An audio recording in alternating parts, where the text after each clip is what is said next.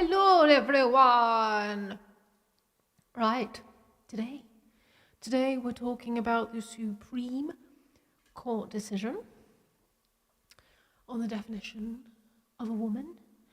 Katy Perry going to space, RFK on autism, and the lab leak theory Trump is going on about. What else are we talking about? Yeah, those are the main points anyway. So yeah, as always, we'll start off with a bit of a jam, and then we'll bloody get on with it. Right, let's go.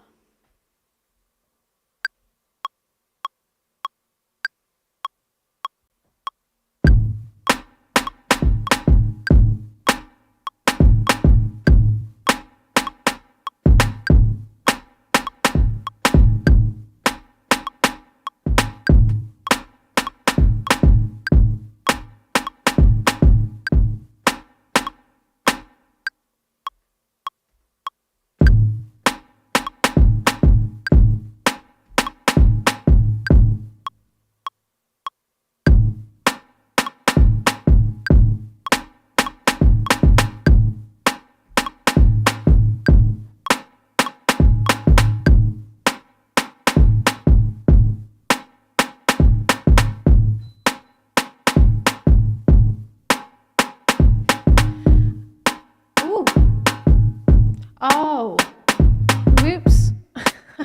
I was like, where's all that extra noise coming from in my headphones? Oh, I left my speakers on from yesterday's stream. So that was just blaring out everywhere. And I was like, where's that mic feedback coming from? Yes, streams 2 days in a row. On Twitch anyway. You didn't get another stream on YouTube.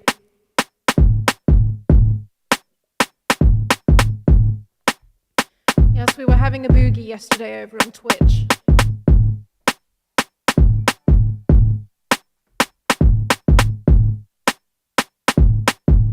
And yes, we're doing Saturday this week as well. Surprise!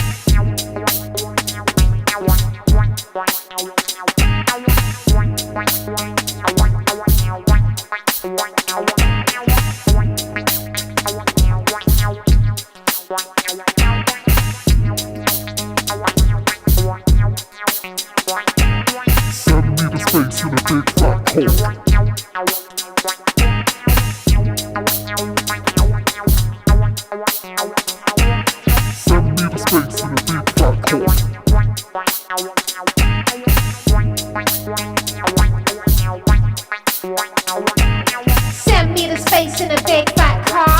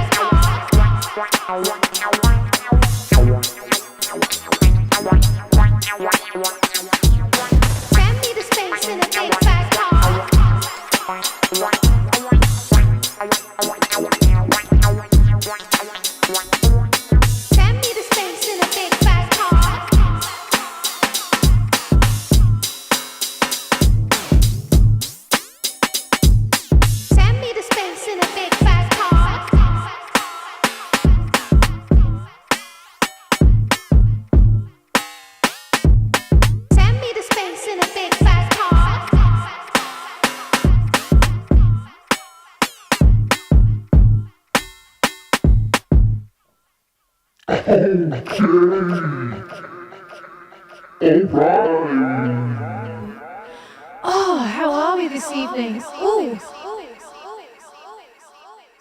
That's a lot of effects. There we go. Oh, that was cool. I like that. Send me to space in a big fat cock. I have the lo-fi saved now. Well done, me. Ooh, ooh, yeah. Time to chill out. Let's turn it down a bit.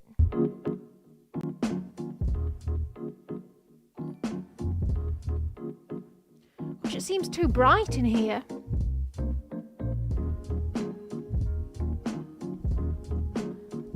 Do the whole stream with the reverb. Oh, I need to move the camera.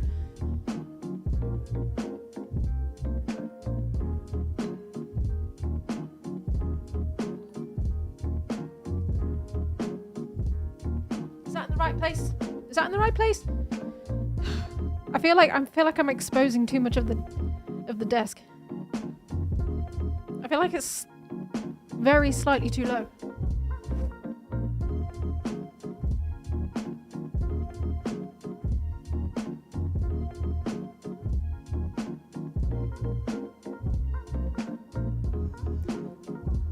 just need one of those posh, like, tripods where you can just go, just point a remote control at it and it'll just go meep, meep.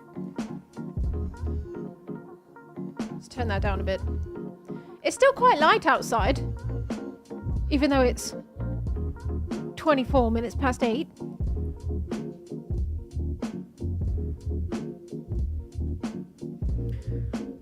How are we doing? How are we doing?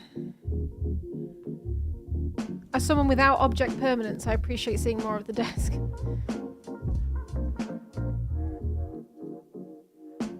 Are you AI? AI doesn't have object permanence.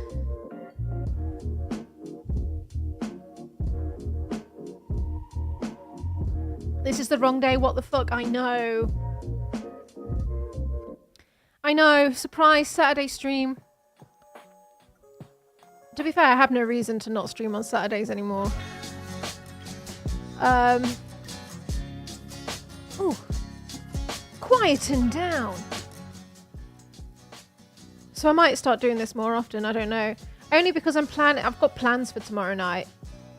So I thought I'd do a little steamy weem tonight.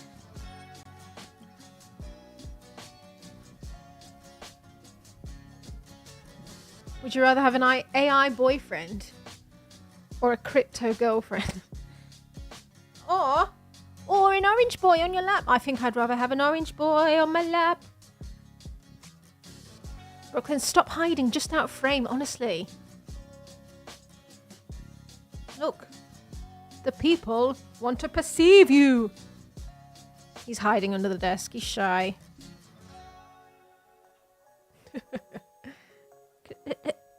He's very much out of shot now. Brooklyn, the people want to see you. There we go. Just peep your head in for a second. Please, the people.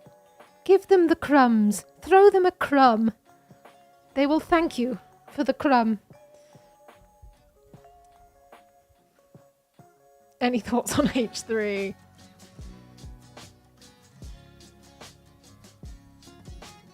Does he beat the orange cat stereotypes? I mean, he acts... I don't know. I see the stereotypes and I'm like... I know it's like a funny joke.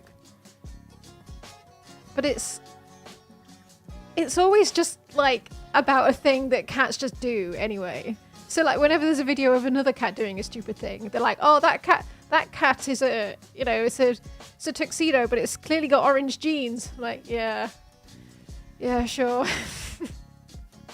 It's just reminding me of evolutionary psychology, really.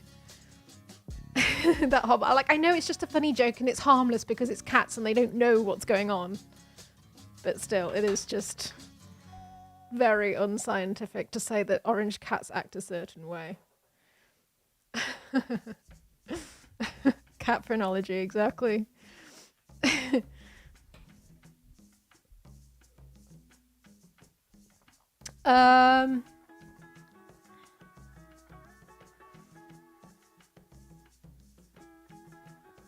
My redhead friend and I agree that we too share that one brain cell with orange cats.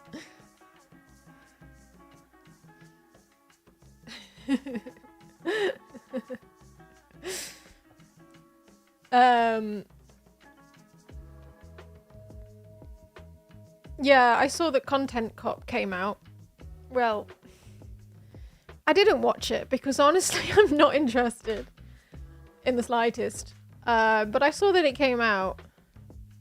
Well, sort of came back, but from what I've heard, it's not really like the old Content Cop. It's like... I don't know. Apparently the new one is like kind of bitter, but they kind of say nice things about Ethan at the end of it. I don't know. I can't be bothered to watch it. I didn't watch Ethan's thing about Hassan either, because I just found myself not caring enough. Let the boys fight it out. Clearly lots of people are interested though. But I thought I was just getting I thought I was getting old and cynical. But like, the main people involved in it are older than me. And like, the main thing that's going on in their lives is some stupid internet beef.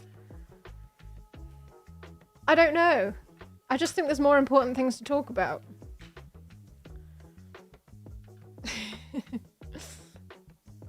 I'm just, yeah, I don't know. Finding it very hard to care. Katy Perry in a penis-shaped rocket is more important. Yes, it is.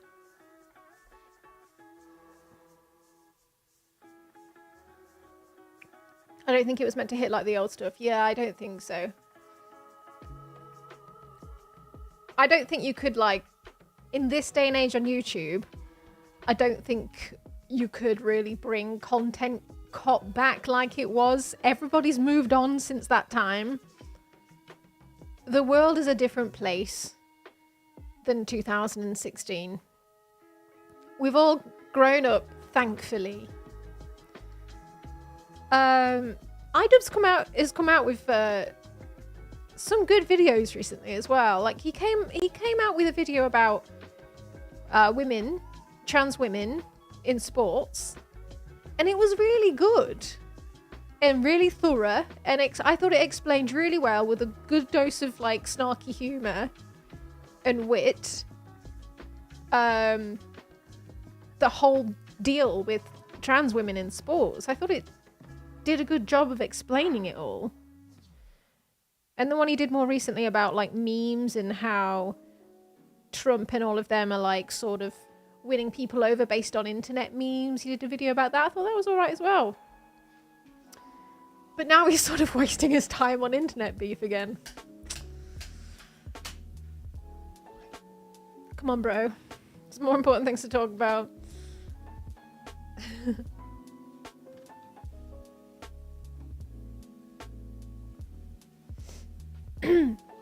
Everyone's wondering where AB went.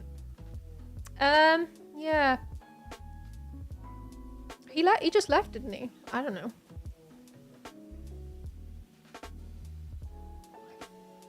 I just assumed he left on amicable terms. I don't know. We have a beer called Wanna Go to the Sun. Yes, I do want to go to the sun. Pale Ale by Lost and Grounded.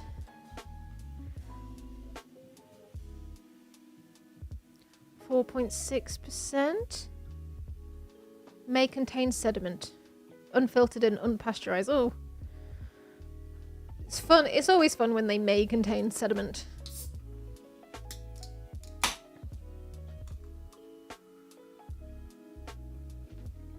How's I'm Alex lately? Who knows? Didn't he get he got cancelled because it turned out. Whoa! Oh dear, I'm spelling this everywhere. It turned out he was sending abusive messages to his girlfriend, alright? They were pretty horrible, those messages, from what I remember. Not that I was ever really a fan of him or anything, to begin with.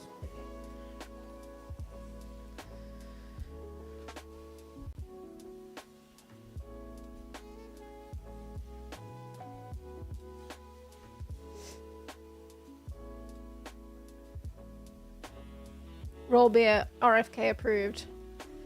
Yep, I'm not going to get autism from this beer. Don't worry.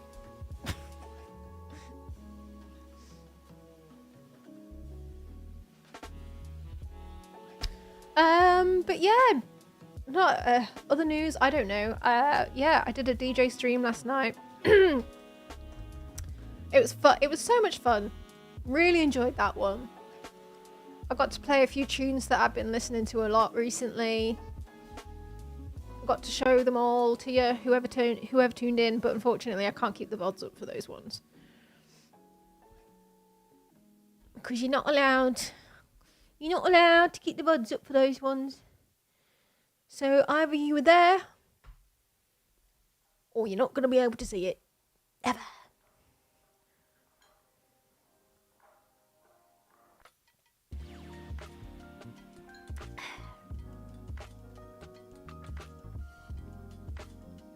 That RFK autism speech was crazy, yeah. DJ stream and I missed it. Yeah, you're going to have to follow me. If you want to see those, you will have to follow me on Twitch.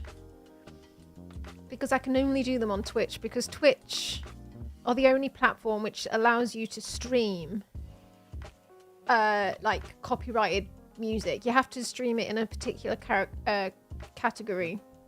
In the DJ's category. But they allow you to do it in that. I think because they sorted out some kind of licensing thing. I don't know the ins and outs of it. But I can't do it on YouTube because they just take you down straight away if you try and do it on YouTube.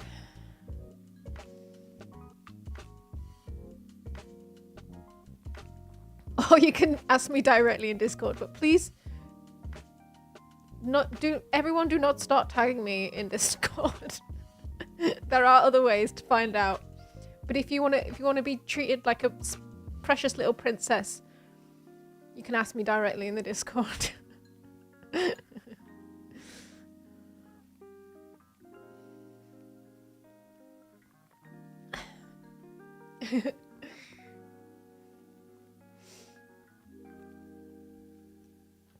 Gotta get a newsletter in the post. Old school.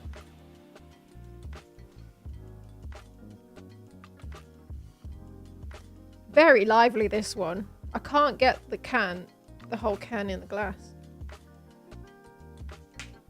Oh, yeah.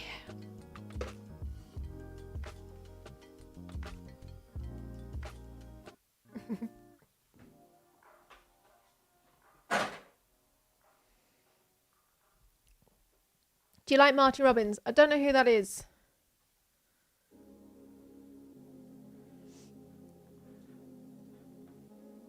But no, I did actually record the stream last night. So I've got the VOD saved on my computer. And I could technically maybe share it somewhere privately for people, maybe in the Discord, for people to watch back at their leisure. Cheeky. Bit cheeky. Don't tell anyone.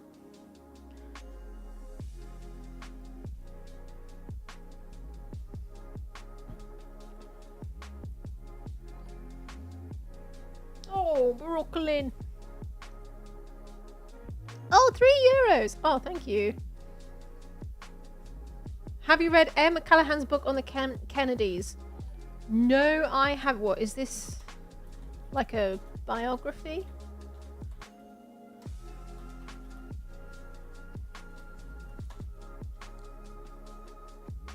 No, stream has just started. We have not already spoken about the Supreme Court.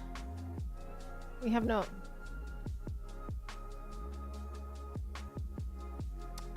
Maureen Callahan. Ask not the Kennedys and the women they destroyed. Yeah, I was reading about the one who got a lobotomy recently. Which is wild.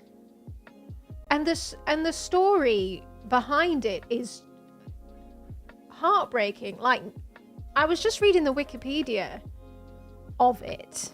Was it Rose Kennedy?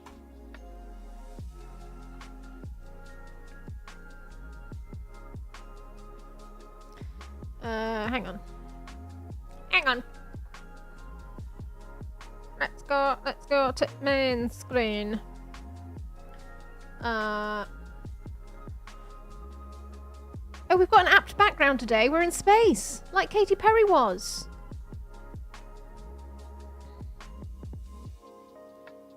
She's not the one who was lobotomized. No, she was, what's the one called who was lobotomized?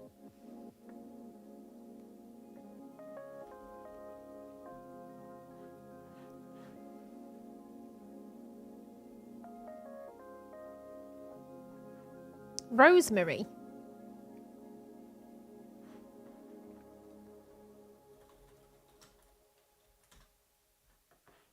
Oh, yes. Yeah.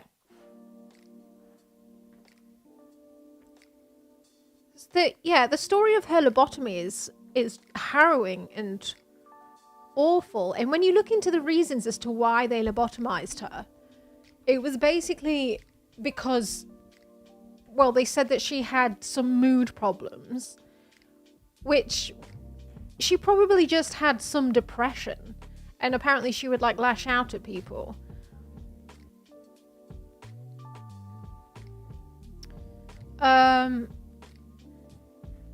Yeah. She became increasingly irritable and difficult at the age of 22. Kennedy would often experience convulsions. I mean, who's calling them convulsions? Kennedy would often experience convulsions and fly into violent rages, during which she would hit and injure others. After being expelled from a summer camp in western Massachusetts and staying only a few months at a Philadelphia boarding school, Kennedy was sent to a convent school in Washington, D.C. Kennedy began sneaking out of the convent school at night. The nuns at the convent thought that Rosemary might be involved with sexual partners and that she could contract an STD or become pregnant. Her occasionally erratic behavior frustrated her parents. Her father was especially worried that Kennedy's behavior would shame and embarrass the family and damage his and his children's political careers. This is horrible, this bit, by the way. I'm just warning you. When Kennedy was 23 years old, doctors told her father that a lobotomy would help calm her mood swings and stop her occasional violent outbursts. Joe Sr.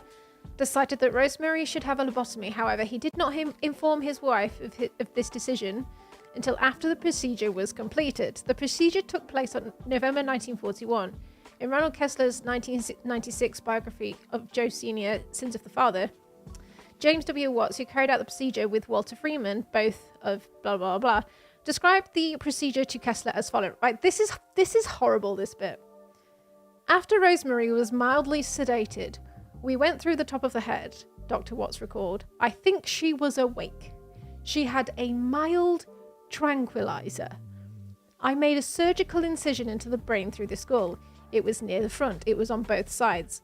We just made a small incision no more than an inch. The instrument Dr. Watts used looked like a butter knife. He swung it up and down to cut brain tissue. We put an instrument inside, he said. As Dr. Watts cut, Dr. Freeman asked Rosemary, for example, to recite the Lord's Prayer or sing God Bless America or count backwards. We tried to estimate this, how far further to cut based on how Rosemary responded. When she became incoherent, they ceased cutting. And that's because she was sleeping with boys that they didn't approve of and having apparently violent rages, which that is a subjective statement to say that someone is like flying into fits of rage.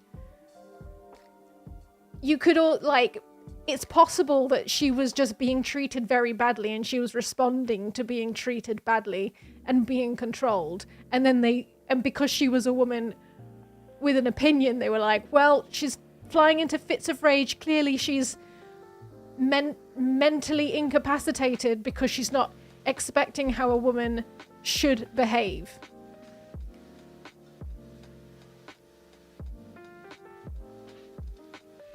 Horrible. And loads of people had lobotomies done, even though there was like clearly no scientific evidence behind it. Ooh, dark mode, thank you.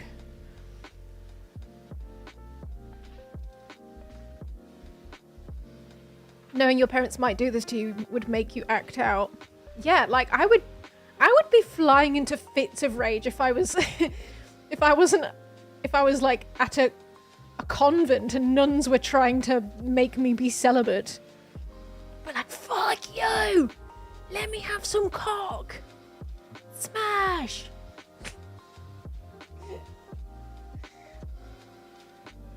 It's horrible.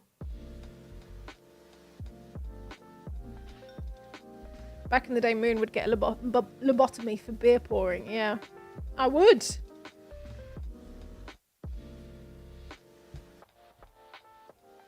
I feel like my camera's too high still. My camera's so high, bro.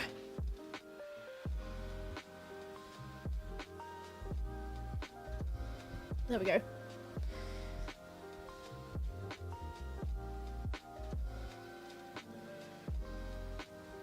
That's why we need Mooncat saving us from pseudoscience. Yeah, I need to save the justice system from pseudoscience. That's what I'm trying to do now. Lawyers do not understand science. I cannot emphasize that sentence enough. They do not understand science. And that's why RFK, a lawyer, thinks he can find the cause of autism. Because he doesn't understand shit.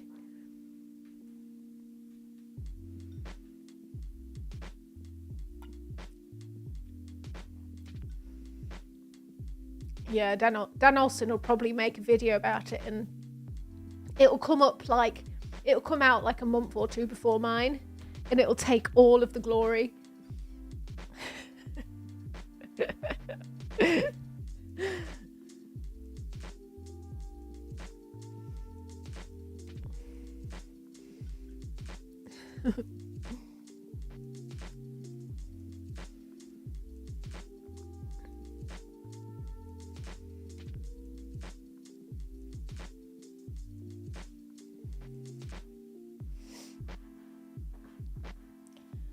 Anyway,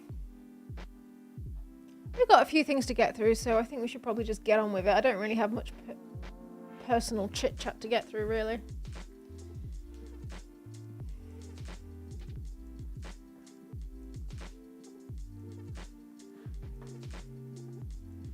Let's move on to the UK section of the stream.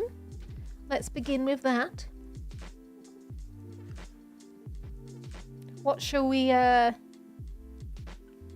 sample?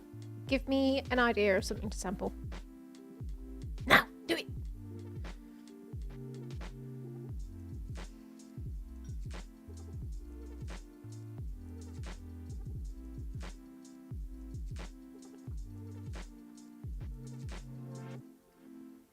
Sample Katy Perry.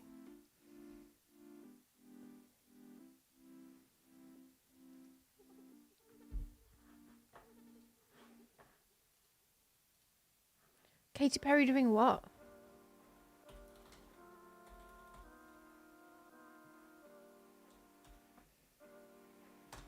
Yes, the UK section is all about Ableton. Oh yeah, when she talked about string theory. I saw that video. I think I've got it lined up actually. This one. I'm really excited about... Oh! It's coming right in my left ear.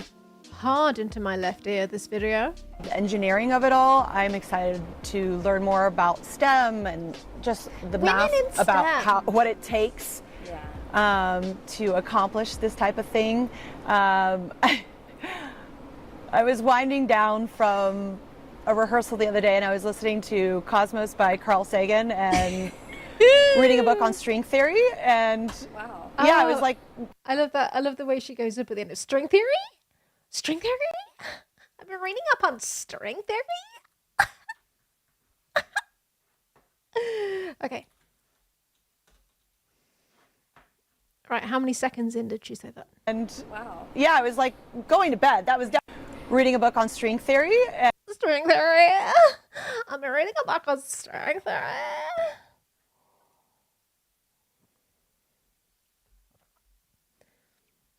Yeah, she should be reading up on string cheese theory. Oh no. Please, don't open the frickin' music app. Don't do that. Stupid Max.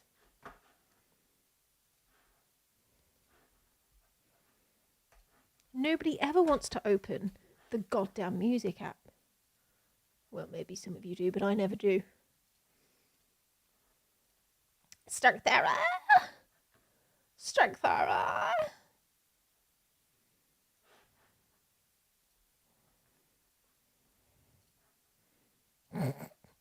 Panned hard left.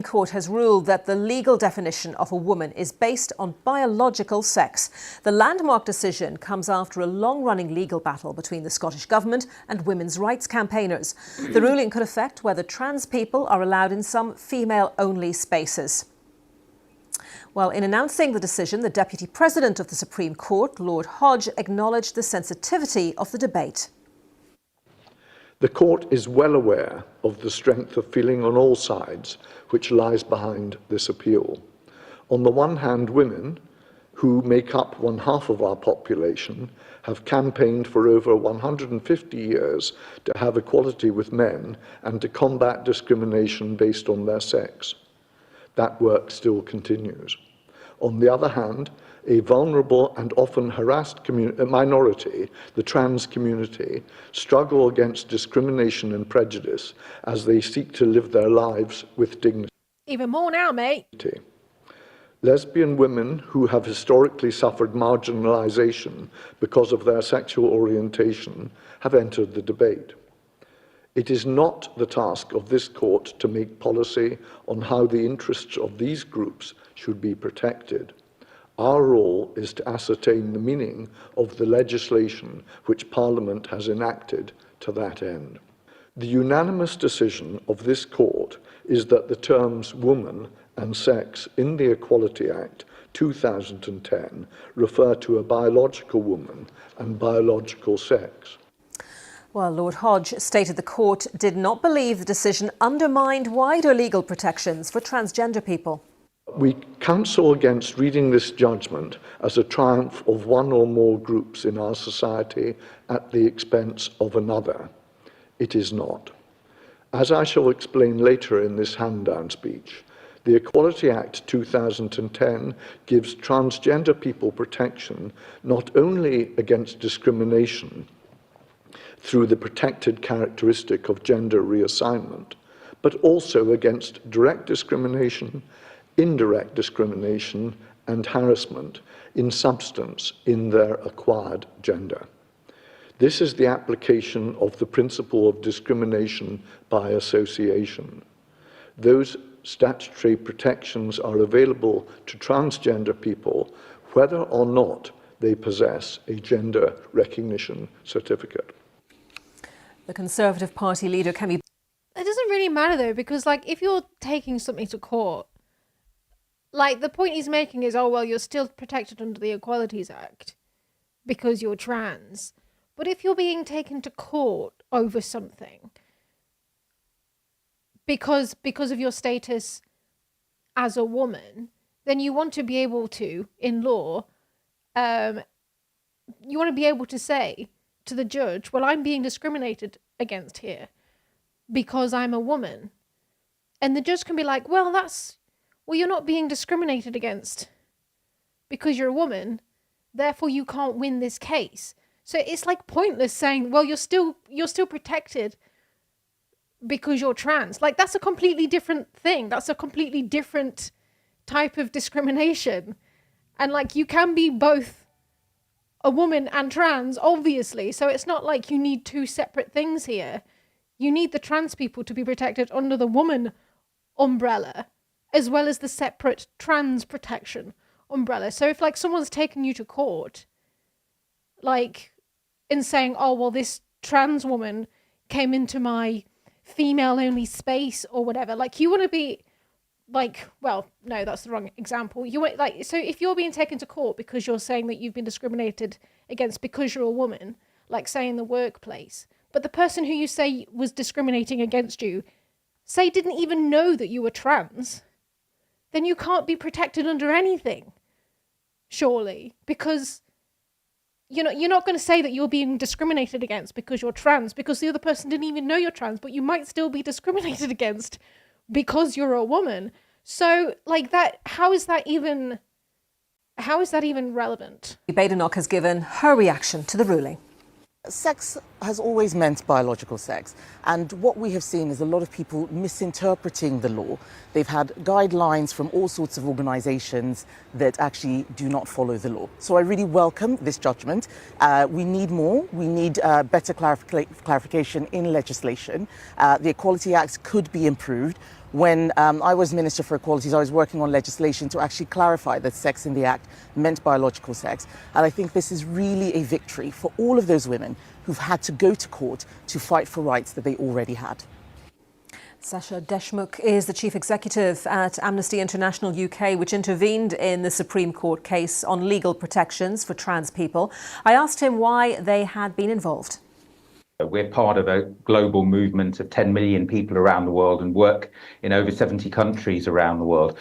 Our role, wherever we are around the world, is to work on the protection of rights and to protect against discrimination, harassment, discrimination of any type and prejudice for any people anywhere within the world. So that's why we involve ourselves in human rights cases around the world, including the human rights considerations in this case. But given that the UK Supreme Court... Is it a bit loud? Is it clipping? It might be because I've changed my levels yesterday for my DJ stream. Although sometimes people tell me that I'm too quiet on my streams, and then they're like, oh, my ears are being blasted off by the ads. Can't bloody get it right. Court has ruled that the definition of a woman is based on biological sex, their gender at birth, and given that Lord Hodge, one of the Supreme Court justices, said that he did not believe that this decision undermined wider legal protections for transgender people. Do you feel that trans people will be reassured by that, even though this ruling may not have been clearly what they wanted? Well, I believe that the law as it stood, the Scottish Government's position, was consistent with the protection of rights and protection against discrimination and protection against prejudice as the law stood. But I do think it's critical what Lord Hodge and indeed the Supreme Court unanimously said within this judgment, positively affirming the protection against discrimination, against harassment, against indirect discrimination, and indeed giving a number of examples in the detail of this judgment for trans people. Now, do I believe that it's very important in what is a very febrile public debate, sadly a public debate where there has often been misinformation communicated in that public debate, that instead of that misinformation incorrectly interpreting what this means for discrimination, those points from the court are emphasised. Absolutely, I do. It's for government, it's for public policy makers, it's for everyone involved in public debate now, I think, to be clear, absolutely clear, how those anti-discrimination provisions will be absolutely strongly enforced, and indeed to protect the trans community right across this country and trans individuals across this country from any discrimination or prejudice by anyone who tries to use this judgment as a justification for doing so. Sasha Deshmukh there. Around the world and across the UK, this is BBC News. Oh, is there more, or is that it? Oh. Yeah, I think all of this is gonna do really my general thought is the judgment in and of itself is quite a narrow judgment, because all they've made a judgment on is basically this Equalities Act that was written in 2010, which I will remind you was 15 years ago now, which is gonna make you feel old.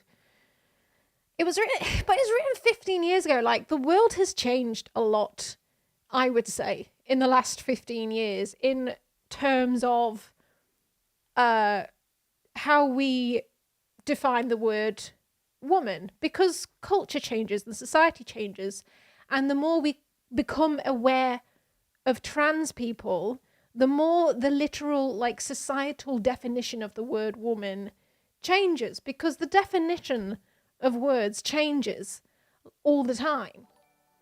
And that's not just the word woman. That's true of all words in the English language and every language. As culture changes and progresses, the definitions of words slowly progress and change, and woman is no exception to that. So when we wrote an Equalities Act 15 years ago, you could argue that they were not really thinking much about trans women. That's probably true. but you could argue that what they probably meant in most situations, or in certain situations in that Equalities Act, when they said woman, they kind of like used it interchangeably with the word female. And I think that those two terms, I think definitely 15 years ago, those two words were interchangeable. I think they're a lot less interchangeable now, but they're still kind of interchangeable, like the words woman and female, and like male and man. But they do mean something quite different to people now than they did 15 years ago. So like when the Supreme Court rules, the definition of this word is like biological, like you can argue that like what they probably meant 15 years ago was like someone who mostly presents biologically as a woman. But that in itself is not like, you can't define that, but you can't really fully define any word really, because like a lot of trans women you could call biological because people medically transition. So like I would call trans women who medically transition as biological women because they have like female hormones now, and some of them get surgery. So does that not make them biological women? Like, it's not just a certificate, it can be many things. Oh, thank you for the bits. Please look up Section 7 of the Equality Act 2010. It was added due to trans people and influenced the decision. And under a 2020 Employment Tribunal case, the section also includes protection for non-binary. Yeah. So like over time they've added acts get amended over time to like represent changing societal like pressures from different groups. But I think that what we really need, like my general opinion is we need a new act altogether. I think we need to just like write a whole new one, because there's certain protected characteristics under the Equalities Act. There's like 9 of them. I'll find them.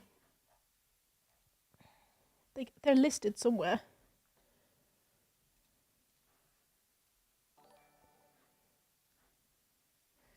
Equalities Act protected characteristics. There's a list of them. Right, yes, they're here. It is against the law to discriminate against anyone because of age, gender reassignment, being married or in a civil partnership, being pregnant, disability, race including colour, nationality, ethnic or national origin, religion or belief, sex and sexual orientation. So they wrote an act based on these protected characteristics, but when they were talking about sex, they used the word woman and female interchangeably because that's generally what people did back then. I think what we actually need is a few, like we shouldn't just have that is a protected characteristic. I think it needs to be more precise than that. I think under like sort of gender and sex adjacent characteristics, we should have characteristics such as having the ability to have children, because some people apply for a job and they don't get the job sometimes because their employer is scared that they're going to leave because they're having a baby soon, or they might have a baby at some point. If you're a trans woman without a womb, obviously that's not going to affect you. So there's certain circumstances under which having a characteristic such as having a womb is going to be relevant in the context.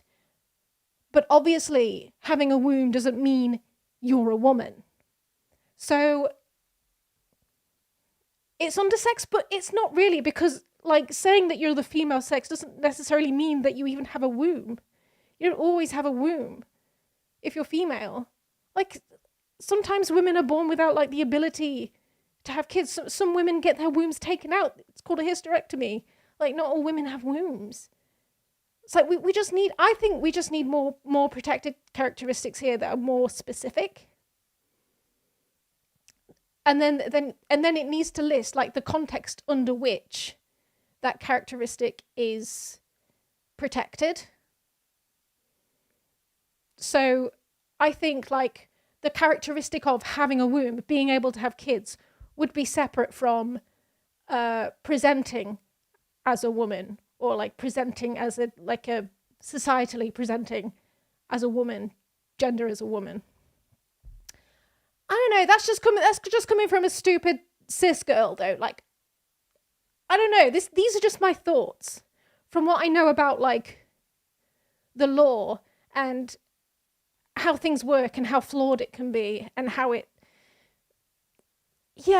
law is weird. It like tries to apply rules to a world in which you can't apply rules to the world that fit everyone. You never can. It's always going to be grey and horrible, and there's always going to be people at the margins of everything you do, and those people are going to get pissed off. But I think that we need a new Equalities Act that lists more protective characteristics that take trans people into account, because this act clearly did not do that.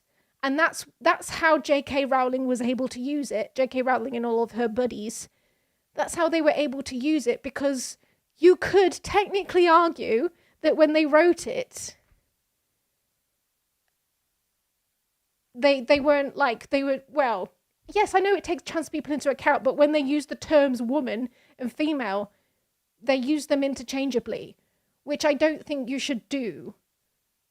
Like, I think they should be like legally separate terms.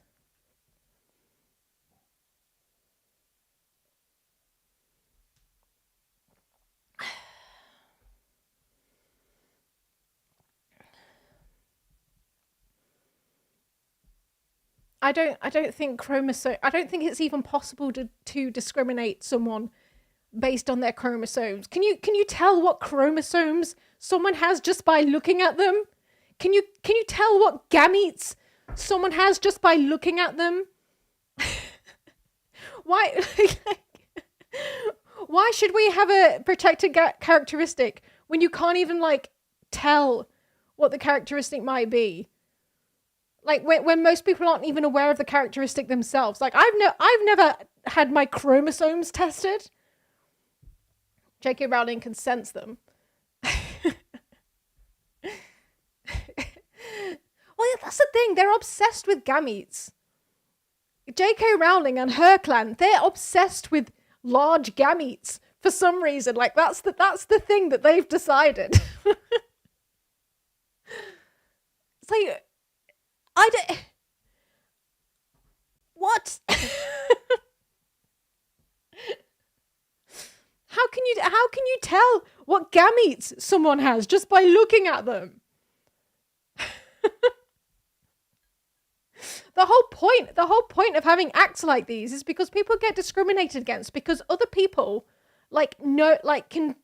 because of whatever systems people are a part of, such as if you're applying for a job and you put on a form, sex, female, male, or if you look a certain way, then you can be discriminated on any of those things, but your employer is never going to know what gametes you have or what your chromosomes are. So why do we need an Equalities Act based on gametes or chromosomes?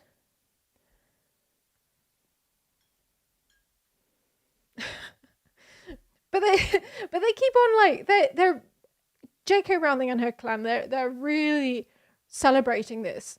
But the judgment said nothing, specifically said it deliberately avoided using any scientific language whatsoever. It didn't make any judgment about gametes. So I don't know why they're celebrating. They didn't say anything about gametes.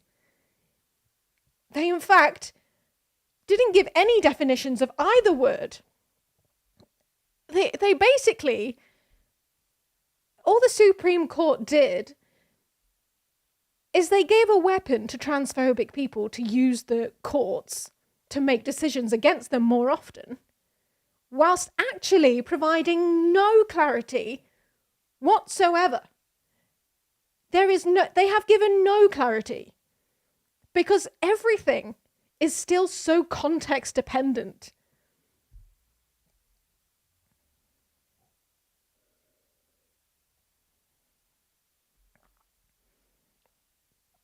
I think like the only thing that you could really definitely sort of point to is your assigned sex at birth.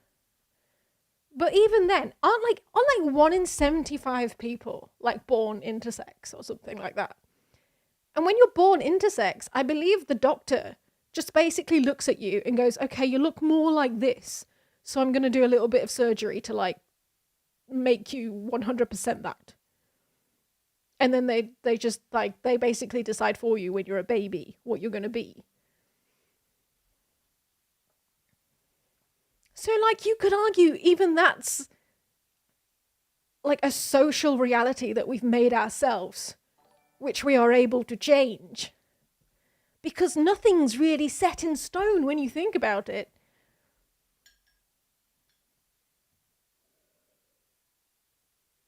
Somewhere between 1 in 2,000 and 1 in 45,000 children are wrongly sex identified at birth. Because nurses and doctors do make mistakes. Well, don't I know that all too well at the minute.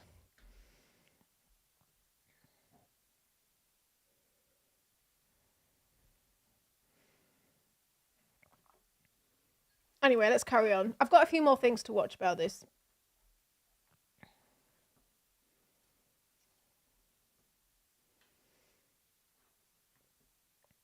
Well, yeah, this is a little bit more context here. The Equality Act 2010 prohibits direct and indirect discrimination, harassment and victimization on the basis of protected characteristics. There are 9 protected characteristics. Yeah, so those are the ones I just found. Yeah. Including gender reassignment and sex.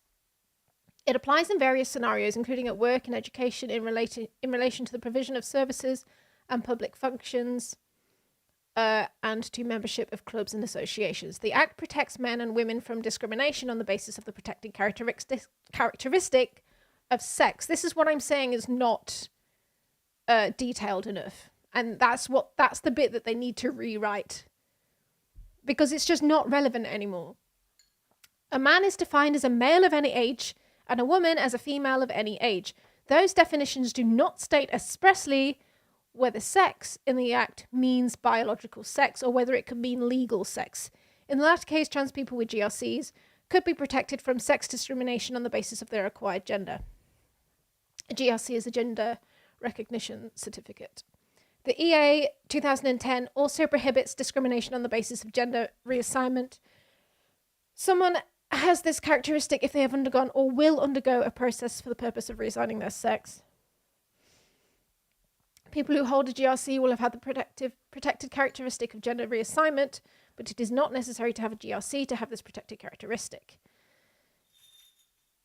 There are a number of exceptions to the prohibition on discrimination. For example, sports competition organisers are able to lawfully exclude trans people from participating in gender-affected activity where this is necessary to ensure fairness or for all the safety of other competitors. Like this is another thing which is context specific within like certain sports.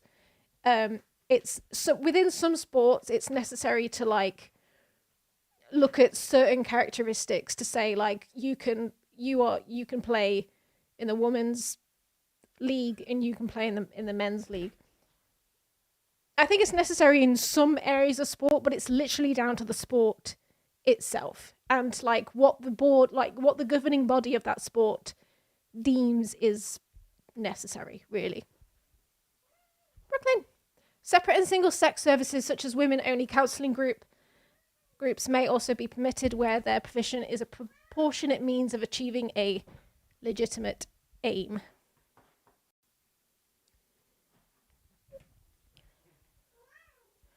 Brooklyn's having a tantrum. He's just screaming at me. Do you want to go out? Do you want to go out?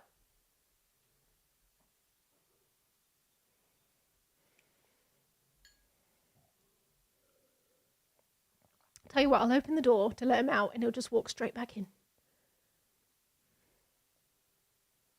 you want to go out? I'm going to see if he wants to go out.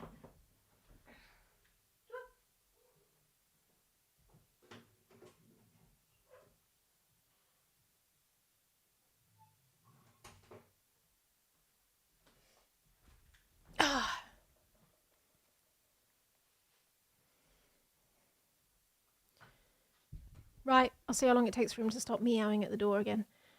But yeah, back to J.K. Rowling.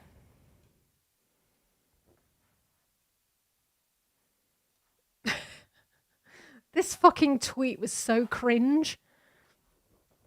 An ominous rumble of distant thunder. Storm clouds blot out the sun. Songbirds fall silent. The very air seems to be holding its breath.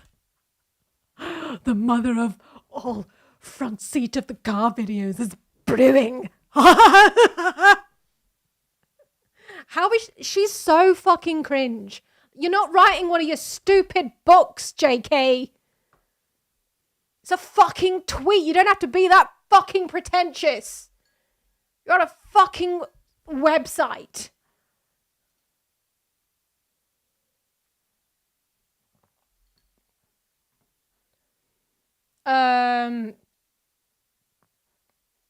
Oh yeah, and also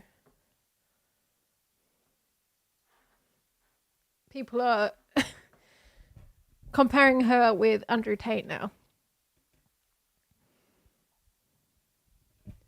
Who was it who said that J.K. Rowling is just Andrew Tate for rich, middle-aged white women because they were more right than they ever knew? They should wrestle. I love it when a plan comes together. Like you would only post something like this if you were just full to the brim of absolute hate. Like something this smug but also cringe at the same time. This is like layers of like, what the fuck are you doing, woman? Layers of cringe. Layers of cringe. Like, are you really fighting because you're scared and worried for the safety of women? Is that really what you're doing? Or have you just decided this is your way of getting internet points at this point? Because that's what it seems to me. Seems like you just want some internet points. Look at the amount of fucking likes that she gets. Oh wait, those aren't her likes. Fake news. How many likes did she get on this? Oh god, I'm gonna have to go on her profile.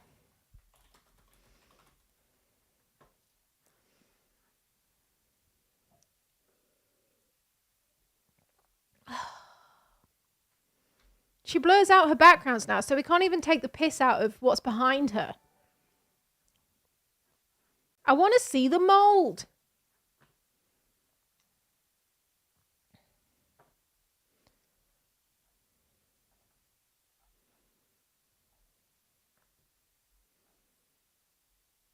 Like, when's the last time she actually tweeted anything about, like, being scared for the safety of women? I can't remember reading, like, maybe this is just my echo chamber, but I can't remember reading ever, like, any example of a woman being assaulted by a trans woman. I don't think I've ever read any example of that. Apart from maybe a fake one. Do you remember when that Tory woman wrote that article in the Daily Mail about Sophie from Mars a couple of years ago? And it was clearly like a completely fake made up story. I've heard a fake made up story about a trans woman being creepy in a bathroom. Oh yeah, there was a Last Week Tonight episode recently of about trans people in sports. That was a good episode. I thought it was really good. Really, yeah, I enjoyed it.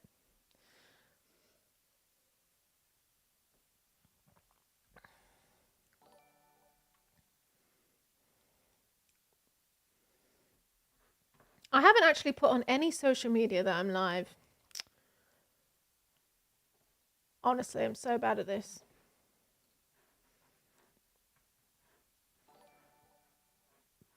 Shall we put something on the...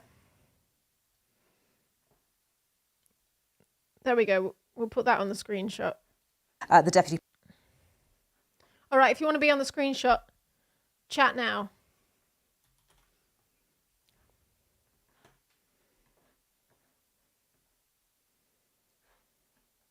All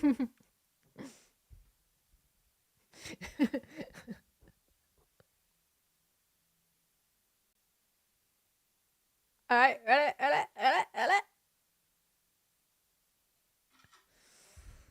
All right. We're skeeting. We're skeeting it. We're skating.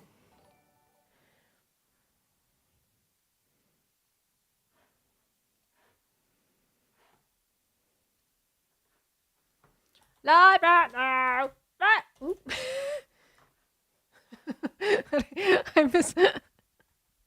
I meant to type live right now, but I don't. I type live. Run!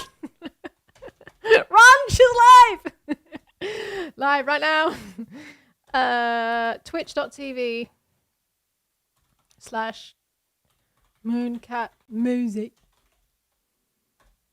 or youtube.com/at yes, I have a PC keyboard plugged into a Mac, so I always get these the wrong way around. I still do it at Mooncat After Dark. I need recommendations for an actual good clickety clackety keyboard. I would really like one that works with Mac.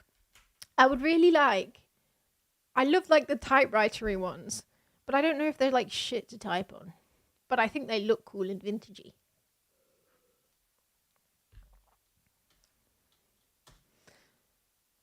Supreme Court ruling Katy Perry in space. RFK on autism. Let's go.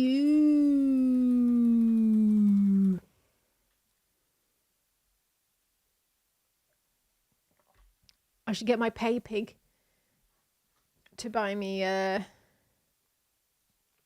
keyboard. Well, Mr. Pay Pig actually didn't really donate much. Calls himself a pay pig. Donated like 100 bits a few times. That's the equivalent of like $3. Some pay pig, eh? All right, let's go.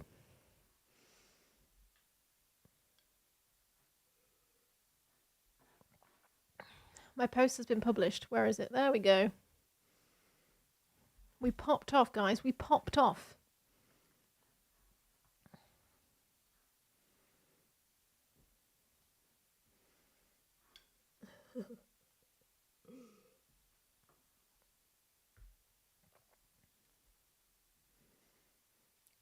$3 pay pig. That's what it was. And he kept on boasting to me about being a pay pig.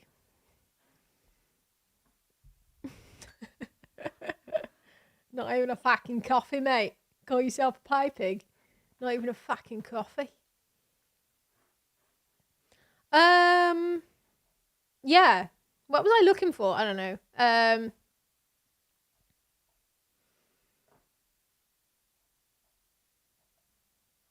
I was going to look for that cigar tweet, wasn't I? Oh, yeah, there it is. 272,000 likes. Oh, no, that's just a retweet of it. The original. 472,000 likes. She's doing this for internet points. The amount of attention that this is getting her is wild. Wild. She's got 14.3 million followers. Like, that is, like, I know she donated 70 grand to the movement. I know she did this, but I think there's more value in the amount of, like, social clout that she has, to be honest. Like, the amount of influence that she has is probably worth way more than that 80 grand. Like, that's probably nothing compared to the influence that she just has socially. It's wild.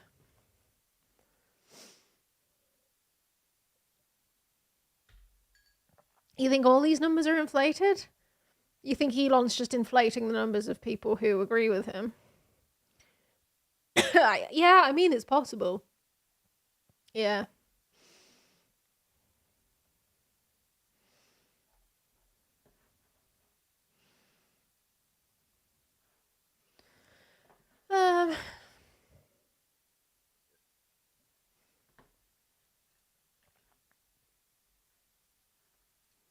Okay, I've got a couple more videos. Was there anything left on that video, actually, on that BBC one? The president of the Supreme Court said that he didn't believe the decision undermined wider legal protections for transgender people. Let's speak now to our news correspondent, Katrina Renton, who's been following all of this for us. Katrina, hello to you. Just first of all, begin by giving us a sense of how significant this ruling is. We call it a landmark ruling. Why is it such a significant moment for the Supreme Court?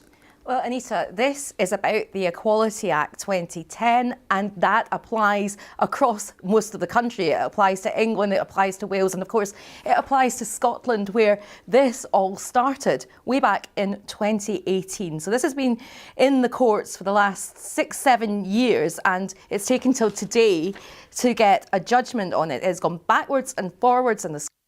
Yeah, I don't know if she's going to explain this, but the way this all started was because Scotland passed a bill which said that to be on an executive board of a company, you need to have 50% women and 50% men.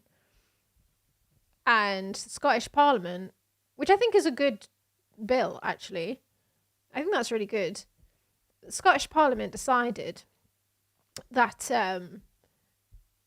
that bill, to be classed as a woman, it could include being a trans woman with a gender recognition certificate. And that's like specifically what they've been trying to like fight against, is like the fact that the Scottish government decided something about the 2010 Equalities Act. And J.K. Rowling and her cronies were like, actually, no, they're wrong about that. So we should have a Supreme Court ruling which actually defines this word. Scottish courts, and it's ended up at the highest civil court in the UK, of course, the Supreme Court in London, where judges were given the task to define what, in the eyes of the law, is a woman, and they unanimously went for the judgment that it is a biological position, that how you were born defines the sex that you are in terms of how the law is interpreted. Now, how did this come about? Well, the legal dispute began, as I said, in 2018. That was when the Scottish Parliament passed a bill designed to get gender balance on public sector boards, and they included trans women in that area, because what they were saying is that if you have a gender certificate, a gender recognition certificate, I should say, this is very complicated, that you would be, for the purposes of the Gender Recognition Act, acknowledged as a woman in the eyes of the law. However, there was dubiety over what the Equality Act meant.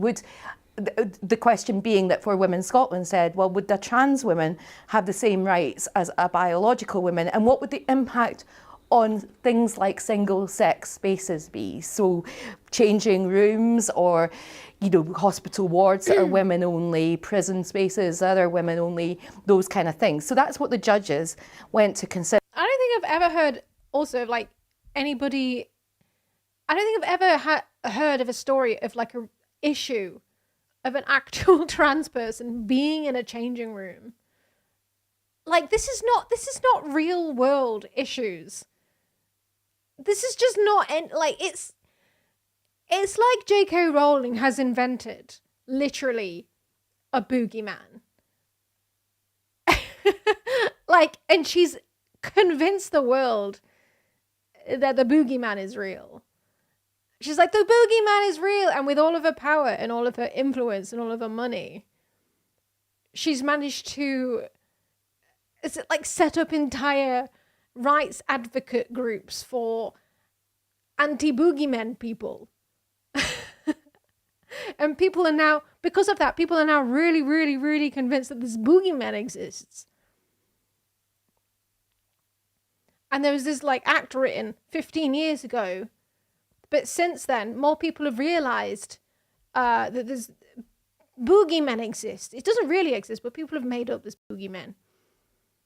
So J.K. Rowling's like, we need to write, we need to write into this act, basically, that the boogeyman exists.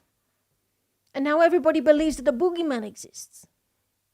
I don't think I've ever heard of a story, one single story in real life, of a trans person being anywhere, causing any kind of problems whatsoever. If anything, trans people, like more than anybody else, just don't want to cause any kind of upset in a situation. Because they've already had to work so hard in their life to try and fit into society and gone through so much shit. Why would they then try and cause more shit? All trans people want to do is live their lives, I'm sure. Like, I'm not a trans, but I don't want to speak for them, obviously. But it just doesn't exist. like there's no trans people like in changing rooms, just like shoving their genitals in other people's faces. But you know what? Even if a trans person was shoving their genitals in another person's face, that still wouldn't be cool if a cis person was doing it. That's called having manners. If you're helicoptering your dick and balls in someone's face, that's not cool if anybody does it. No matter what your gender identity is. You probably shouldn't be helicoptering your dick and balls in somebody else's face. And they decided that, of course, it was confusing the way it was, and they have come down on the side of biological sex is how a woman would be defined. Now, of course, we have to say that the judge, Lord Hodge, was absolutely unequivocal when he said that the ruling should not be seen as a triumph for one side over the other, and he stressed that the law still protected transgender people from discrimination.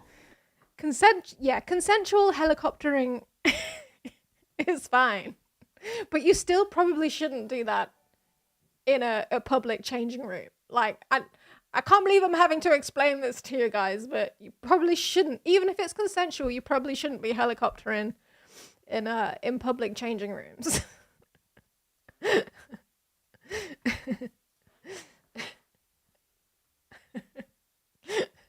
All right. King shame me.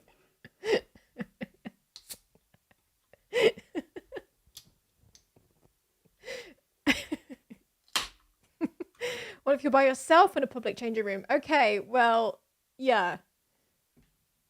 You might think you're by yourself though, and somebody might be there. There might be a little gremlin hiding in a locker.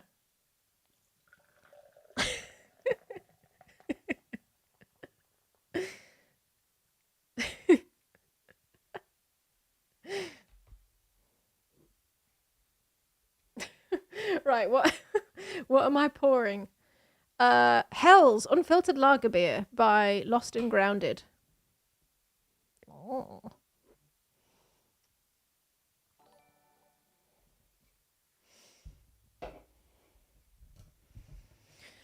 Right, I have some more on this.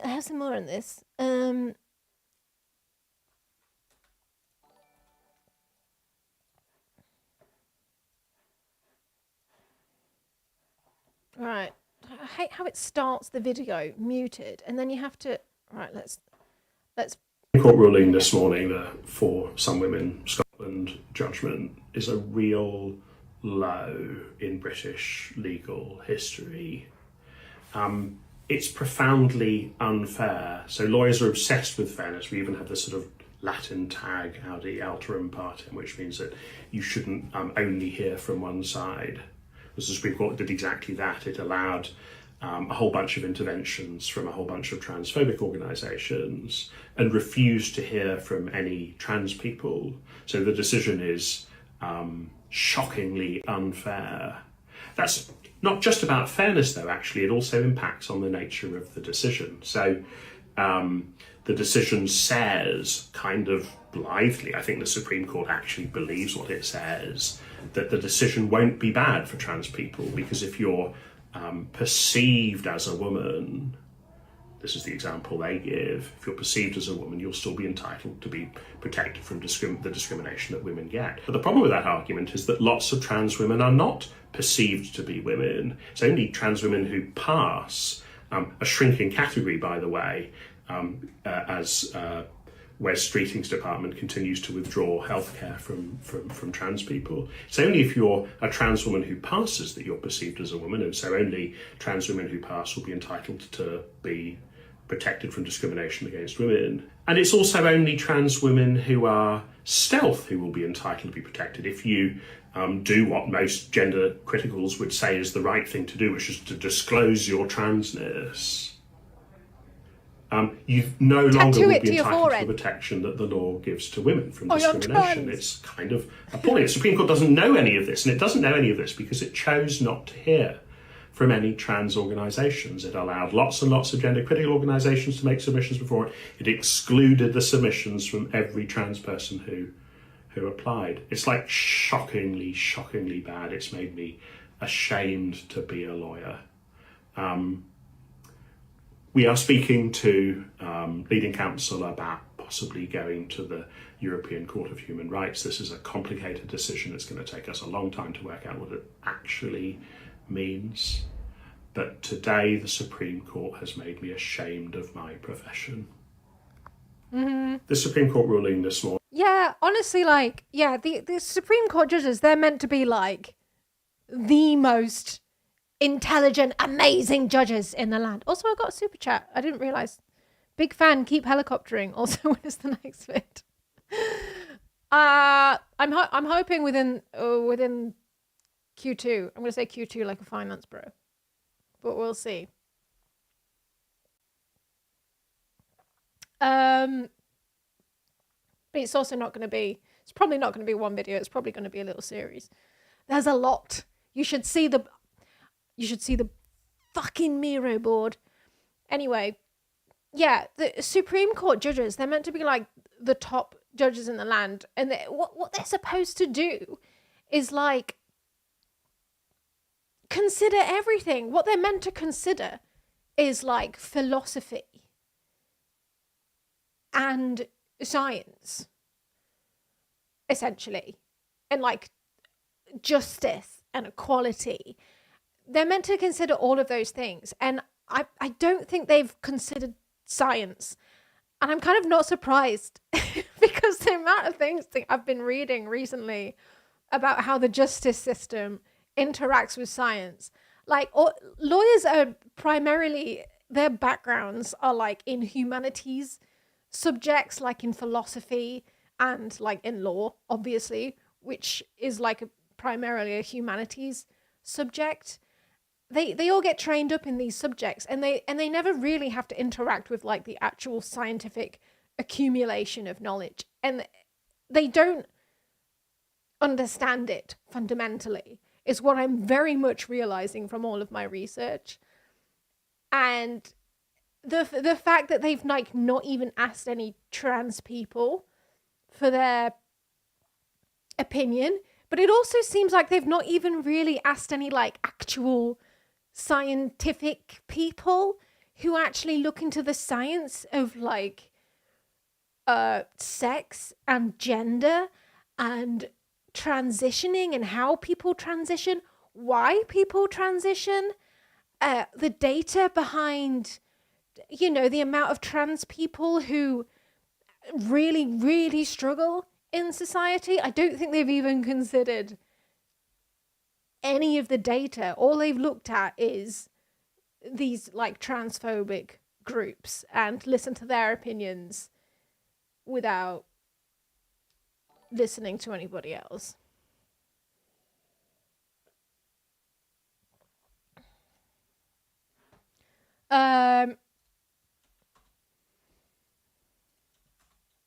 What else have we got on the list? This. My honest opinion on the Supreme Court ruling. I've liked this, but there are caveats. I'll explain. Because sex, biological, and gender, social are two different things, it's the job of society to decide which areas of life are split by gender and split by sex. So there's nothing inherently wrong with establishing biological sex as the default in law, as long as we have a clear and correct view on where gender applies. This ruling does the former without the latter. It only pushes in one direction, which creates the very uncertainty it claims to be trying to avoid. And by doing this, they hand a huge stick to those who have no empathy for trans people to beat with them. This is the bit I like. They've essentially given everybody who wants to be transphobic, this has given them a weapon to use legally, basically. Thank you for the bits. Shout out to all the men, women, NBs that are helicoptering right now. You are valid. Thank you.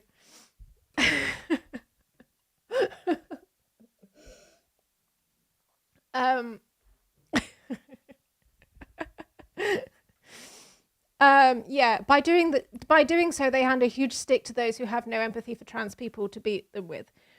So yeah, like all this judgment has done is basically give no clarity whatsoever, but it gives a sort of air of clarity to transphobes who think that everything is like so obvious and is like common sense, because they're like, oh, a woman is a adult human female. Like any trans person who says a woman is an adult biological female, all you have to do is anybody who says that, all you have to do is ask them, well, how do you define female? And get them to explain it. Get them to list every fucking characteristic that they think entails a female, because you will be able to tear apart every single one of them until they realize, holy shit, there are no clear boundaries between anything. Oh my god. I mean, well, they will realize that if they have more than 2 brain cells, which they might not. After all, what's the main difference between us and people like J.K. Rowling? We all agree that trans women are not biological women. This is subjective, I think, this sentence. I think what you perceive as a biological woman is in itself a sort of a societal agreement of what the word biological means, because some people would argue that the word biological means that you've maybe hormonally transitioned, maybe had top surgery, maybe had bottom surgery. It could mean any of those things, really. So I wouldn't agree that we all agree with that. But anyway, but are simply positioning themselves within the framework of a gendered society they didn't create. The main difference is whether you care about what happens to them, and anyone with a conscience should be worried about the backlash trans people will face as a result of this ruling.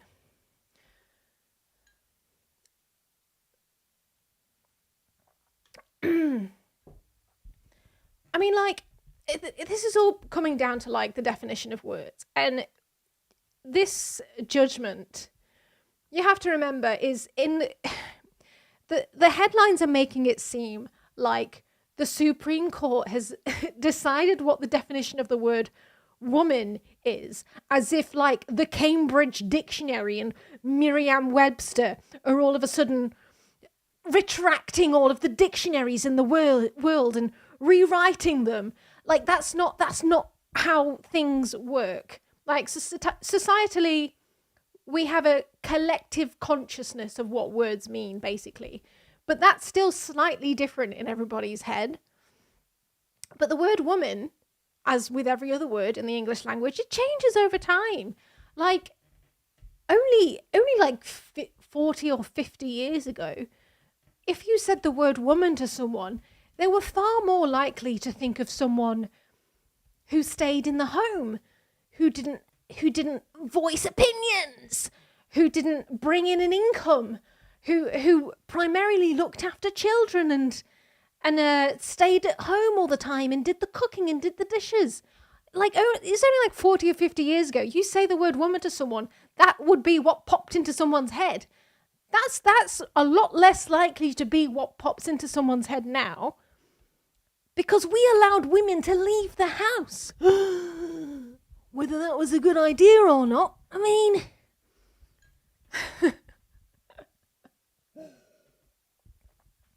Who allowed those women to stream and say opinions? Who allowed this to happen? Who gave this woman a microphone? That's not a woman.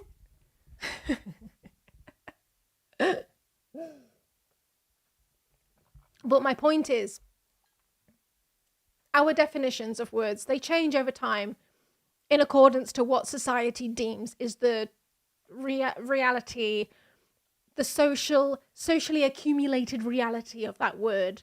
And the word woman, along with lots of other words, have changed over time. What we used to think of as a woman, someone who wore corsets maybe and flowy dresses and wore bonnets, we don't really associate that with women anymore. And that's great. That's fucking great. I don't want to wear a corset every day.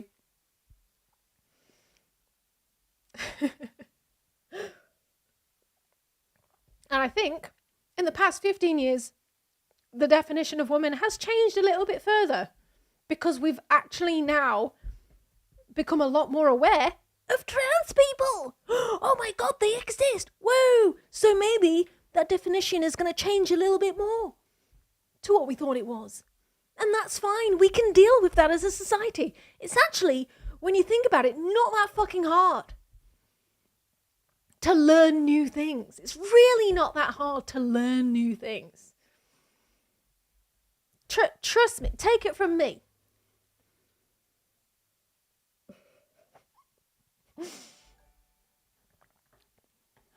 Why is my alert box so small? What's going on here? Why are you so small? Ooh. There we go.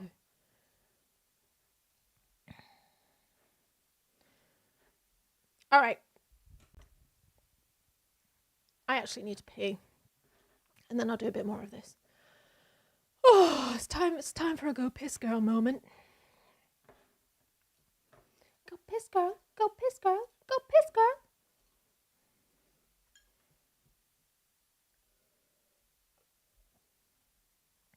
Counterpoint, what if I really, really don't want to learn? Well, you can be like J.K. Rowling if you really want. Go and have a fucking cigar and a glass of whiskey if you don't want to learn. Yeah, it's cushy, isn't it? Makes life a lot easier, doesn't it? Eh?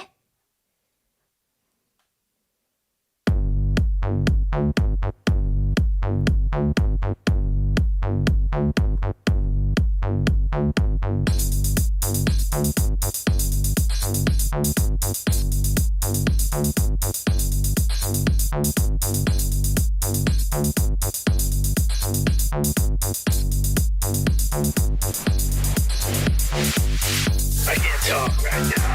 I'm making making piss. I can't talk right now. I'm making piss. I can't talk right now. I'm making piss. I can't talk right now. I'm making piss. I can't talk right now. I'm making piss. I can't talk right now. I'm making piss. I can't talk right now. I'm making piss. I can't talk right now. I'm making piss. I can't talk right now. I'm making piss. I can't talk right now. I'm making piss. I can't talk right now. I'm making piss. I can't talk right now. I'm making piss. I can't talk right now. I'm making piss. I can't talk right now. I'm making piss. I can't talk right now. I'm making piss. I can't talk right now. I'm making piss. I can't talk right now.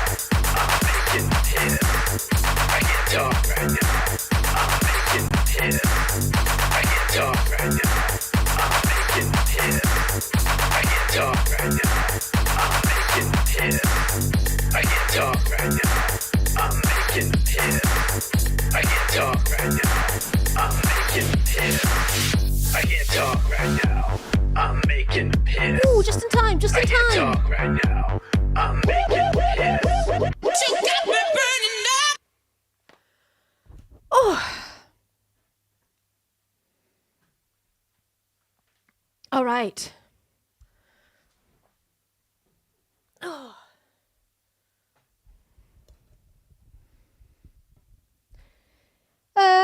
Okay, what else did I have?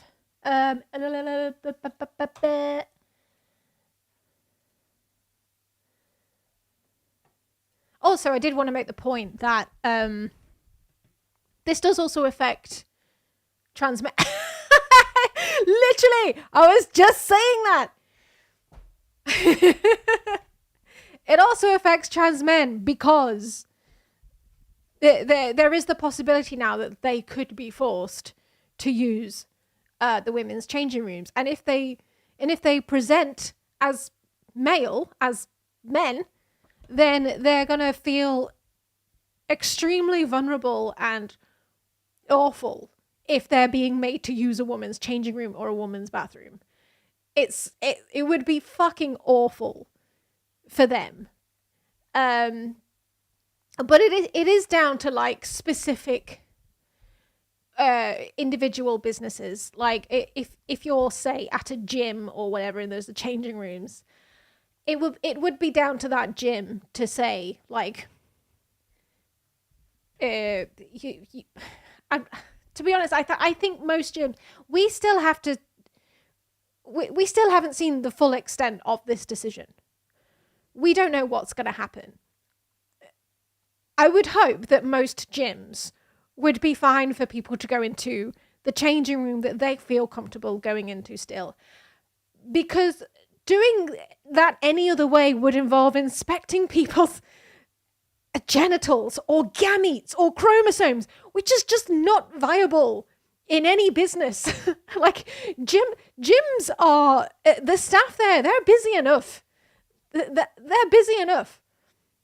Like, they've got gains to maintain, right? They are busy enough. They've got protein shakes to make.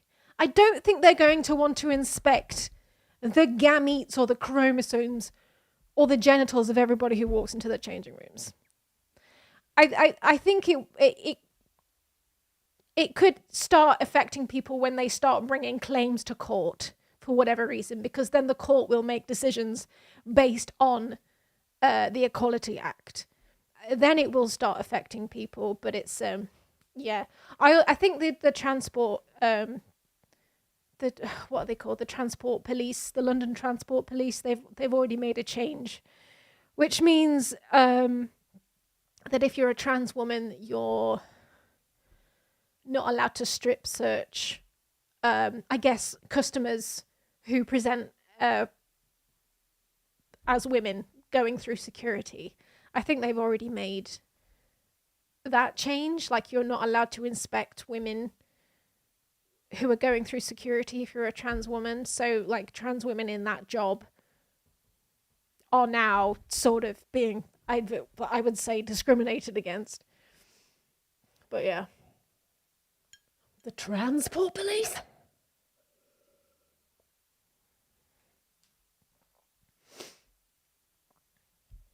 Okay, what else have we got?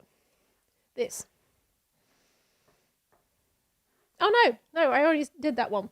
Where was that other one that I saw? This.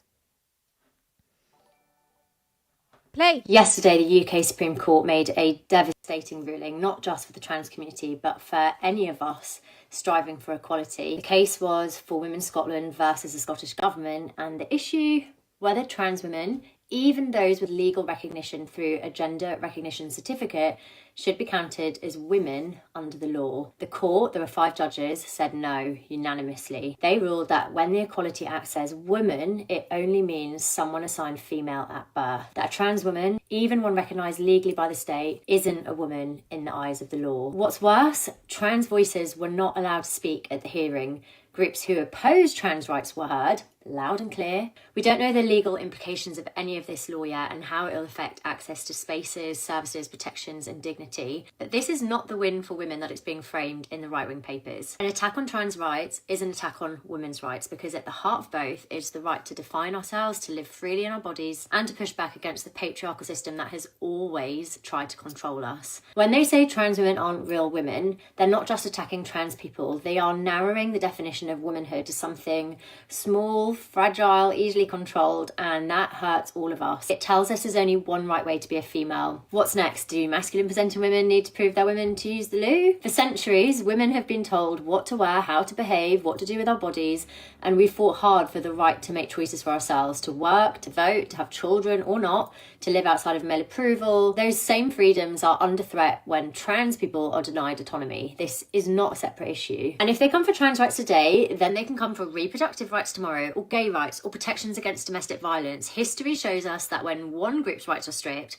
others follow. Just Google what the Nazis did to the trans community. It also gives fuel to this dangerous and untrue narrative that trans women are a threat, something to be excluded in the name of safety for women. But let's look at the actual statistics on who poses the biggest threat to women's safety. Whether you are cis or trans, the most common threat to your safety is the same: cisgender men.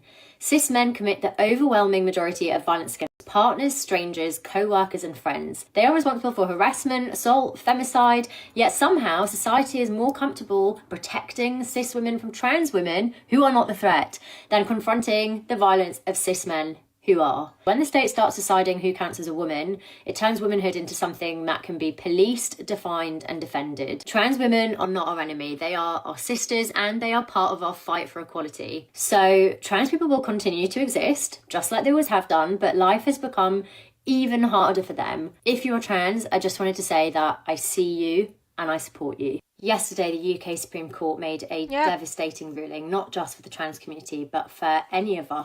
Well said. Also, those protesters outside of the Supreme Court, let me find a picture of them.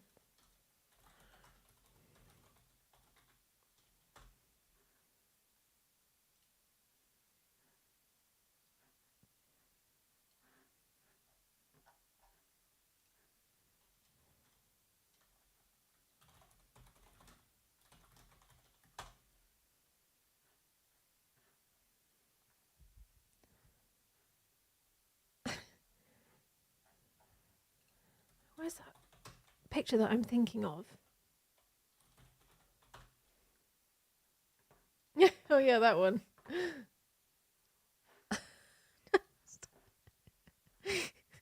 Large gametes. Imagine just standing there holding a sign that says large gametes. Yeah.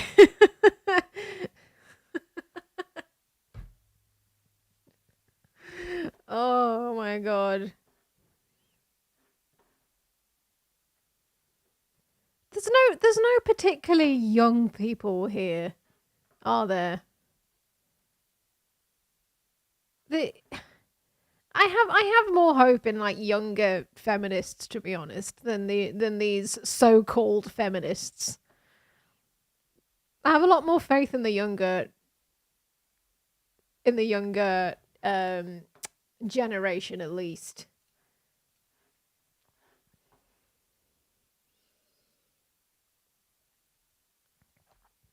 Large gametes. I've come out here this morning to hold a sign that says large gametes.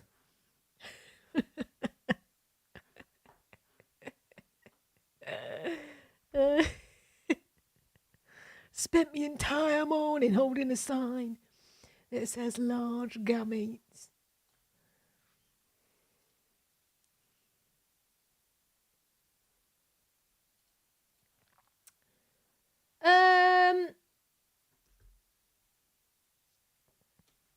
Okay.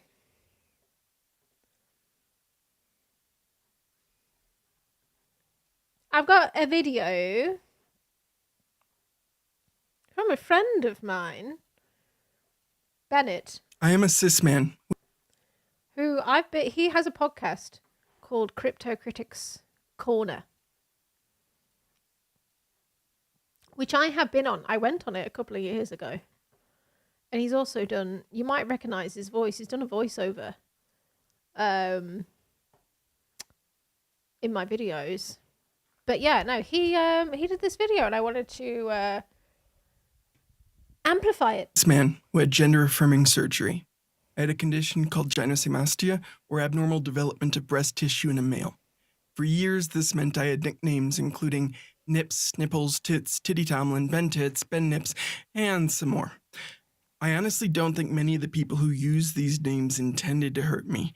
It is common for men to bond with this sort of talk, but it did make me feel worse about my body and did sometimes make me feel like my body was inadequately masculine. Eventually, my parents helped me find a plastic surgeon, and the plastic surgeon was able to do a straightforward breast reduction procedure. It was a several-month recovery, but afterwards I did have much smaller breasts. There's very little difference, except perhaps in the techniques the surgeon decides to use because of the extent of the procedure, between my surgery and the top surgery a trans man might get. However, in many jurisdictions, bigots want to ban this simple and reasonably safe procedure for the trans man, but not for me. This is obviously fundamentally absurd. By what realistic justification can you say that one group of men can get this plastic surgery, but another group of men cannot? Or consider a female who decides she is unhappy with the current appearance of her breasts and seeks out a breast augmentation. That procedure will again be incredibly simple to a trans woman who seeks out a breast augmentation, but the bigots are only interested in banning one of those. Clearly, the danger of the procedure itself is not the differentiator here. So what is the justification? The way it is justified is by being so embedded in the patriarchy in America that you must use state violence. Also, like, I remembered someone saying at some point that Jeff Bezos and his new wife are like literally the pinnacle example of cis gender affirming surgery. Oh, she's still his fiance, isn't she?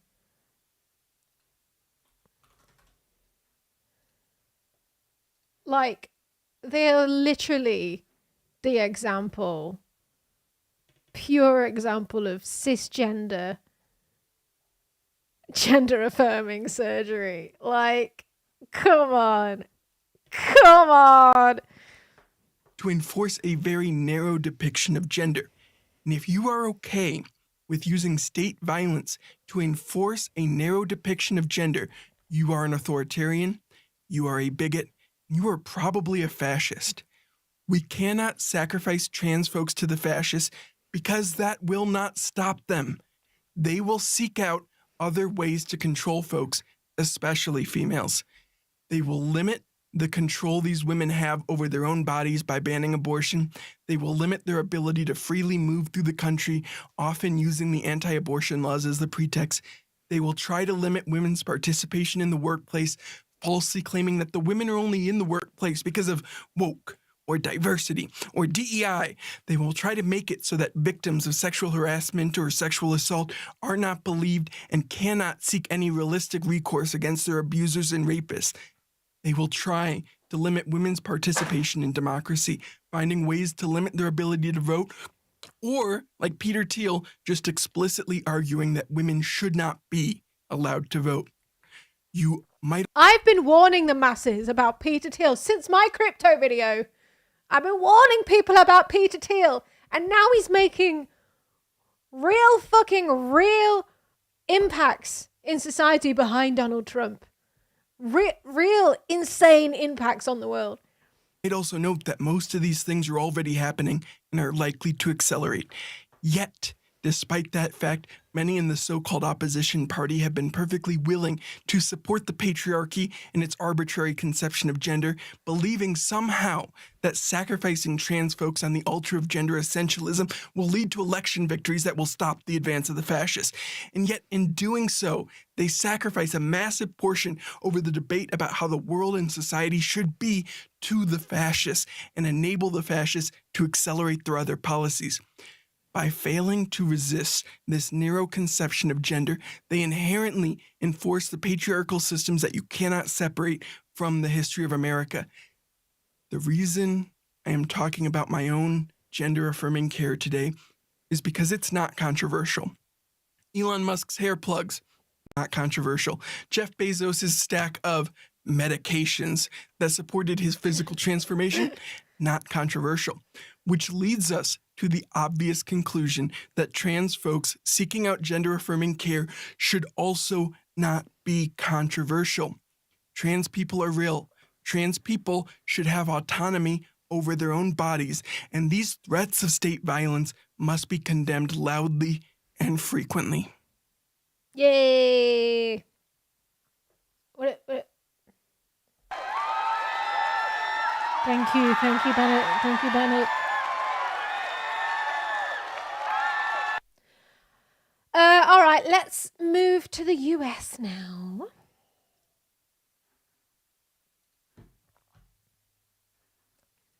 I need a US news theme to play each time. I can't just play the American national anthem.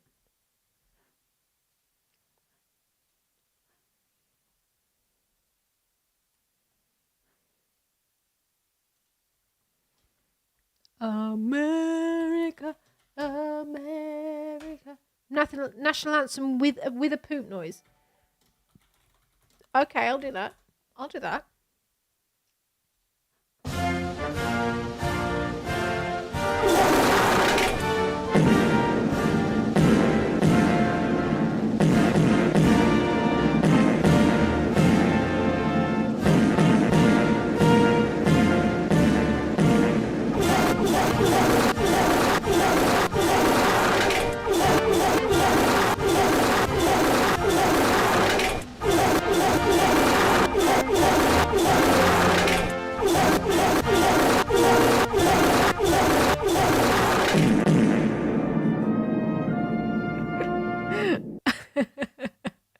All right, that's enough. Okay, let's start with something dumb before we get into the depressing shit, shall we? JD Vance has blessed us with a meme this week. Everyone say please and thank you to JD Vance. Please and thank you. Please and thank you. Please and thank you, JD Vance, for the new meme. I love it, JD Vance. Also, I bet he loves all of the suits everyone's wearing.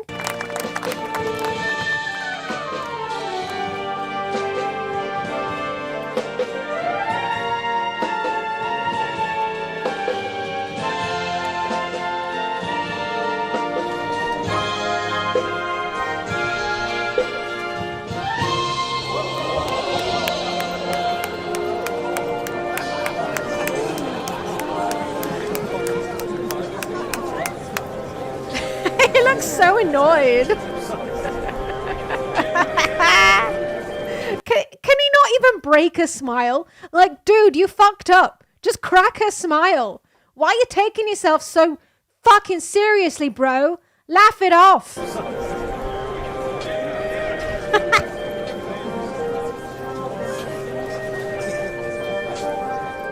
Can't even crack a smile.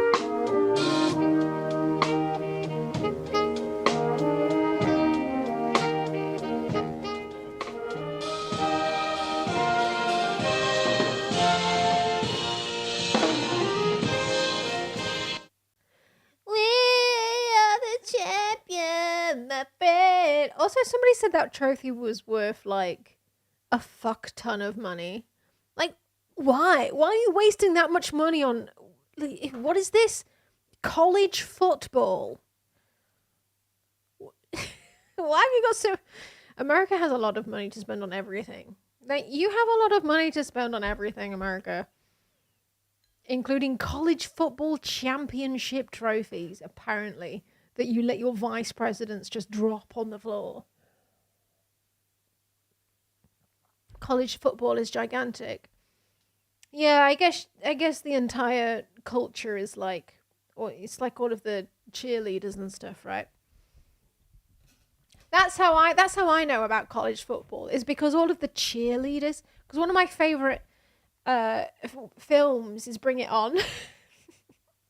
Awesome. Oh, L. Like, totally freaked me out on me right on. Because Tara, sure, number one. If we had money, we'd do it too. No, we would not. No, we would not.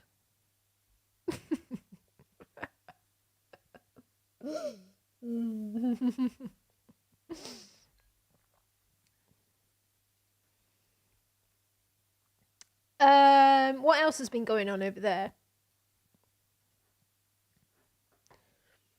California cities are trying to figure out how fake voices mocking Musk and Zuckerberg were added to the crosswalks. Fake voices of Elon Musk and Mark Zuckerberg were heard at crosswalks. I can't say the word crosswalk. Crosswalk.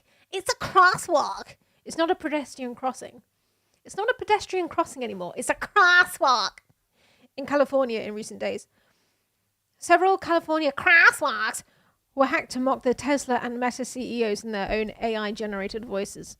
Palo Alto officials disabled the voice feature after discovering the issue, a spokesperson told Business Insider. I think there's a video on here. Hi, this is Elon Musk. Welcome to Palo Alto, the home of Tesla engineering. You know, they say money can't buy happiness, and yeah, okay. I guess that's true. God knows I've tried. But it can buy a Cybertruck, and that's pretty sick, right? Right? Fuck, I'm so alone. It sounds a bit too like, you know how the way Elon Musk talks, he's very stuttery.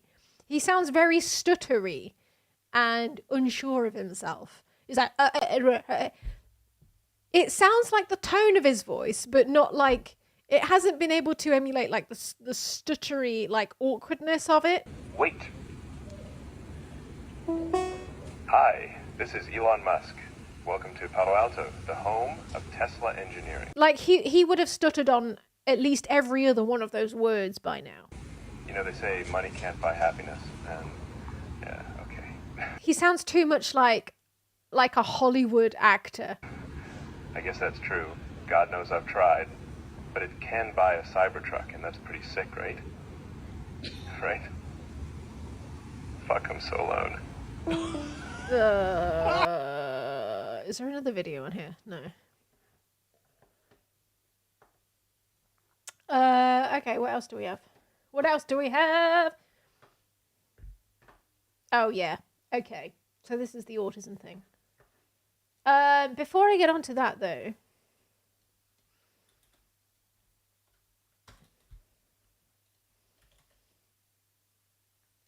At an airport in El Salvador. This is fucked up. Incredibly depressing thing to talk about. Yes. just to acknowledge that this shit is happening. Salvador, the latest group to be deported from America. 11 men, gang members.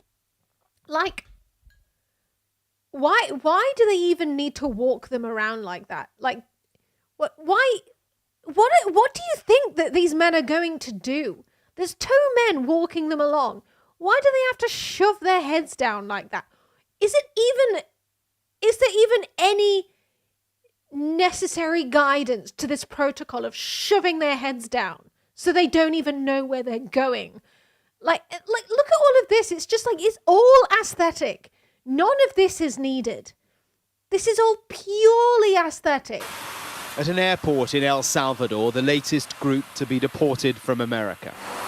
11 men, gang members, says the White House. This looks like a fucking movie of like what Auschwitz would look like in the future if somehow Auschwitz happened in the modern day.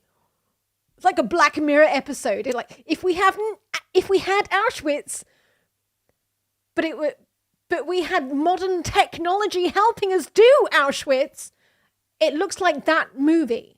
But this is real. But detained and removed to this mega prison with no evidence of their crimes, no judicial process, and no access to lawyers. They join hundreds already lifted from America and sent to El Salvador's notorious terrorism confinement center. Like, why are they even filming this? Why not keep this, like, they normally keep this kind of, like, in really rough prisons. They're normally not so open about filming it. But now, they're like, fuck yeah, let's film it. Why? It's just aesthetics. They want to look like they're being tough on crime and criminals. Like, it literally, but like, it doesn't help. Like, practically, treating people like this is pointless and inhumane. Practically. It is all aesthetics. It's literally like a fucking Hollywood movie. One of the largest jails in the world. A dystopian one. At a White House in step with this policy, a guard of honor for the president of El Salvador, the first Latin American leader to visit President Trump. Nayib Bukele styles himself as the coolest dictator in the world. Donald Trump likes him because there is a symbiosis to this relationship. I want to thank you for the great job you're doing. I appreciate it so much. Thank you. And he's the one who, like, decided he was going to try Bitcoin for a while, right? As a national currency. And then they just gave up on it because it fucking failed. Bukele has an 80% approval rating in El Salvador. He's turned a soaring crime rate on its head, the world's most dangerous country to the Western Hemisphere's safest. Sometimes they say that we imprisoned thousands. I like to say that we actually liberated millions. So, you know, like, it's very good. Who gave him that line? Do you think I can use that? The images, the rhetoric has pitted Donald Trump against his own courts, but he is doubling down and has ambitions to go further, to outsource American prisoners, American citizens, to El Salvador too. I'd like to go a step further. I mean, I said it to Pam. I don't know what the laws are. We always have to obey the laws, but we also have homegrown criminals that push people into subways, that hit elderly ladies on the back of the head with a baseball bat when they're not looking. What the fuck is he talking about?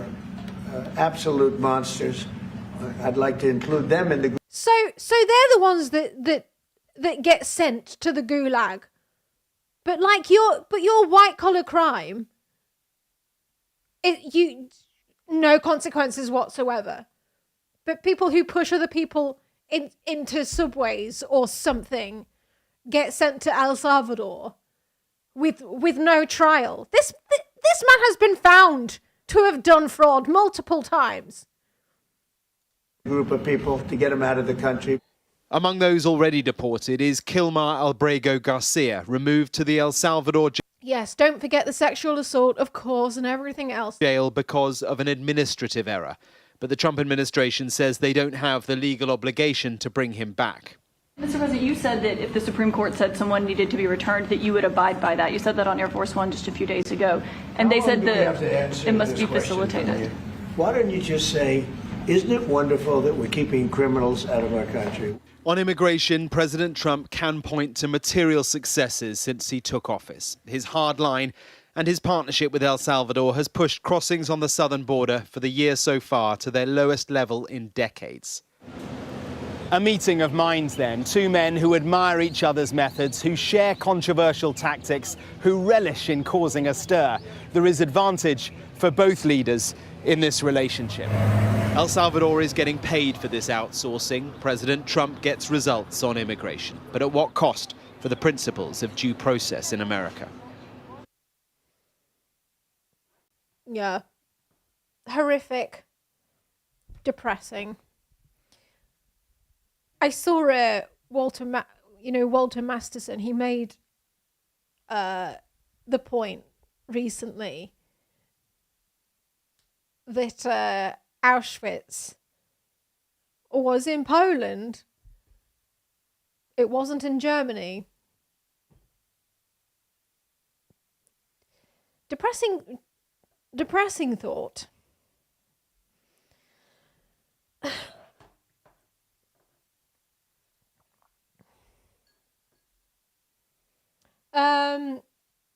Anyway, well, we'll move on to the RFK autism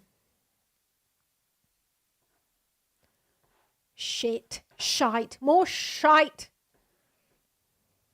Medical health care costs. And then there's an individual injury. These are kids this is a preventable disease.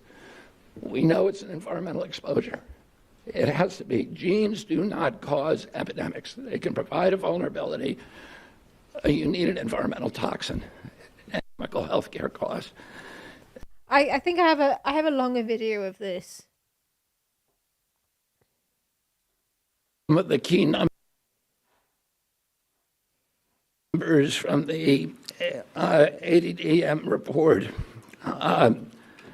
Overall, the autism is increasing in prevalence at an alarming rate.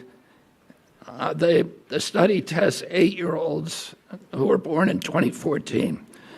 And by the way, these studies are 2 years later than they should be.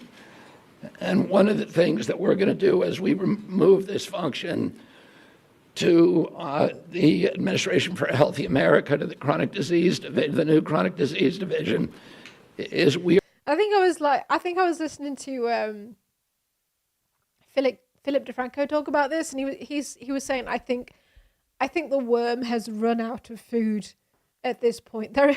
There is no more brain for the worm to eat. As we move this function to the Administration for a Healthy America, to the chronic disease division, the new chronic disease division, is we are going to have updated real-time data so that people can look at this, so Americans can understand what is happening with chronic disease in this country in real time, and not have to wait 2 years to react.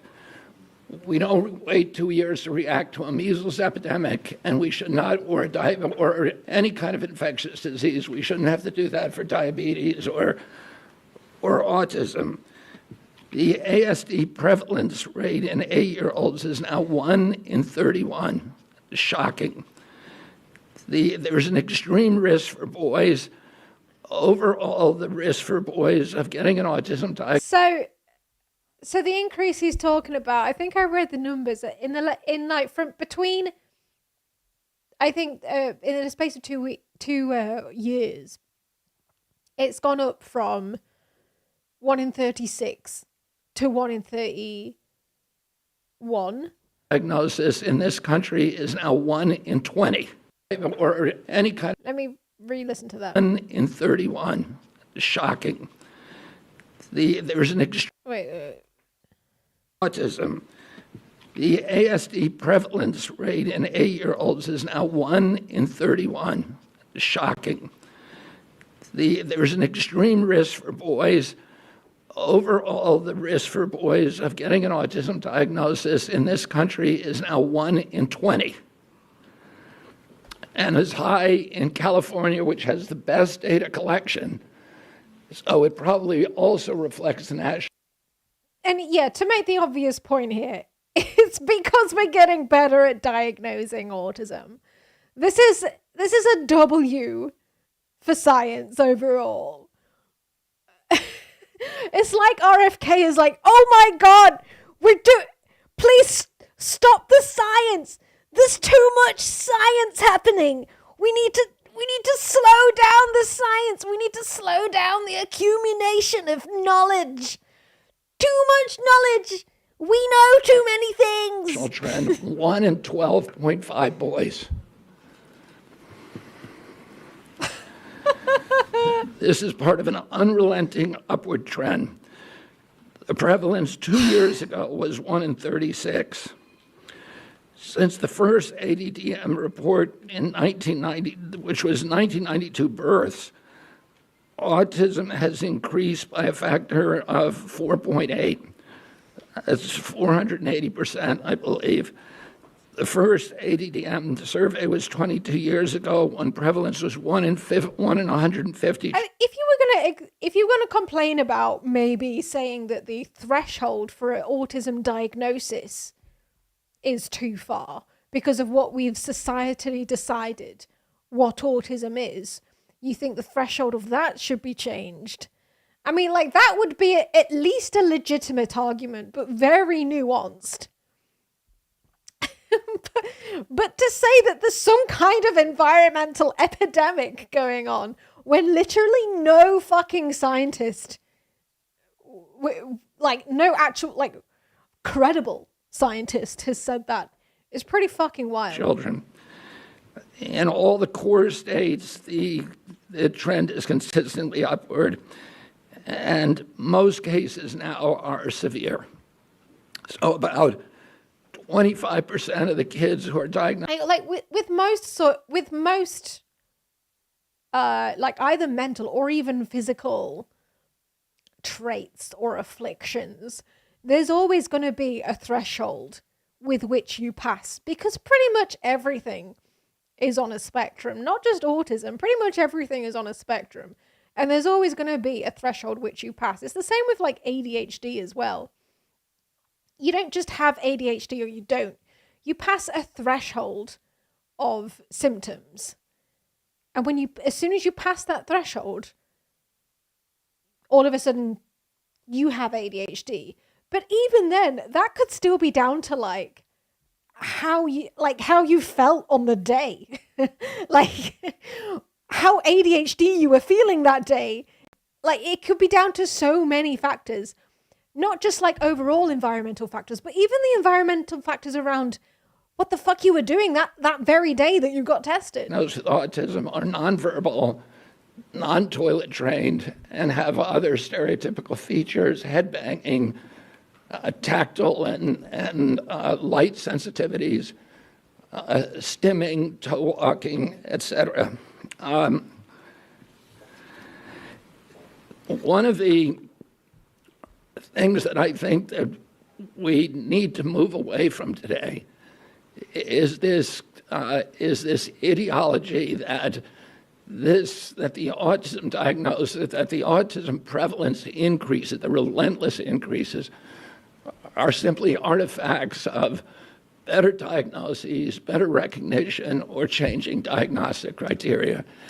If you look at Table 3 of the ADDM report, it's clear that the rates are real, that they are increasing in the last 10 years, which is beginning with the first one, year by year, there is a steady, relentless increase.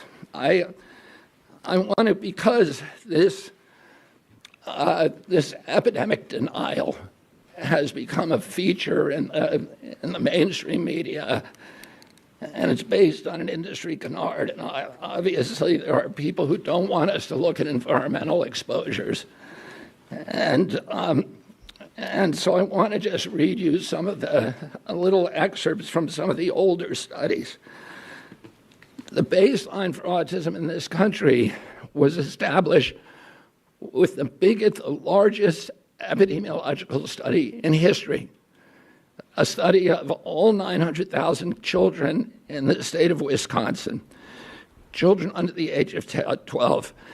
They found 0.7 children had autism in every 10,000.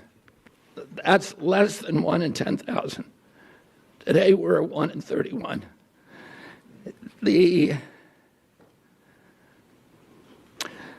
That study also confirmed the 4-to-1 male to female ratio. There were at that time I wonder if he's even considered why there might be a higher male ratio than female ratio of people who are diagnosed with autism. over 60 children in Wisconsin with autism. And today it's around 20,000. In 1987, there was another exhaustive study, a peer-reviewed study in North Dakota, set out to count every child in the state with a pervasive developmental disorder, including autism. That study meticulously combed through every record, every diagnosis, and he even conducted in-person assessments of the entire population of 180,000 children under 18. The autism rate they found was 3.3 per 10,000. So that's in line with the 1 in 10,000 that was found in Wisconsin 17 years earlier. For context, today, the last number of 1 in 36 is 83 times higher.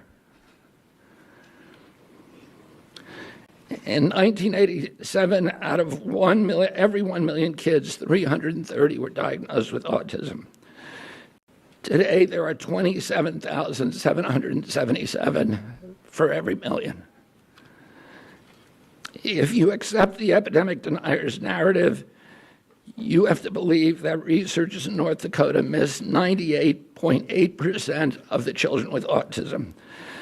That thousands of profoundly disabled children were somehow invisible to doctors, teachers, parents, and even their own study. The same researchers who followed the original cohort for 12 years to double-check their number, they went back in 2000 and found that they had missed exactly one child. So doctors and therapists in the past were not stupid. They weren't missing all these cases. The epidemic is real.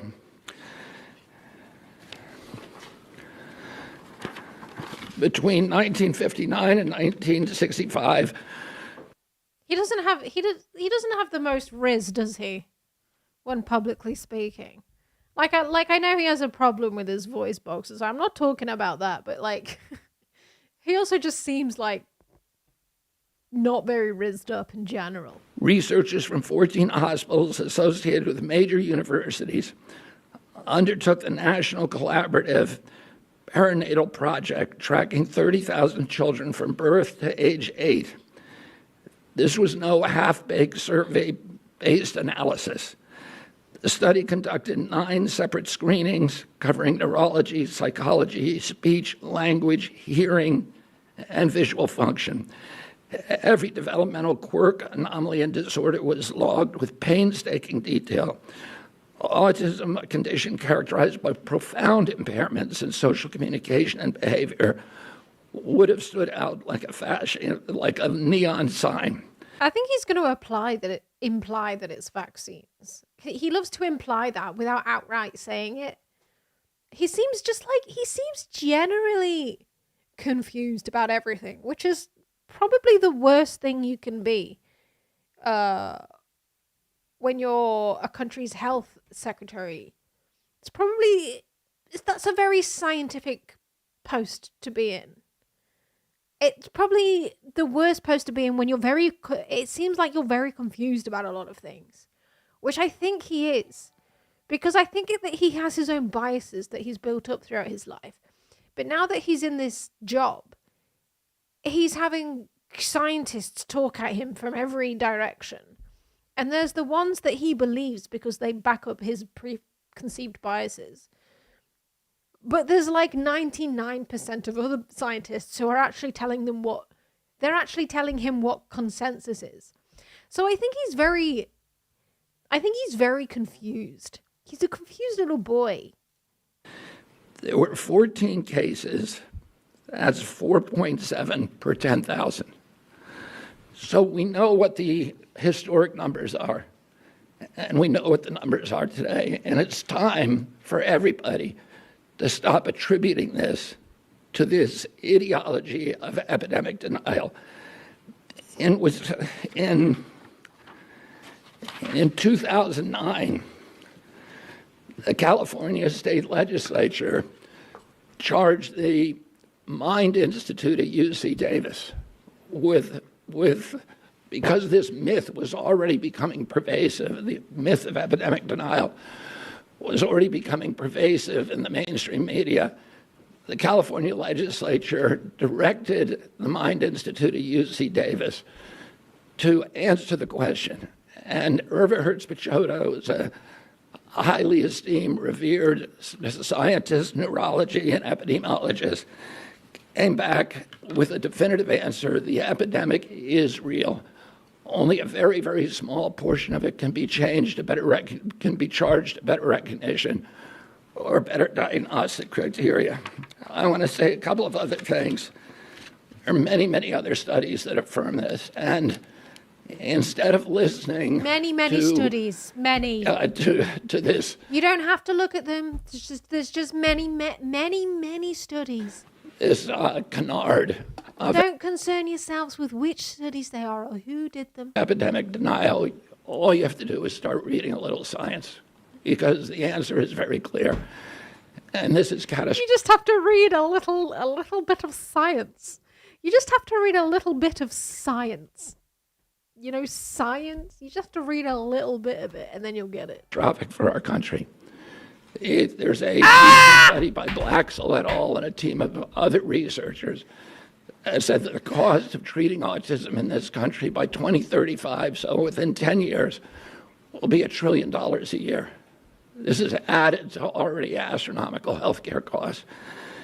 And then there's an individual injury. These are kids this is a preventable disease. We know it's an environmental exposure. Yeah, RFK only had to come out, do one press conference, and he's done a half-hour video essay. Only took him that half hour to make it. Takes me way longer. I wonder which one of them took more research. It has to be. Genes do not cause epidemics. They can provide a vulnerability. You need an environmental toxin.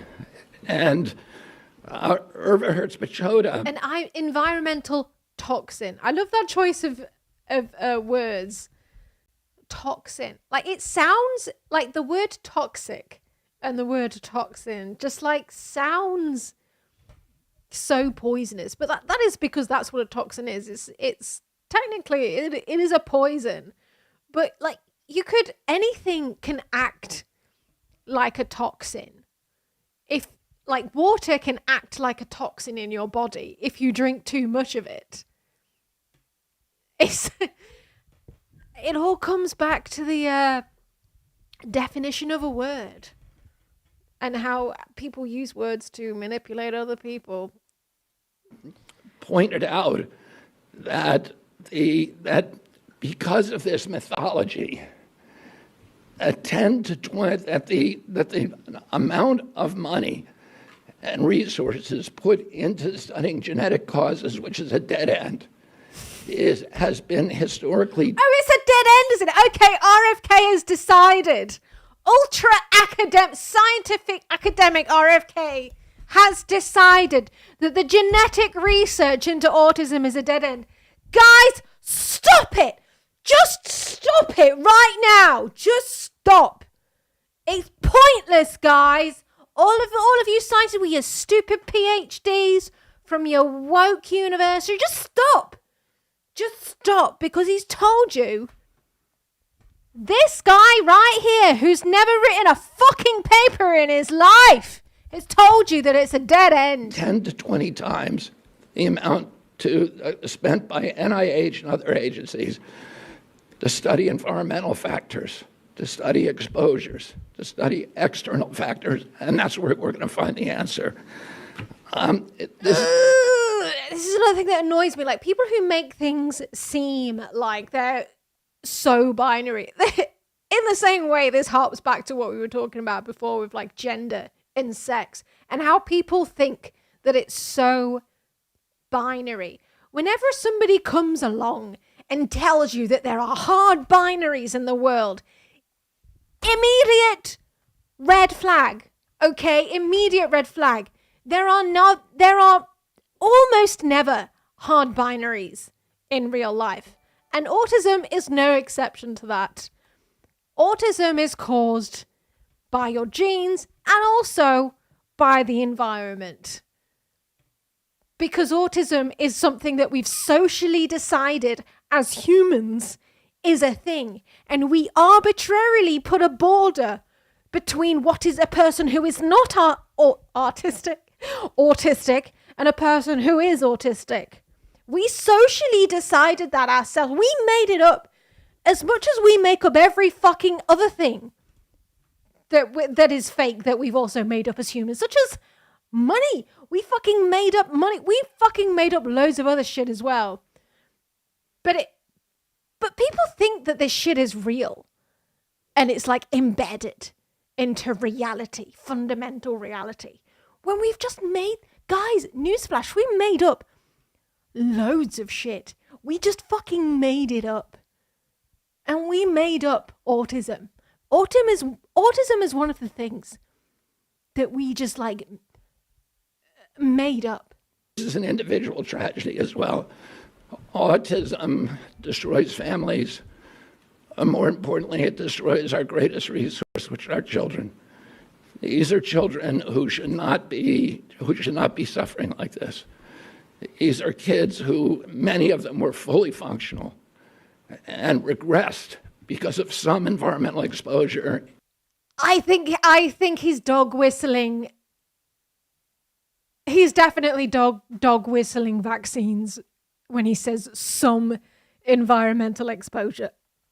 Functional and regressed because of some environmental exposure into autism. No autistic person just suddenly became autistic at some point.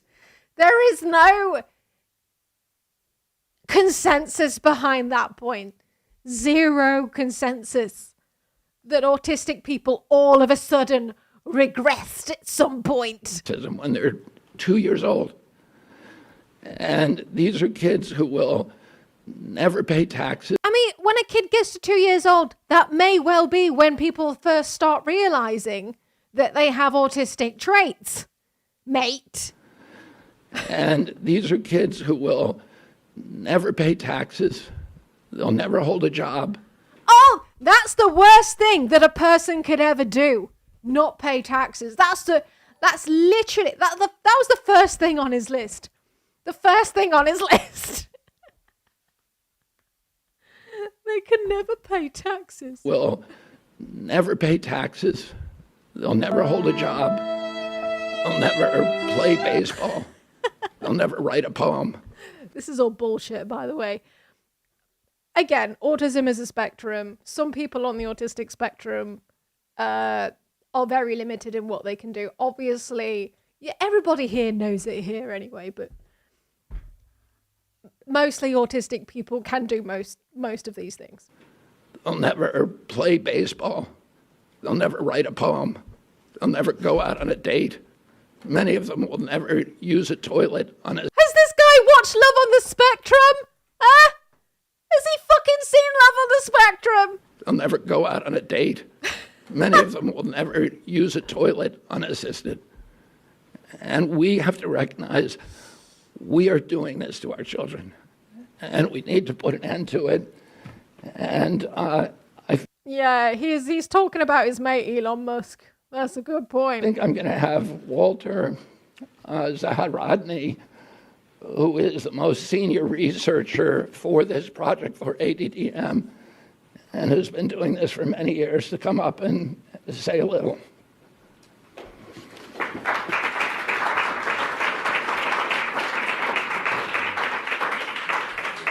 Good morning. Thank you for being here. I'm here as a long-term autism researcher and a clinical psychologist. Oh no! I get to wear two Not hats. a clinical psychologist. No!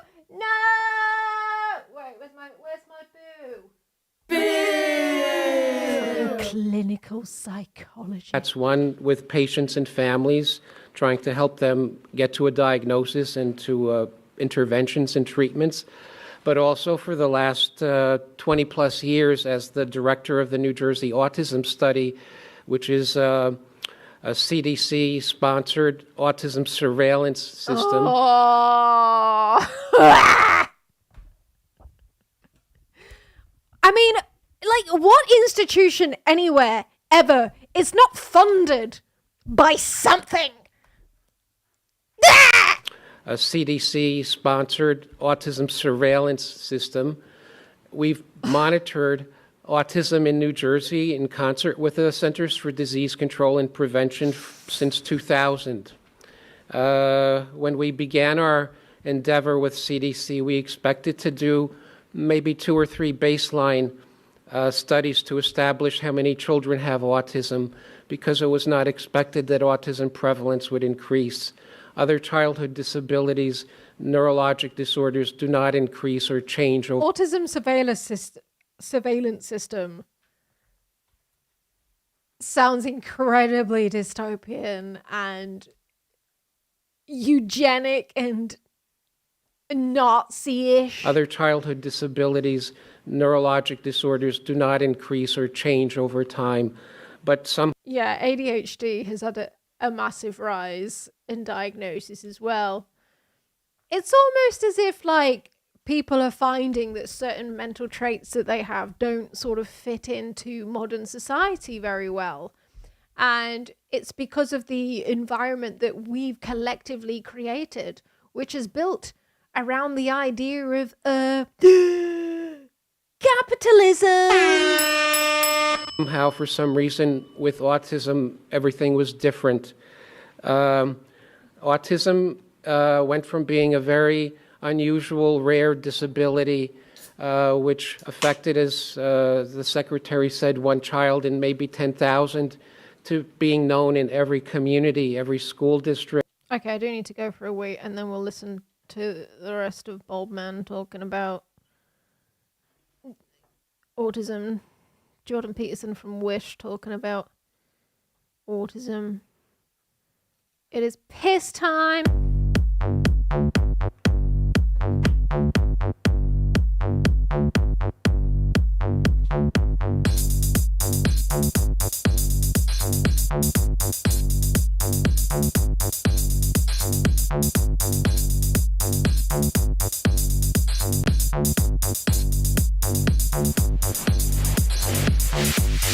I can't talk right now. I'm making piss. I can't talk right now. I'm making piss.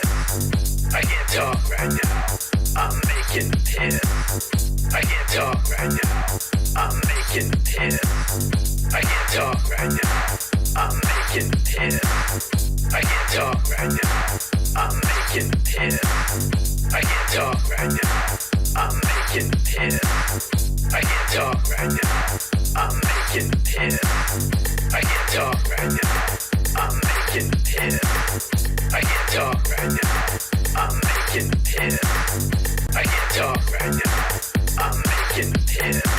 I can't talk right now. I'm making piss. I can't talk right now. I'm making piss. I can't talk right now. I'm making piss. I can't talk right now. I'm making piss. I can't talk right now. I'm making piss. I can't talk right now. I'm making piss. I can't talk right now. I'm making piss. I can't talk right now. I'm making piss. I can't talk right now. I'm making piss. I can't talk right now. I'm making piss. I can't talk right now. I'm making piss. I can't talk right now. I'm making piss. I can't talk right now. I'm making piss. Shake, shake, now drop. now drop. All right. I was just doing a quick post on Instagram. Okay, let's carry on. Every center that cares for children with disabilities. Autism is real. It's a true disability. It's not a personality quirky issue. Everything has changed for the individual with autism, and while there's a wide range of expression, it does change the family, and it does inevitably change the community and the society in which we find it. Autism prevalence has increased very dramatically. It's increased in New Jersey, where we have excellent resources and access to services, and it's increased in all the states in the network. It's increased not only by the CDC, ADAM network, active surveillance activities, but it's increased according to federal IDEA statistics and information from a multitude of surveys. It is a true increase. There is better awareness of autism, but better awareness of autism cannot be driving disability like autism to increase by 300% in 20 years. Why the hell not? Tell me why, bro. Give me the data. Give me the fucking graphs. Why the hell not? That's what we used to deny the existence of left-handed people, much like we denied the existence of trans people. Do you think maybe society might be changing in a similar way with regards to autistic people? We saw in New Jersey, that's what the CDC report of yesterday indicates, and that's what, in my opinion, future reports from epidemiologists will show. The data provided in yesterday's report strongly suggests that not only is this a high point of autism prevalence, but in the future, rates can only be higher. Autism deserves to be treated as a real public health phenomenon, and I would say is an urgent public health crisis.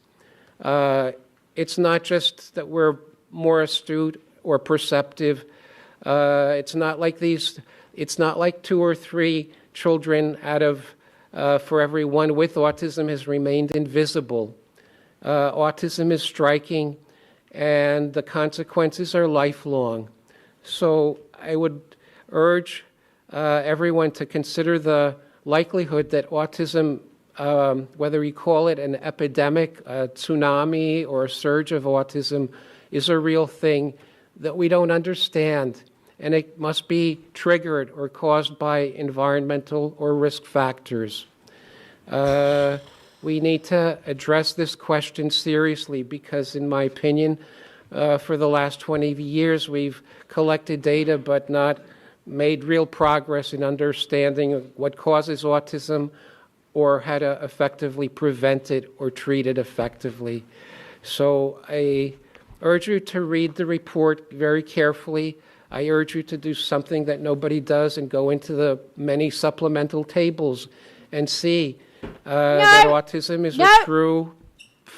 Okay, number one lesson of communicating science publicly is never just to tell people to go and do their own research and point them to an arbitrary set of data. That is not the way to do science communication, bro. It's really not, believe me. Phenomenon, and that we need a correct perception, not a perception that allows us to just provide services without understanding the root causes or the true factors at play. So thank you for your attention. I wish we could answer questions. I think we can. Let me just say one other thing. I referred to a number of studies.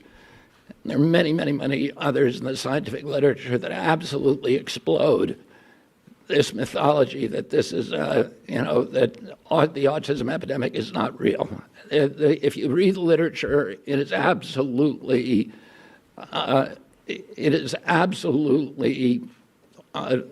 indefensible to continue to promote this.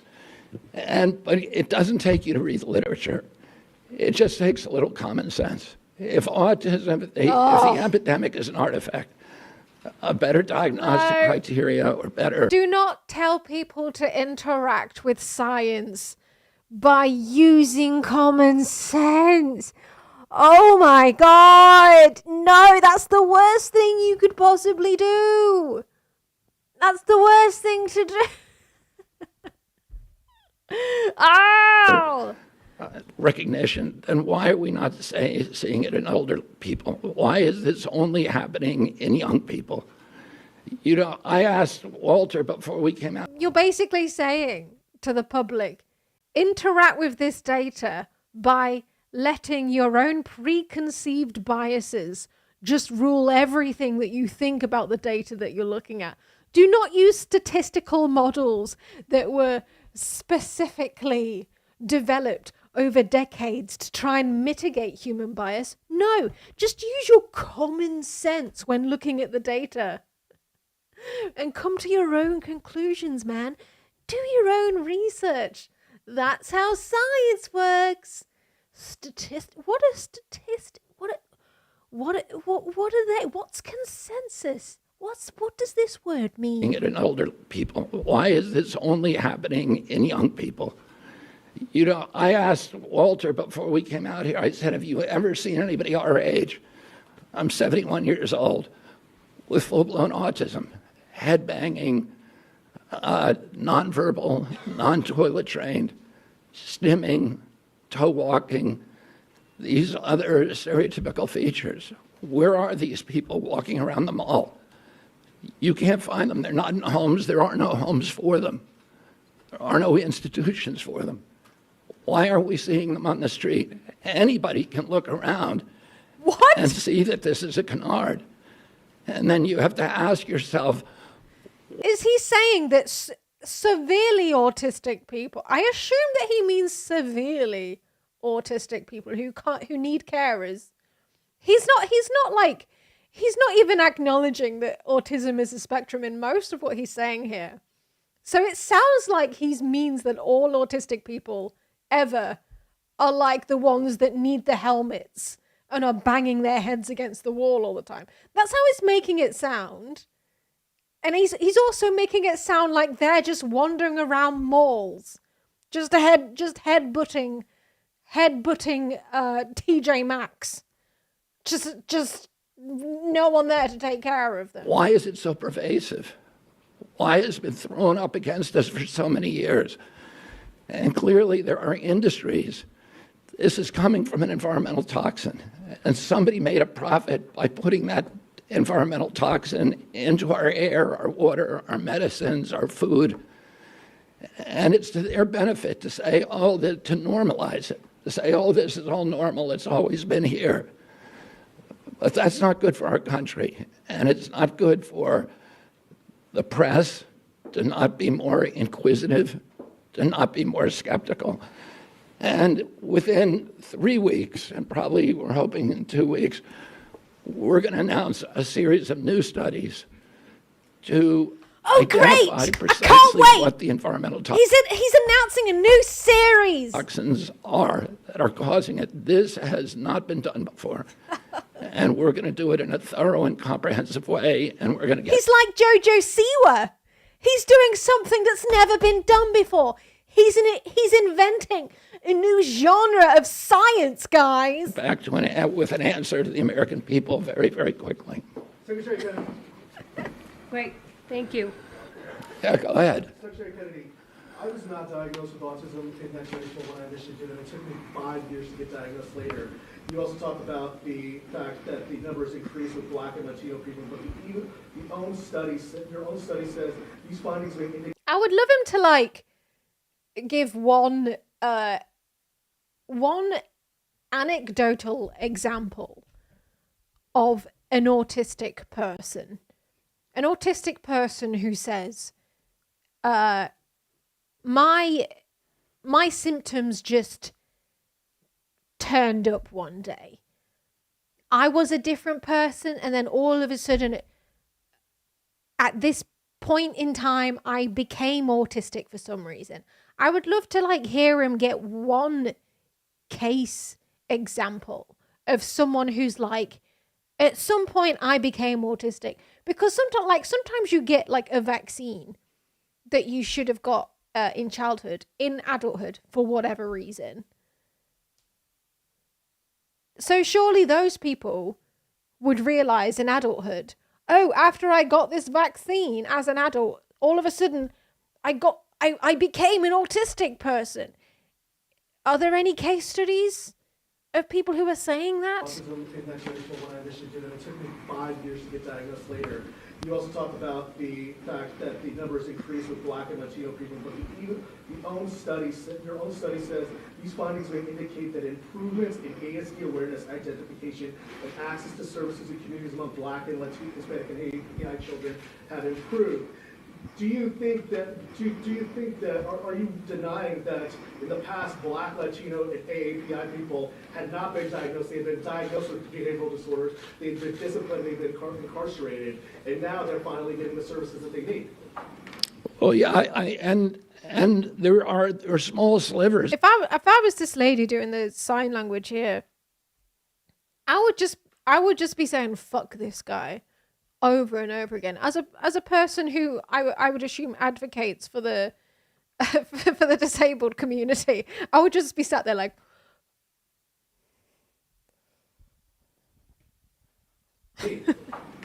oh yeah, and there are small slivers of the autism epidemic, maybe 10% to 25% according to the studies. The highest studies are around 25%. That can be attributed to better recognition and better diagnosis. That means 85% are still, or 75% to 80% are part of an epidemic, and that's too many. And that is what we need to redress. Walter, do you have something you'd like to add? There's better recognition of autism and better awareness because there are more children with autism, and the professionals have greater right. reason. So it's like a circular thing, is it, bro? Like more people get diagnosed, that means more people are thinking I might be autistic. But also, it's also the environmental thing, is it, mate? It's also that, that's fucking convenient, isn't it? To learn from what their experience and to diagnose. I wish the contrary was true, but it's not like better awareness pushes something that's not there. Rather, something that's there is being recognized. Can you please say your first and last name and outlet before asking a question? Thank you.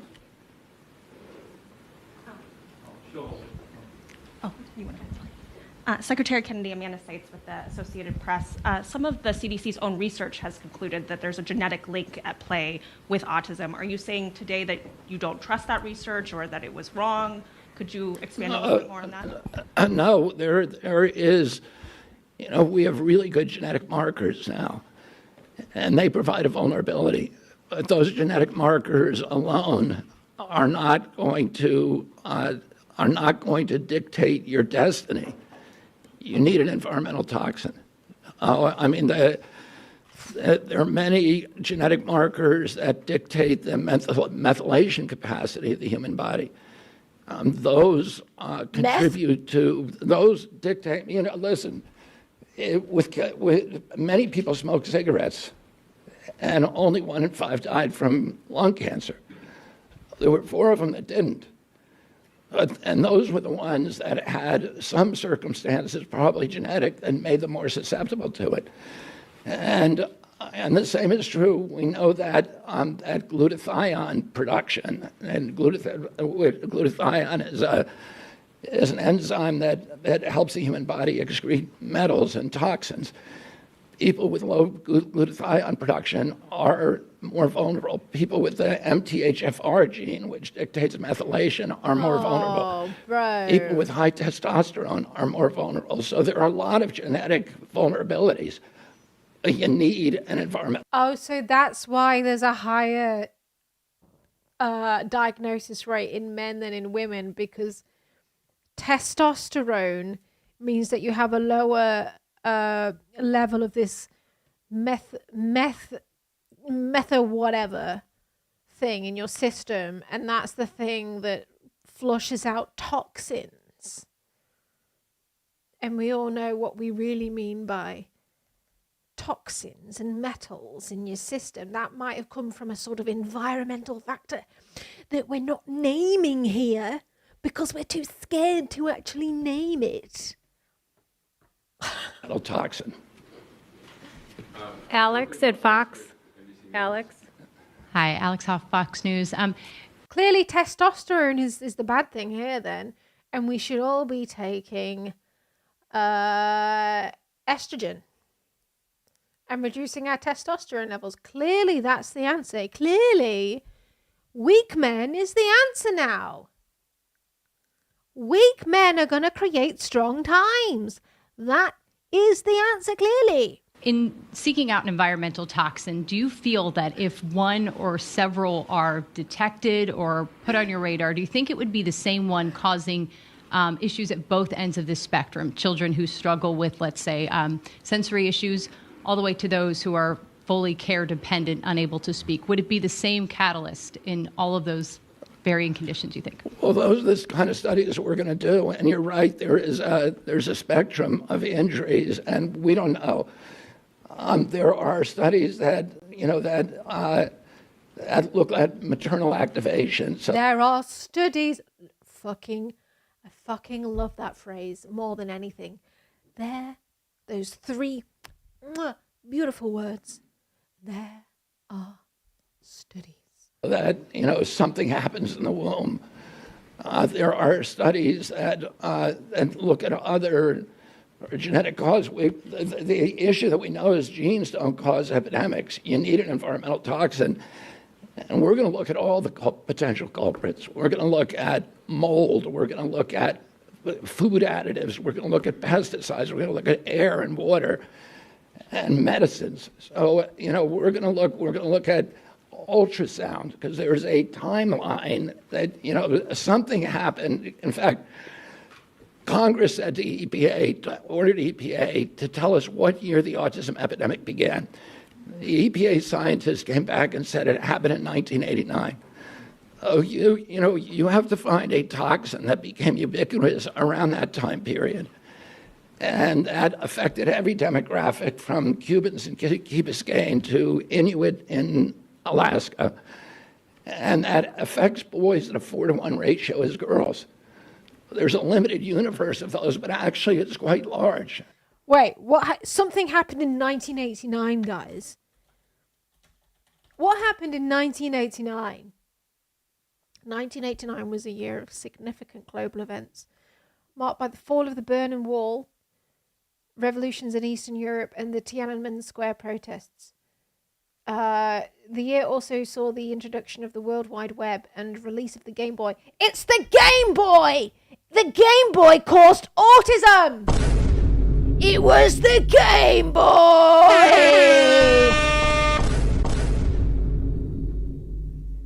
And, Herbert Hertz-Pichota was the one who suggested that, one of the things we have to look at is ultrasound. I don't think that that's probably a factor, but it's one of the exposures that became ubiquitous during that period. And we're going to look at all of them agnostically. We're going to find the potential exposures that increased during that time period.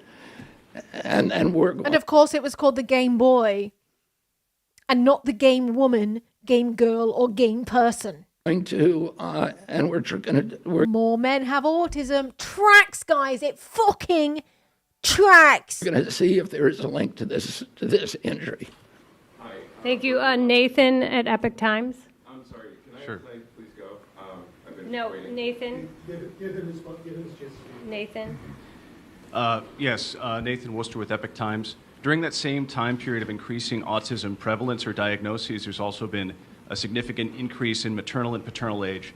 Couldn't that be a significant contributor With what? beyond maternal and paternal Oh age? no! Yeah, Oh, we're- don't tell us to stop popping out sprogs to save the fucking autism epidemic. I ain't popping out any sprogs.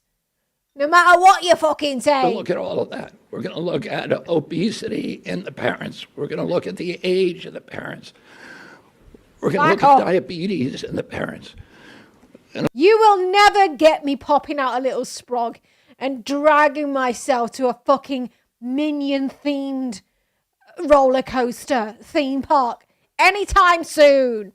Fuck that. Look at all of these potential exposures and Fuck the minions. I'm never getting anywhere near a fucking minion. And in order to do that, I understand I have to not have children.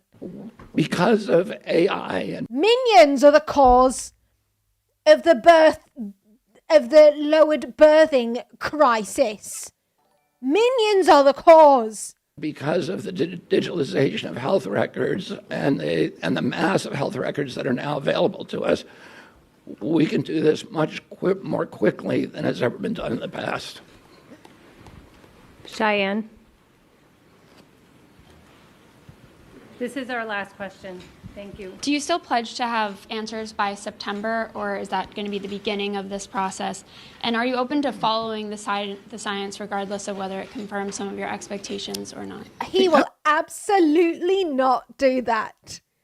I can guarantee you. I mean, we're gonna follow the science no matter what it says, and we will have some of the. He's already not doing that. Already. He's never done that. The answers by September. It's going to be an evolving process. We're going to issue grants the way that it's always done to university. Issue grants to who? The people who will give you the results that you want? I heavily assume that's what you will do. Researchers and others. We're going to remove the taboo. People will know they can research and they can follow the science no matter what it says without any kind of fear that they're going to be censored, that they're going to be gaslighted, that they're going to be silenced, they're going to be defunded, delicensed, and we're going to give them permission to do this research. And then we're going to open it up to the research community, and we're going to task them with certain. How are you going to do that if you want to fucking defund all of the universities in the US who don't literally follow your ideology in every way possible? Outcomes, and we're going to have them come and bid on how to do the research. This is all being run by Jay Bhattacharya and I think Martin Koldorf may be also working on this on designing the grant proposals. So it's going to be done by credible scientists, by the most credible scientists from all over the world, and we're going to do it very, very quickly. Can't wait. Yeah, one more question. Once you identify... Can you identify yourself? Oh, sorry, I'm a vet with Peer Self-Care. Once you identify which environmental toxins are causing autism, what do you expect the impact to be on the industries that are causing those? As you cited industry as something that are causing. I think we're going to figure out a way to make pressure on them to remove it. And I think also, there will be market forces that also exert pressure on them to remove it. And I want to say that I'm very grateful to President Trump because he tasked me on day one of this job with making this a priority, of finding out what's causing the autism epidemic, and we are going to do it for him. Thank you all very much. Brilliant non-answer there to the question, what is the toxin? What is this environmental toxin that you keep talking about? Brilliant. Brilliant non-answer.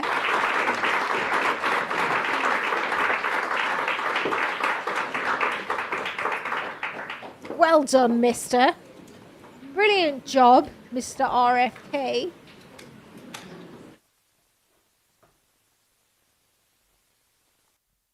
But yeah, no, it's fucking stupid. There are many aspects which factor into the overall rates of autism. I would say the main factor in that is increasing awareness in the scientific community. Another factor is probably public awareness as well, because the more public awareness there is of autism, obviously the more likely you are to get tested for it. But also autism, like I said this already, autism is a thing that we've like culturally decided is a thing, because we have to have a way to sort of like arbitrarily sort of ring fence certain psychological traits, which make it difficult for people to live in current modern society, i.e. like capitalistic society, where we live in a very sort of like productivity driven culture. And if you're not, you know, if you don't have the sort of mental traits that give you everything you need, all of the tools you need to like really fit in the current culture, then, you know, as a society we will decide, oh hello Raiders, we're talking about autism. Yeah, as a society we will sort of like, you know, like we tend to like pathologize mental traits like that, and that's a whole other conversation over whether it's good to pathologize mental traits like that. We change the DSM constantly. We're on like the DSM-5 now. We keep changing it. Homosexuality was in the DSM until like the 70s. We've now decided not to pathologize that anymore. You know, the DSM is like constantly changing with the times, and what we consider as like not fitting into mainstream society is a thing that's constantly changing. Like, but like you could argue autism is actually sort of coming into fashion a little bit, in the way that a lot of autistic people are very good at coding. And that is a really, really lucrative and useful trait to have, actually, in modern day. Is to be good at coding is very useful now. So in a way, traits of autism are sort of like becoming useful again, in a way. But like what we consider as like sort of fitting in and not fitting in is like constantly changing. Like schizophrenia has always afflicted about 1 in 100 people. About 1% of society has always been afflicted by schizophrenia. But like back in like, I don't know, Roman times, or like a few centuries ago, we treated schizophrenia very differently. And we would just think that schizophrenic people, like if people were hearing voices, we'd just be like, oh, well, clearly they're prophets of the gods. These voices that they're hearing, they're clearly like mediums and psychics. They're hearing voices from the spirits. And then like we would get advice from them, from these people that were hearing voices. And now we just treat them like, we just pathologize them. And like, that's like, obviously in current society, that's what we need to do. That's necessary. But it's just an example of how like the way that we treat different mental traits changes and is completely relevant to our current society and how we live in the current day.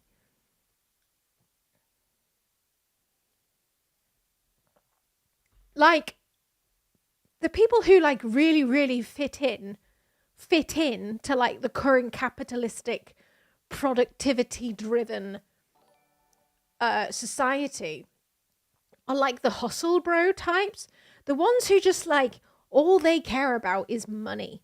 They're just hustling day and night, working 24 hours days, like getting up at fucking 4 a.m., going to the gym, doing a full day of fucking drop shipping or whatever, maximizing profits all day, and then going home, doing another fucking workout. Those hustle bro types, if we lived in an entirely different society now that never figured out what this concept of money was, what would the hustle bros be doing? What would they be doing? They would be the outcasts. The hustle bros would be the fucking outcasts. If we'd never like made up money as this stupid thing that we should all be fighting for, what the fuck would the hustle bros be doing? They would be waking up at 4 a.m., but they'd be wandering around in circles like, what the fuck do I do? Bro, there's no like arbitrary counting system for me to like make myself feel like I'm better than other people, bro. So what do I do? Do you know what I mean?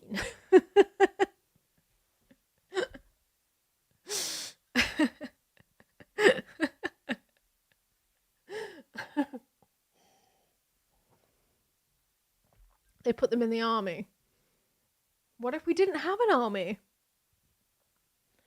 What if we never made up as a society in a different reality, one that forked off from the current one? What if in a different reality we never made up borders? If we never made up borders as a human society, would we have like actually made up armies? Like I can't like we probably still would have been violent, but probably in an entirely different way, maybe in a less organized way.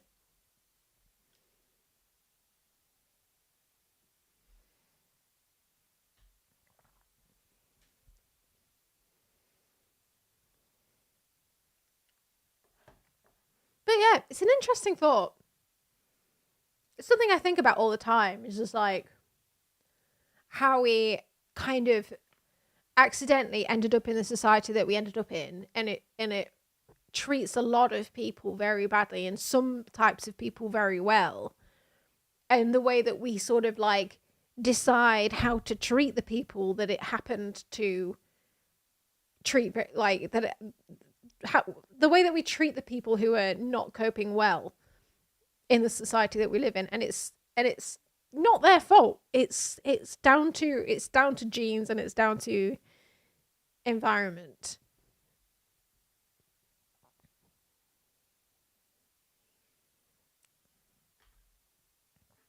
Yeah. Anyway, should we talk about Katy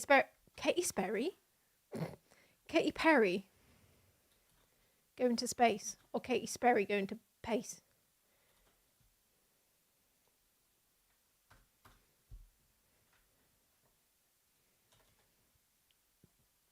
Actually, there's a couple of the key numbers from the no, we already watched that. The Health and Human Services Secretary is putting the spotlight on autism, but federal researchers and people in the autism community wholeheartedly disagree with what he has to say. Lisa Rosner with what RFK Jr. said, and reaction from people with autism and their families. You want your segment about Lucy Letby? I mean, there's no new news about it as far as I'm aware. 13-year-old Matt Pilchik of the Upper East Side was diagnosed with autism when he was 18 months old. Mom, Beth Pilchik. You know, our clinical team recognizes autism as a, neurodevelopmental, condition that impacts people differently. But at a press conference Wednesday, Health Secretary Robert F. Kennedy Jr. called autism a, quote, preventable disease and said environmental toxins are the cause, directly contradicting researchers within his own agency. These are kids who, many of them were fully functional and regressed because of some environmental exposure into autism when they're 2 years old. Kennedy launched a wide-ranging plan to determine the cause of autism by September. His announcement comes a day after a report released by the Centers for Disease Control and Prevention, which found in 2022, 1 in 31 children were diagnosed with autism by the age of 8, compared to 1 in 36 2 years earlier. I am a late diagnosed autistic woman. The numbers are going up because we're better at diagnosing it. Pilchuk says instead of focusing on what causes autism, she'd like to see the secretary focus on what people with autism need. Kennedy said, quote, autism destroys families. It does not destroy families.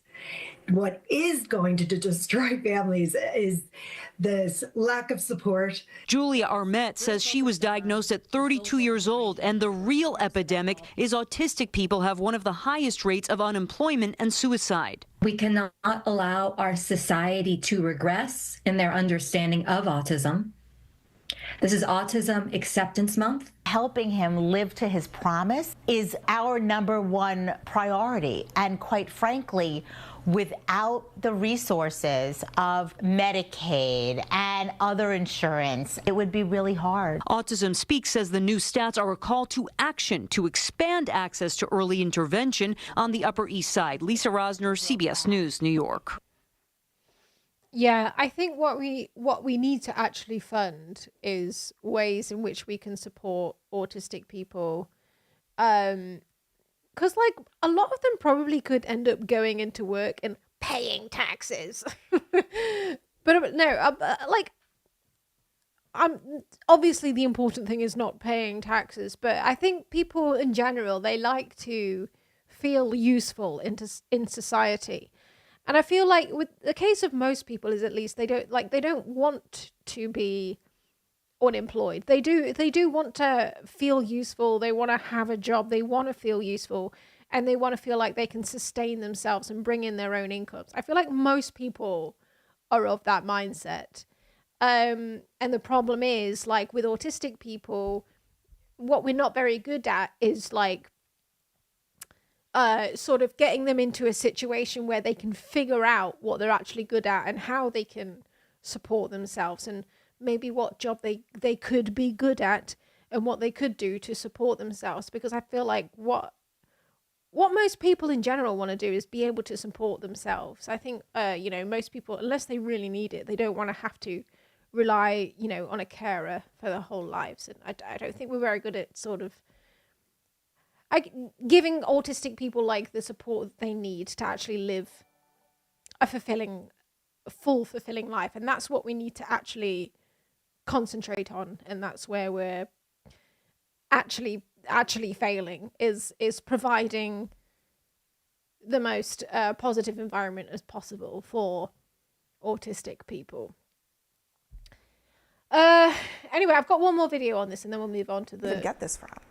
Who knows where he gets it from? It doesn't make sense according to the science. It doesn't make sense according to humanity. And it's time, I think, for all of the nation to stand up and say so. Look, Dr. Georges Benjamin came out. He's the executive director of the American Public Health Association. And he said that Secretary Kennedy should be fired or resign. I wholeheartedly agree with that statement. Day after day, we hear another travesty that's happening to public health. We hear about funding cuts of critical programs. We have a whole population that's been dehumanized and disgraced, if you will.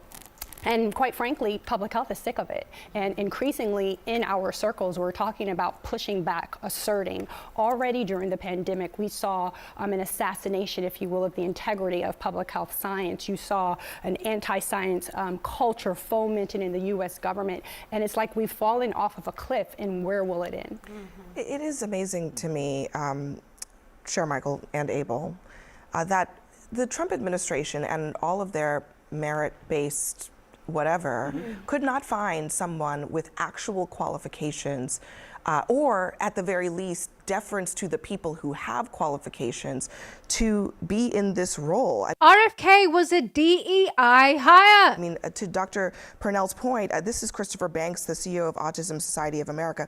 Claiming autism is, quote, preventable is not science-based. Autism is not a chronic disease, nor a childhood disease. It is a lifelong developmental condition. It is not an epidemic, nor should it be compared to the COVID-19 pandemic. And using language like that perpetuates falsehood, stigma, and stereotypes. All he has to do is just say, I'm going to let the people who know about this talk about this, but he did that instead. Look, I'm not a doctor. I would probably do this a little differently. I think science matters, it's important. I think we should probably use this opportunity, especially with the growth in AI, to figure out how we can better address some of the needs of children with autism. I mean, Doc, you would know better than me where this begins. Let's put the focus there and figure out how we prevent this going forward. The technology, I think, is increasing to do that. So that's probably what I would advise the HHS secretary to do. A lot of families have to deal with this. A lot of parents worry when they pass on who's going to take care of their children. This is a very sensitive issue. And so I would just have a very different outlook in addressing What's going to happen now? I mean, he says he's going to find the cause of autism in this year, this calendar year. Well, first, Abby, he's been... I'm just going to say completely unrelated. Everyone on American TV always looks so pristine, like perfectly groomed, perfectly groomed. On the job for 90 days, a little less than 90 days. So I think that you're wearing so much makeup. Like the men are wearing makeup, but also like the women are wearing more makeup than the women wear on UK TV. Like the women are always like caked in makeup.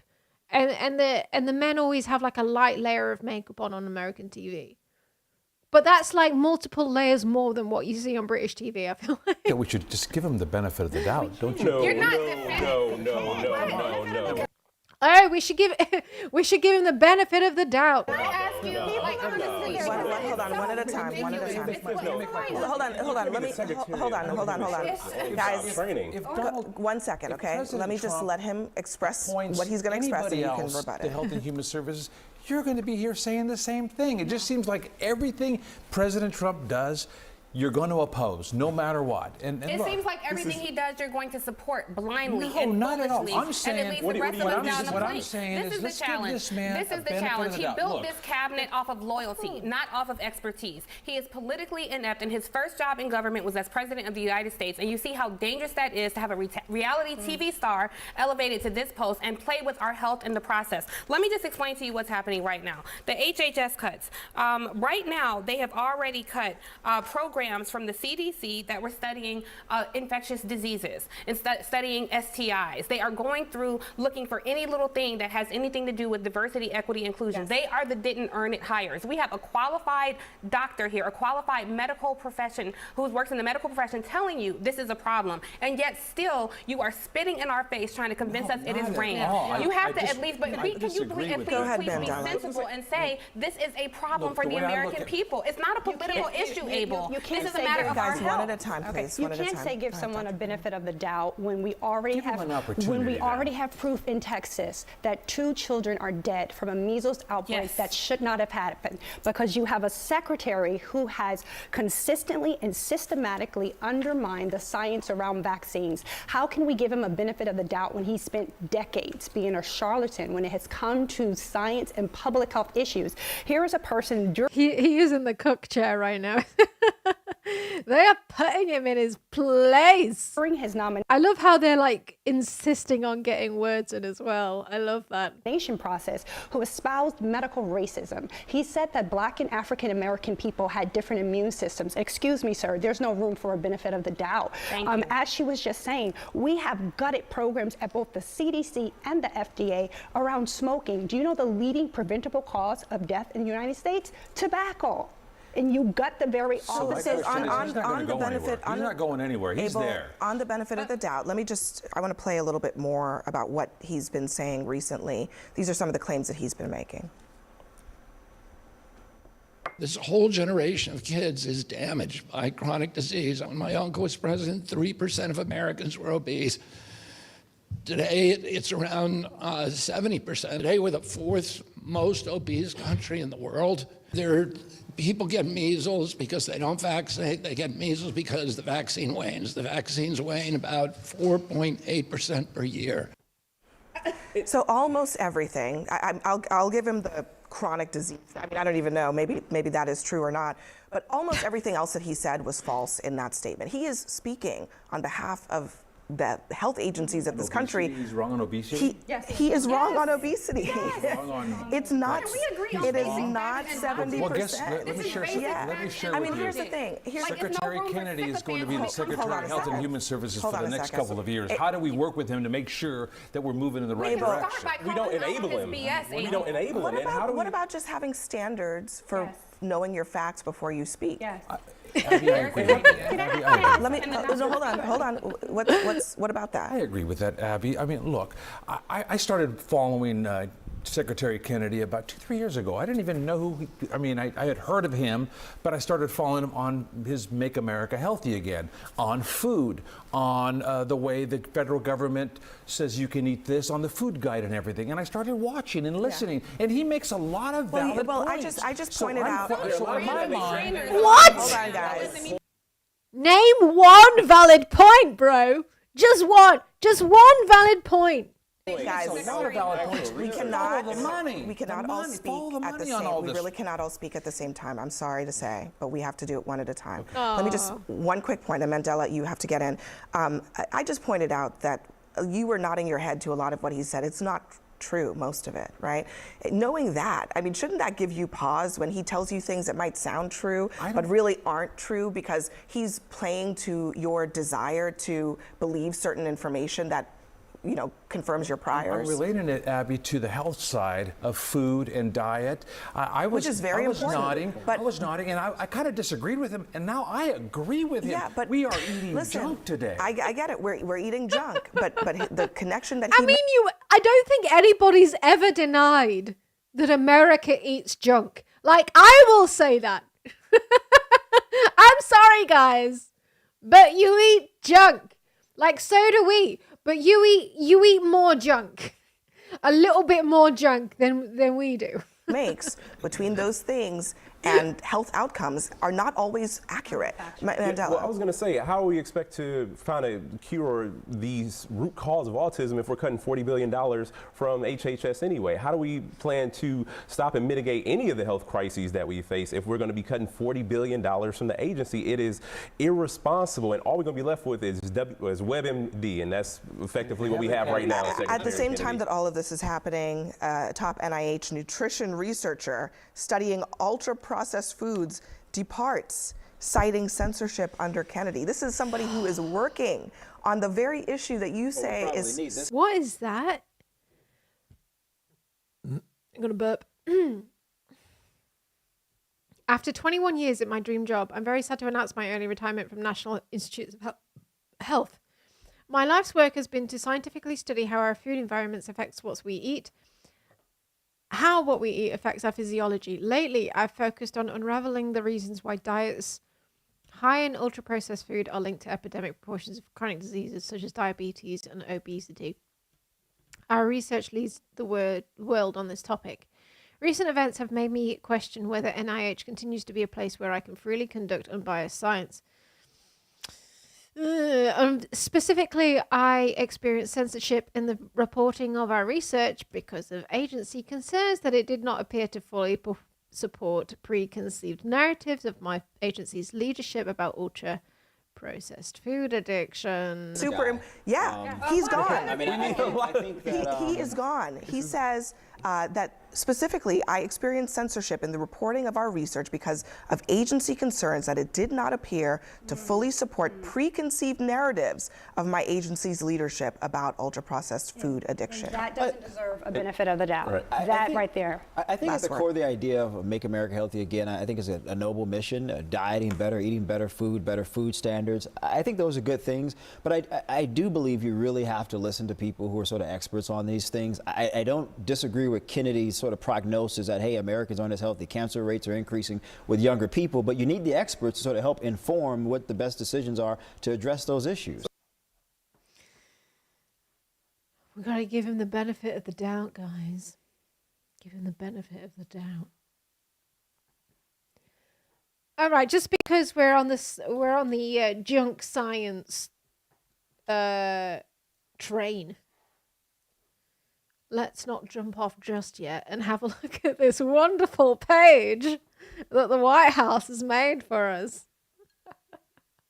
Has Trump given COVID-19 its own signature? Is COVID-19 sentient now? And it has its own signature. What's going on here? What is going on?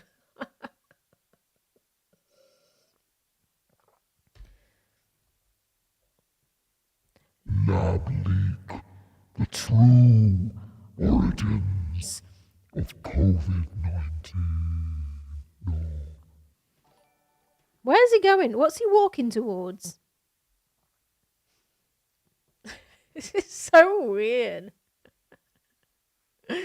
The origin.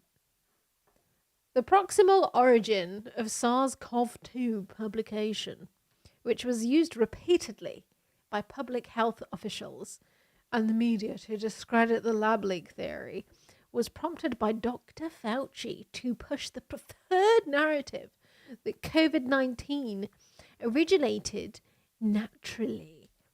I can't even remember this being like, I don't know. I'm just a stupid British girl. Maybe this PDF was fucking huge in America. Maybe like this was your Sunday reading in America. Maybe this is what you were reading at bedtime.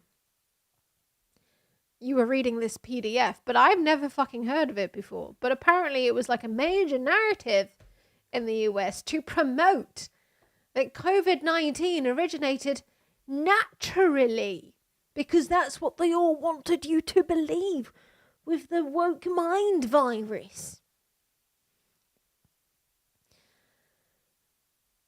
Number one, the virus possesses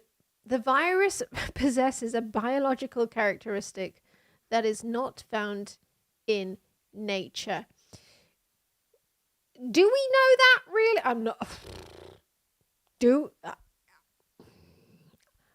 I think that's contested.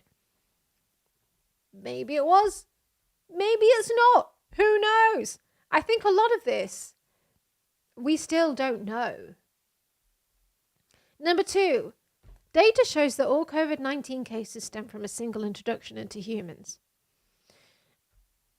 Yeah, I mean, I won't contest that. This runs contrary to previous pandemics where there were multiple spillover events. Really? Like, how do you know that? Like, how do you know that the plague came from rats? I don't know. Like, we didn't even know, like, back when the plague happened, we didn't even know, like, how to test how that came into humans at that time. Maybe it was just one entry point. The Spanish flu, do we know then how to... We don't know. Science is changing all the time. The way that we test hypotheses changes all the time. Number three, I don't see what the difference is either way, though. Like, it could be either, and I don't see how it matters. It doesn't prove anything either way, surely. Wuhan is home to China's foremost SARS research lab, which has a history of conducting gain-of-function research, gene-altering and organism supercharging, and inadequate biosafety levels, whatever that means. Number four, Wuhan Institute of Virology, WIV, researchers were sick with COVID-like symptoms in the fall of 2019, months before COVID-19 was discovered at the wet market. By nearly all measures of science. Ooh, that word again, science. All measures of science, there was an evidence of a natural origin, it would have already surfaced. How can you say that? How can you say that? But it hasn't. And now we have a scary looking little animation of the map of China focused in on the Wuhan Institute of Virology, which somehow leaked the virus to the Huanan seafood market, only 7.5 miles away. Look at the way that it's pumping. It's pulsating, guys. It's pulsating.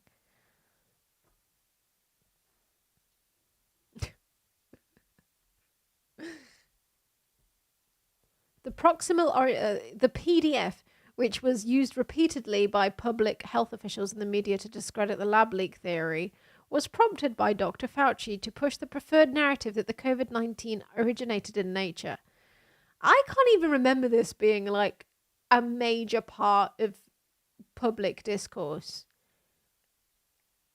Certainly not here, anyway. I can't remember that being a main point of contention. Like the main points of contention were, should we be doing lockdown or not, and do masks work? I don't think anybody really gave a fuck about where it came from, mostly. Unless for some reason they had some kind of anti-China narrative that they wanted to push. I don't think anybody else really gave that much of a fuck.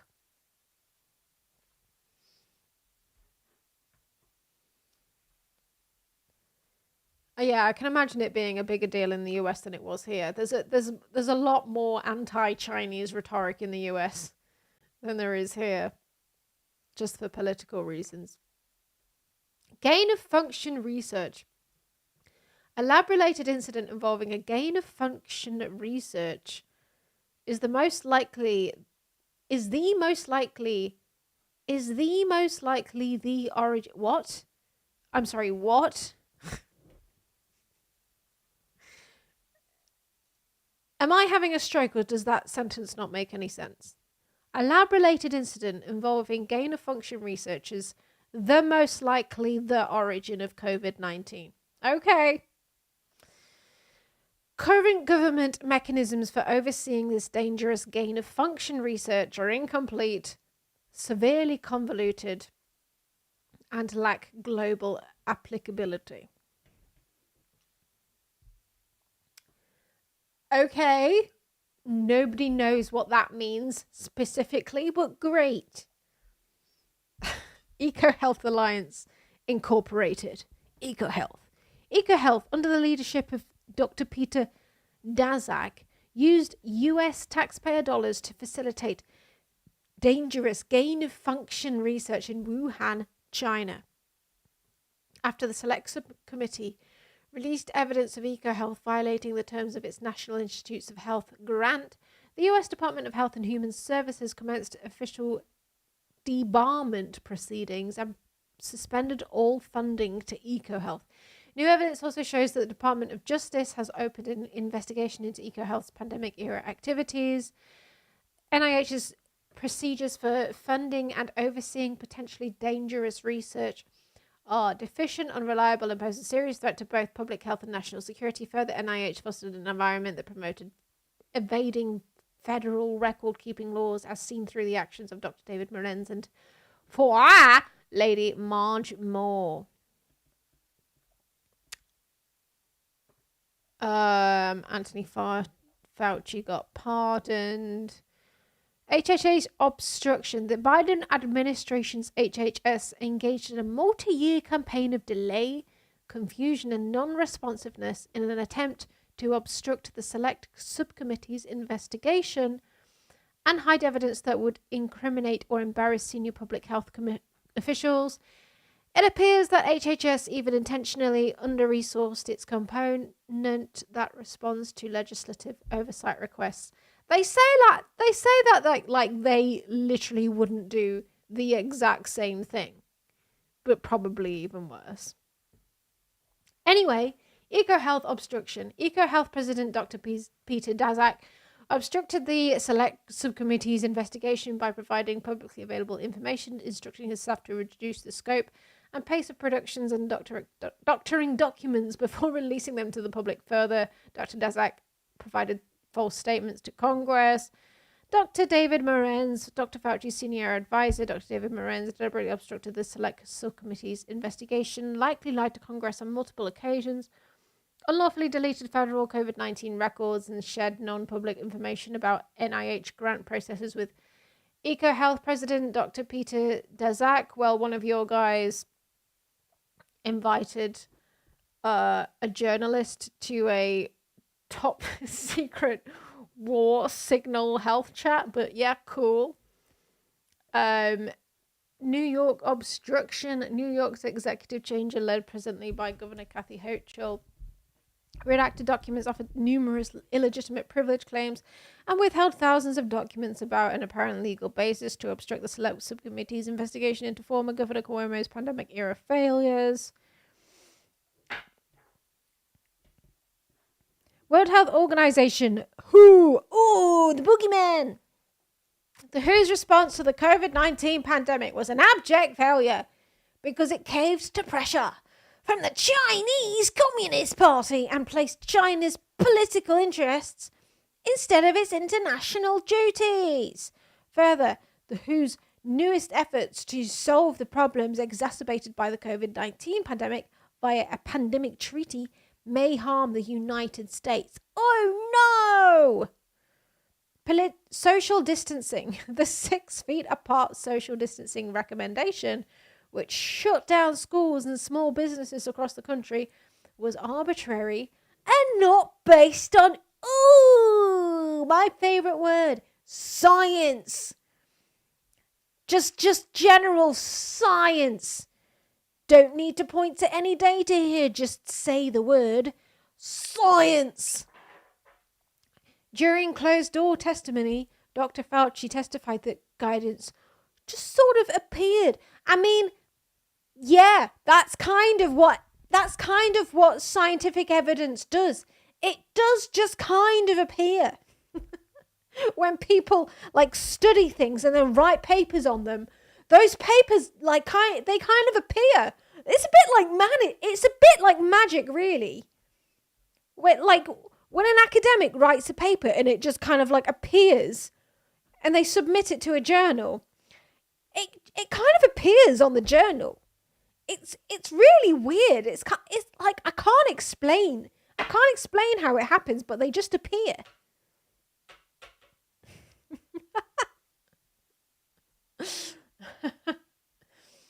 There was no conclusive evidence that masks effectively protected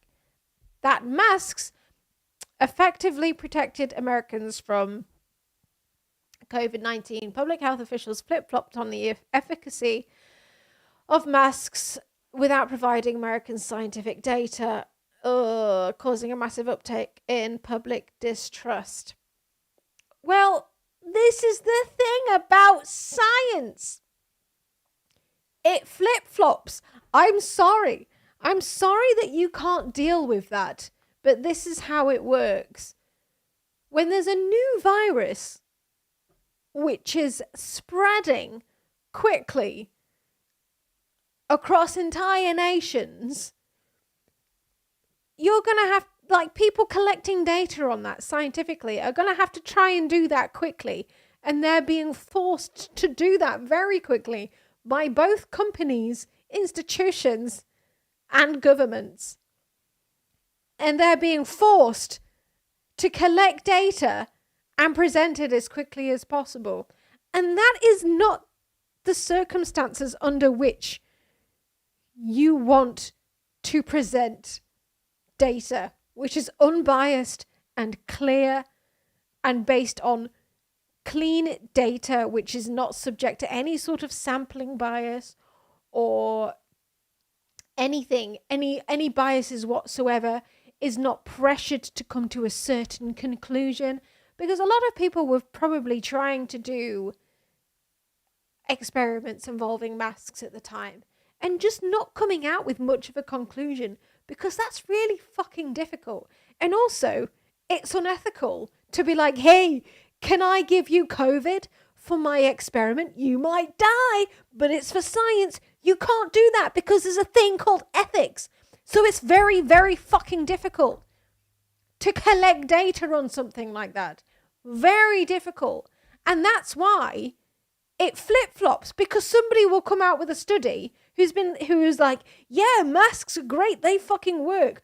Look at my data. And then somebody else would have come, like maybe from a different lab or from an entire different country, and been like, I found that masks didn't work. Masks are doing nothing. And then there's two studies that are telling you two completely different things. That doesn't mean that they're just like flip-flopping for the hell of it. That's just how accumulation of knowledge works. It flip-flops, man. It flip-flops all the fucking time.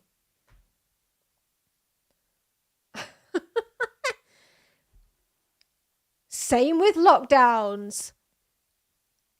Prolonged lockdowns caused immeasurable harm not only to the American economy, but also to the mental and physical health of Americans, with a particularly negative effect on younger citizens. Rather than prioritizing the protection of the most vulnerable populations, federal and state government policies forced millions of Americans to forego crucial elements of a healthy and financially sound life. Again, there is like some studies that will show you with data that lockdowns did not help. Like the anti-lockdown people, they point to Sweden immediately, because Sweden didn't actually do proper state mandated lockdowns, and they always point to Sweden. They're like, Sweden didn't have to do any of this shit and they were fine. There's also a lot of other confounding factors going on in Sweden that could be the reason for that. But yeah, I mean, if you wanted to present the data in that way that was anti-lockdown, there were ways that you could do that. But that's not to say not doing lockdowns in America and not doing lockdowns in the UK would have given you the same output. Because our cultures are very different, and there are many other confounding factors. Like they have many, like generally more socialist policies in Sweden that could have helped people avoid contracting at least very like deadly viral loads of COVID-19. They do a lot of things right in Sweden, is what I'm saying. At least I'm not denying that there are problems in Sweden, but they do a lot of things like that are better than us. They do. So I can imagine that they probably didn't have to do lockdown that much because they have a lot of other factors that were helping them in that area.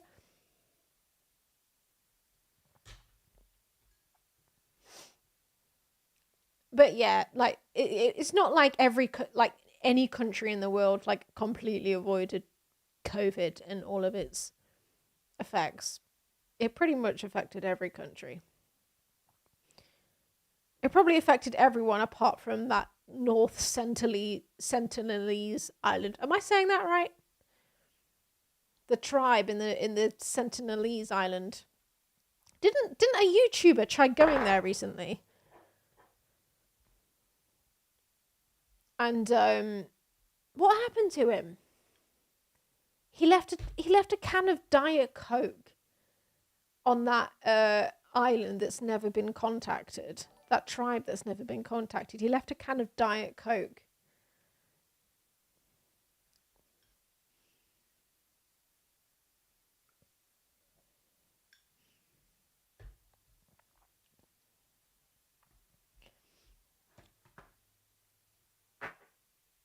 North Sentinel Island, that's the one.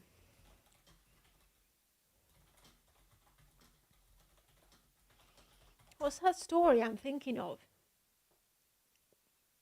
He's in custody in India now. This fucking twat.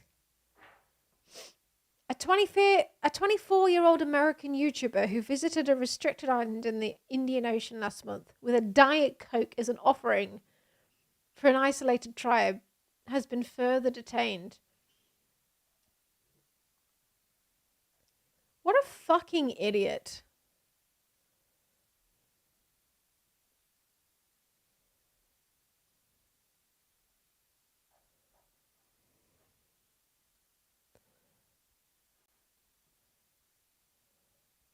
New York pandemic failures. Former New York Governor Andrew Cuomo's March 25th order, which forced nursing homes to accept COVID-19 positive patients, was medical malpractice. Evidence shows that Mr. Cuomo and his administration worked to cover up the tragic aftermath of their policy decisions in an apparent effort to shield themselves from accountability. Misinformation. Public health officials often mislead the American people through conflicting messaging, knee-jerk reactions, and a lack of transparency. Most egregiously, the federal government demonized alternative treatments, and disfavored narratives such as the lab leak theory, in a shameful effort to coerce and control the American people's health, decisions. When those efforts failed, the Biden administration resorted to outright censorship, coercing, including with the world's largest social media companies, to censor all COVID-19 related dissent.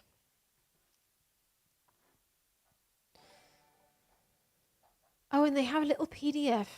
Love a PDF.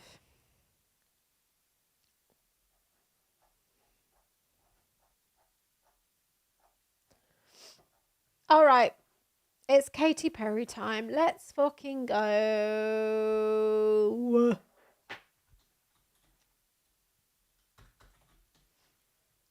Also, I love how all of the headlines are like just mention Katy Perry when there was like all of these other women on the flight who arguably deserve a lot more recognition than Katy Perry. But yeah. Got it?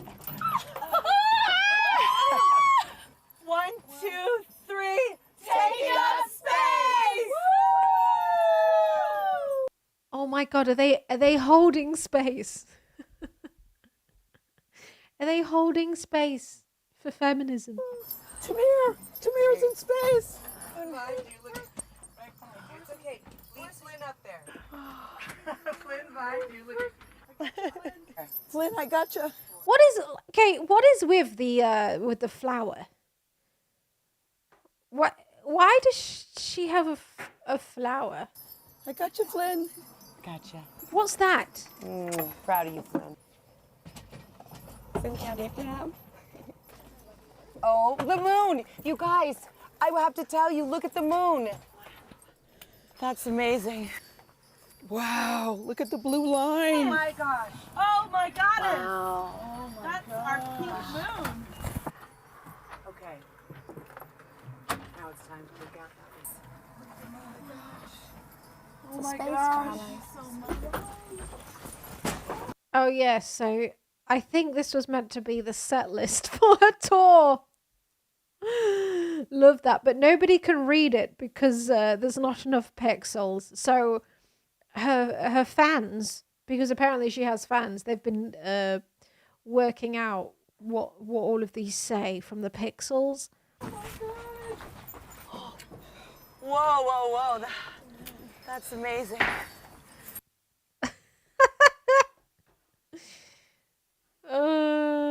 Okay. Next one. 1, 2, 3, taking up space!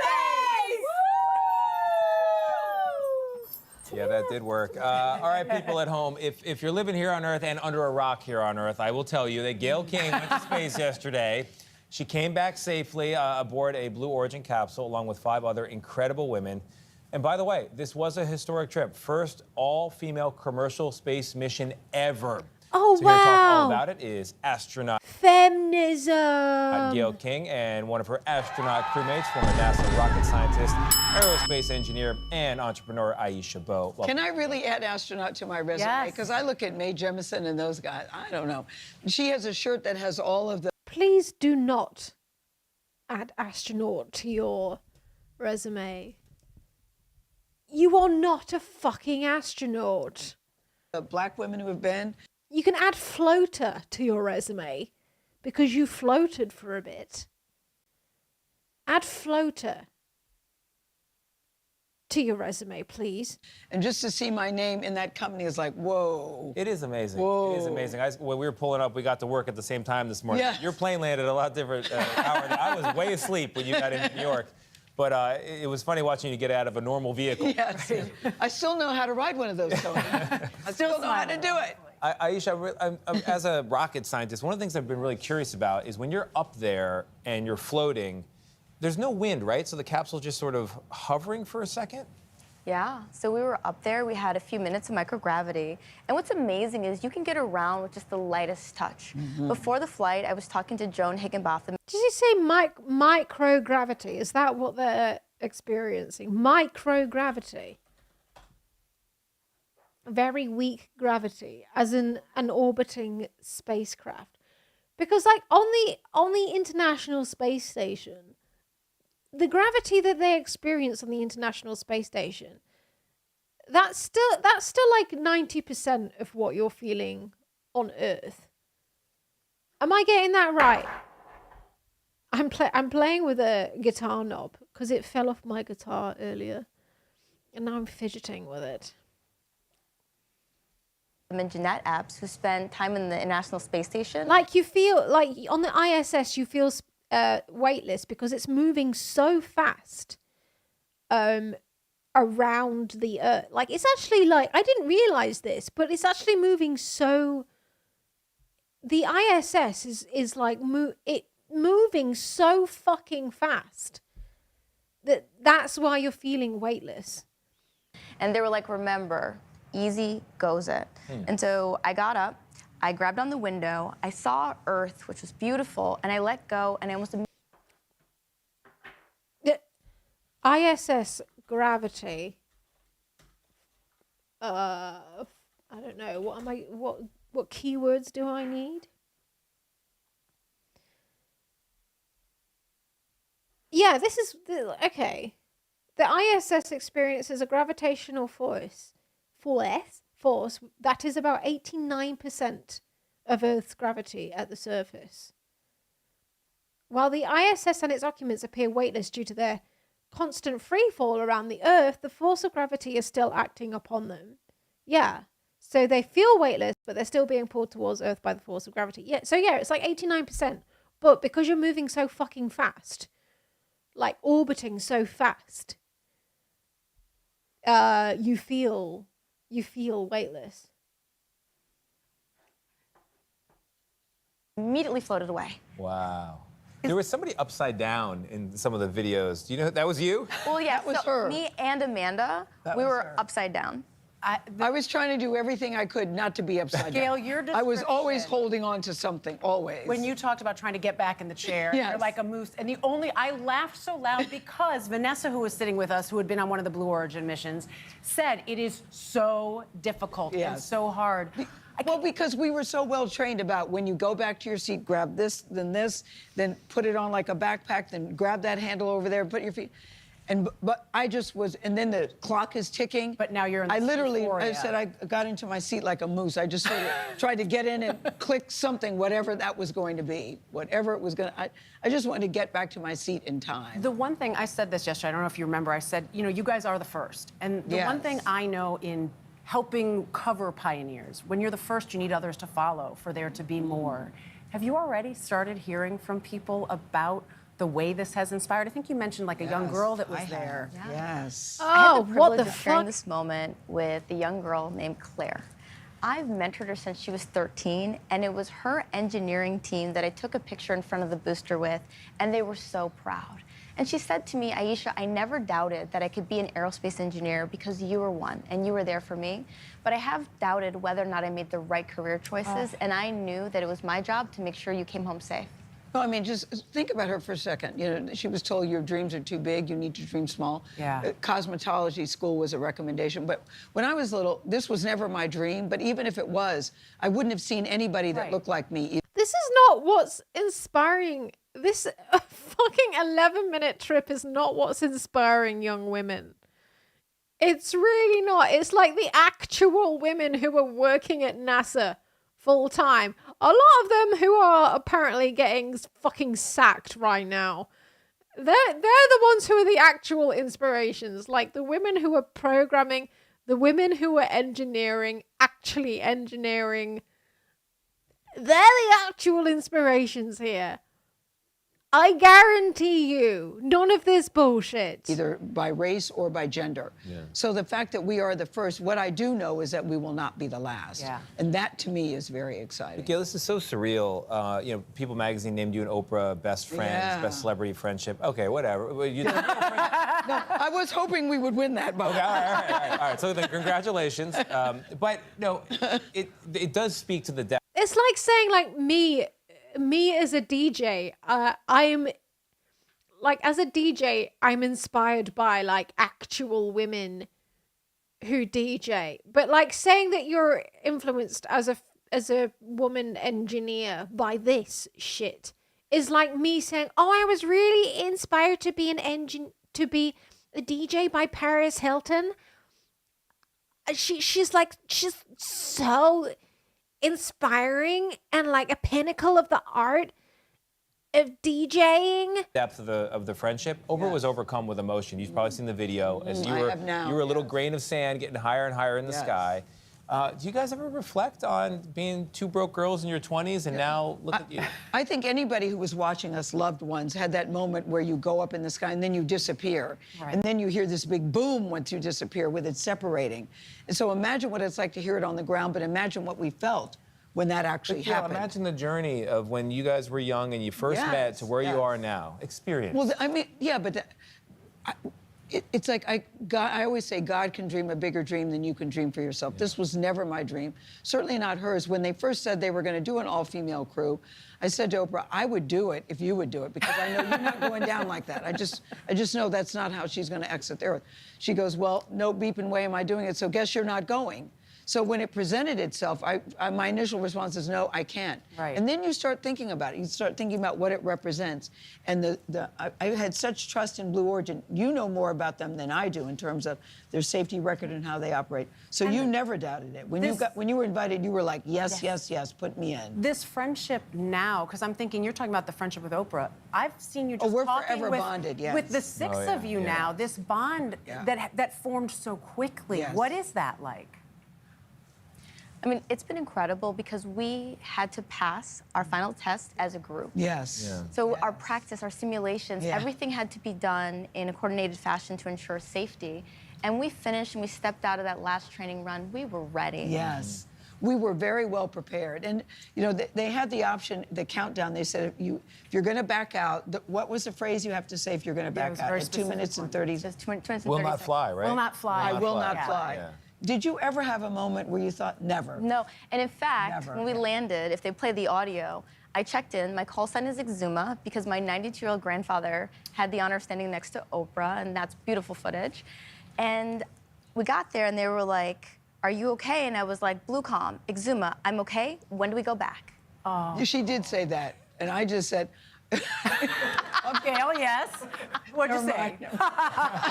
I just said, happy to be home. I did not say ready to go back, not at this particular. Those space suits are so cute, though. Look at the flares. The flares are so in. I just said, and the snatched waistline. Oh my God, it's to die for. Happy to be home. I did not say ready to go back, not at this particular moment. I want to talk about your grandfather and Oprah, because your grandfather's not. Did he even know who Oprah was? Yes. He did know? Okay. Yes. She's pretty famous. Yeah. She's I kind know, of, but I never know. So many people wondered what your grandfather was. Yeah, what did he say? So he said, you know, I understand that you were going to space, and I was really excited about it, but I was also comforted by Oprah. Comforted by Oprah?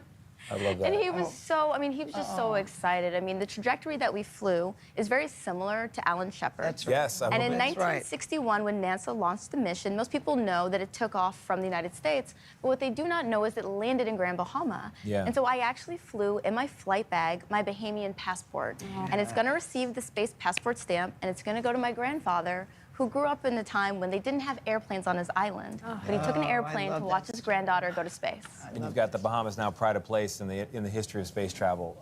You guys are. And I love Oprah and your grandfather hanging out. I know love that. It is really cool. People really kept looking. They're like, who's the guy next to Oprah? Everybody asked me. I'm like, I don't know. We got to find out. Yeah, somebody asked, is that Gail's dad? No. Nope. I thought that was nice, too. Yeah. Why is meeting Oprah, like, so fucking huge and amazing? Aisha, Why is that secondary to going to space? Meeting Oprah. I'm so glad you guys had a great time. It was such an amazing trip. Thank you very much for sticking with us today. Appreciate it. Yes. Oh, wait. What are you going to do with your spacesuit? Well, I would like my spacesuit to go to 2 places. One, there's a museum in the Bahamas, and then also here in the United States. Oh. So I actually asked for like 2. And the reason for that is I wanted to have a memorial to the progress that we've made in the United States and in the Bahamas. God, I just wanted to frame mine and put it in my house. Maybe I need to think bigger. Yeah, there's your flight suit. You got to fly away from here. You got 9 more interviews to do before you can sleep. Oh my God, it even has pockets. I love it when a girl's jumpsuit has pockets. Fashionable and functional. Katie. No, you're not the crier of the group. Feeler of the group. No, you are not. I'm crier. I'm going to tell you something right now. You are officially an astronaut. Thank you so much. How do you feel? I feel super connected to love.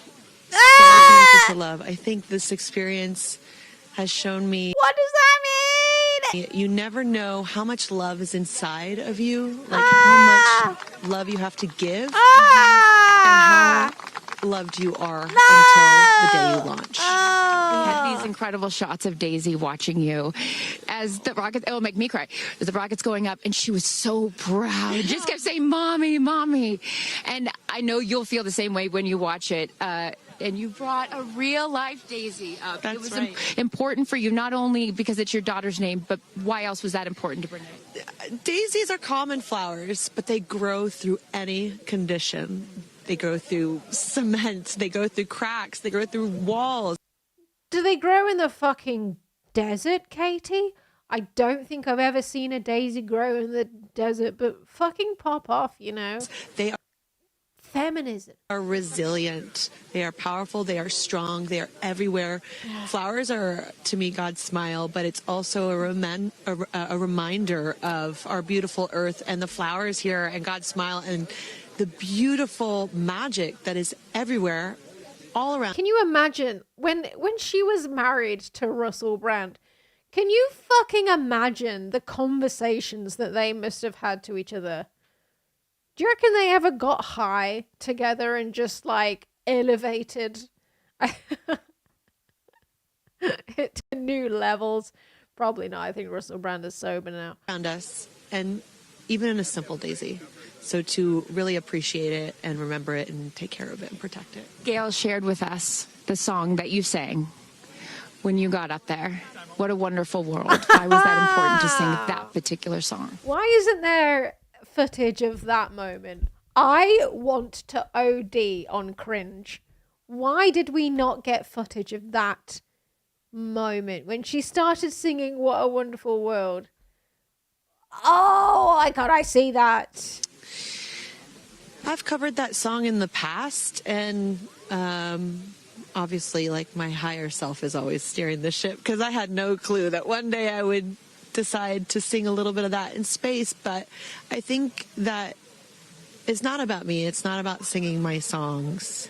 It's about a collective energy in there. It's about us. It's about. But I will promote my tour while I'm there. But it's not about me. Making space for future women and taking up space and belonging. And it's we're holding space about this wonderful world that we see right out there and appreciating it. This is all for the benefit of Earth. Someone hold my pinky. We're holding space. You've done so many incredible things in your life, selling millions of records, selling out stadiums. Where does this experience rate for you? This experience is right.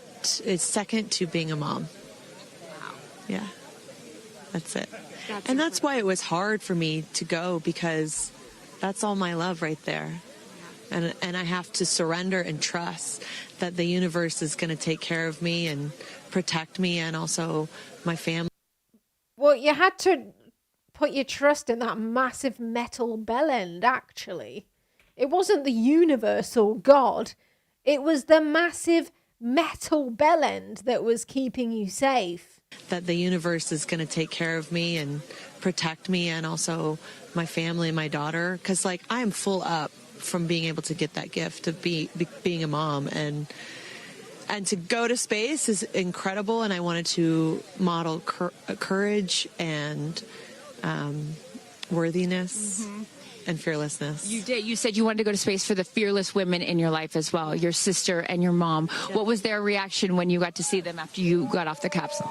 I have only seen my mom, and I was like, "Are you okay, Mom?" She just knew. She knew. She was totally okay, and I'm sure she was speaking in tongues underneath her breath, as she does all the time. She would do that for anything else, but definitely today. But she was so super confident. My mom, she has this thing where she can see.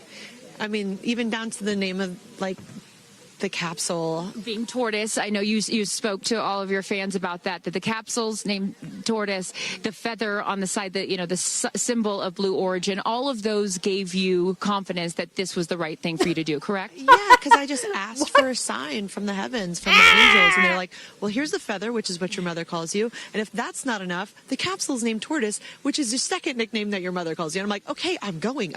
Yeah. I got the message, and I'm gonna get the message. Before I let you get back to your family, I just have to ask. And that, my friends, is a perfect example of confirmation bias. She wanted to do it. She felt a bit guilty about doing it. She felt a bit scared. So she was looking for every sign she possibly could find to convince herself to do it. You describe for us, because you're so brilliant at putting words together and describing moments that we can all appreciate later. How would you describe the moment when you took off and then the moment you landed? The moment, I mean, it is the highest high, and it is surrender to the unknown, trust, and this whole journey is not just about going to space. It's the training, it's the team, it's the whole thing. She watched some YouTube videos about string theory. I don't know if you realize that. It's all about the research. I couldn't recommend this experience more. This is like up there with all the, different tools that I've learned in my life, from meditation to the Hoffman process. This is up there because what you're doing is you're like really finding the love for yourself, because you got to trust in yourself on this journey. And then you're feeling the love when you come down, for sure. And you're feeling that strength. So I feel really connected to that strong, divine feminine right now. By the way, you're such a badass. I love that the month of April, you're like, I'm going to space and I'm launching my tour. It's really incredible. Now I know I'm asking this question for your fans. Will you write a song about this experience? Oh, for sure. 100%.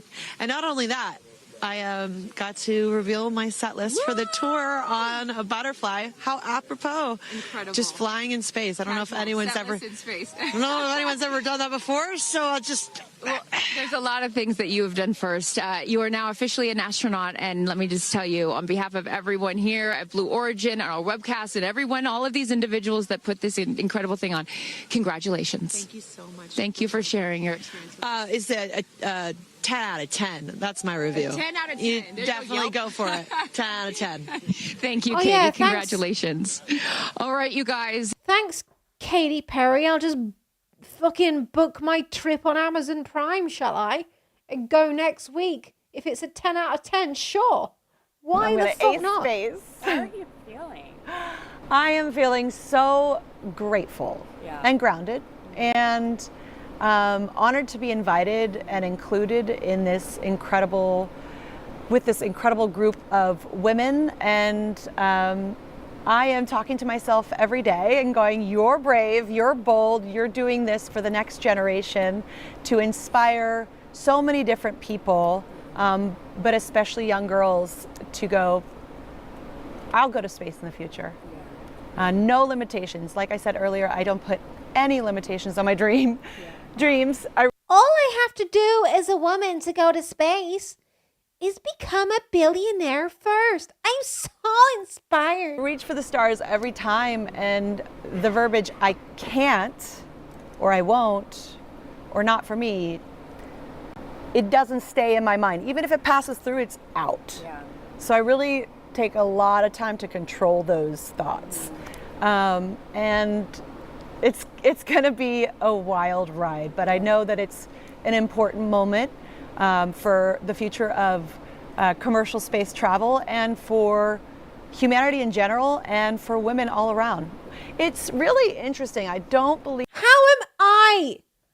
How am I benefited from this, Katy? Please detail how I, as a woman, have been empowered by this. Just one way. In just one way. Believe in coincidences. Of course, I'm going to fly on a rocket very soon. But before I was even going to do that, I was like, I want to fly on tour. So I am flying this year a lot. And my mother calls me Feather, so I think it's very, very apropos. Okay, so here's a massive butterfly. Also, she's probably like outdone every one of Taylor Swift's private jet flights with that one trip to space. So well done, Katy Perry. Well done. We don't hate Taylor Swift anymore. Now we hate you more.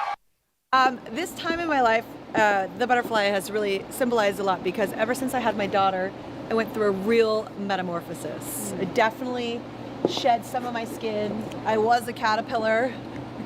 And now I really feel like now I'm flying.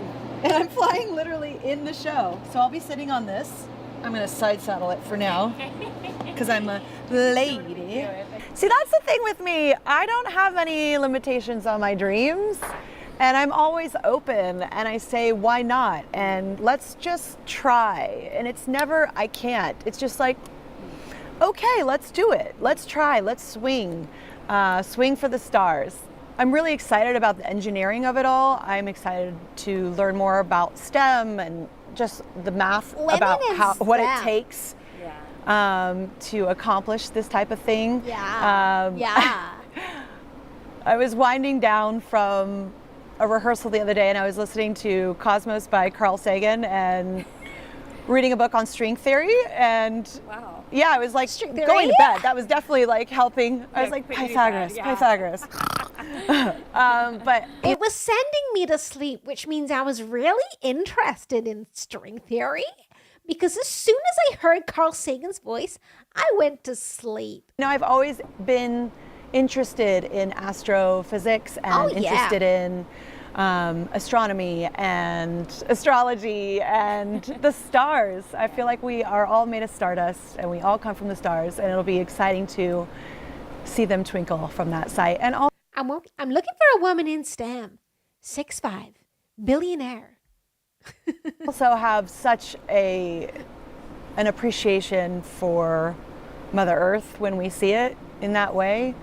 Many people, not many, but the people that have gone have had real profound things to say and have brought down ideas that did she say astrology? I missed that. Have been world changing.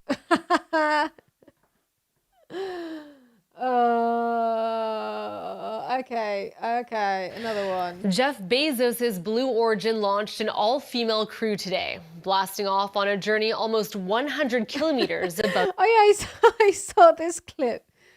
Gayle King looks just so done. The Earth's surface. 5, 4, command engine start. 2, 1, ignition.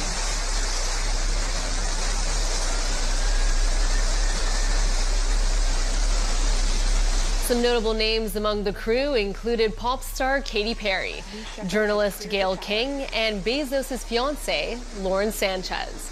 The group lifted off in the New Shepard rocket, taking off from Blue Origin's West Texas launch site. The flight lasted 10 minutes before returning to Earth. This marks the first all-female space flight crew since the last one recorded back in 1963. All 6 astronauts are going to start to feel the weightlessness, and shortly thereafter, we're going to let them unbuckle. And that right there is the most critical milestone of this whole ascent. Oprah watching her best friend go to space. Pulled out. Hear that screaming inside the capsule? And all 3 parachutes reefing, and they will slowly inflate. It's a very soft landing despite the sporty perception. There it is.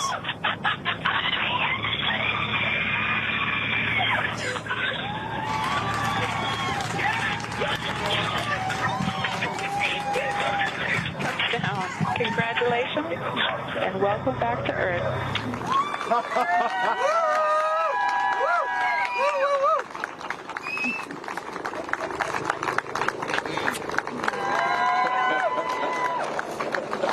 Katie! Woo! Amanda! Woo!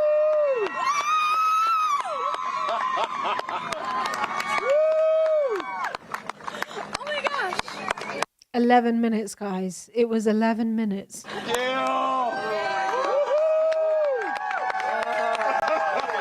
just have to have a moment with the ground. Let me just appreciate the ground for just a second.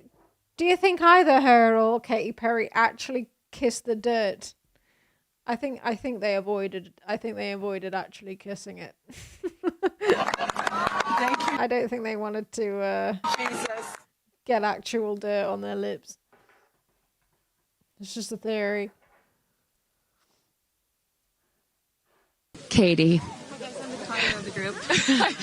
Oh, I might have already seen this one. No, you're not the crier of the group. Killer of the group. No, you are not. I'm crier. I'm going to tell you something right now. You are officially. No, yeah, I have seen that one.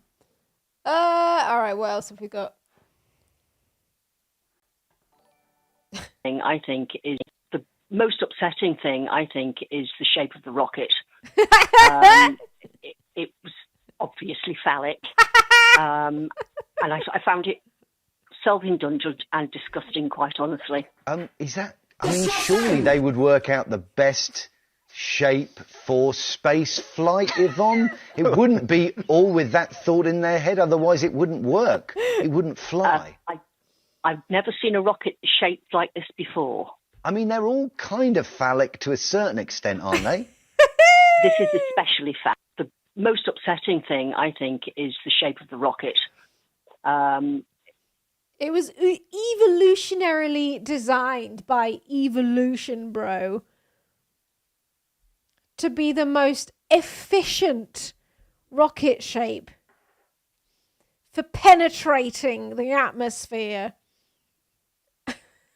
impregnating the atmosphere with billionaires in the most efficient fashion possible. And the bell end part at the end, that was evolutionarily designed to scrape out competing billionaires in space that weren't put there by Blue Origin or the other billionaires that are floating around that had got there before Blue Origin. The bell end part of the rocket was evolutionarily designed to scrape those billionaires out of the orbit.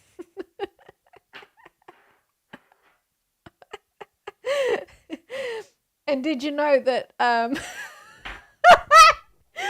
black hole kind of pulsates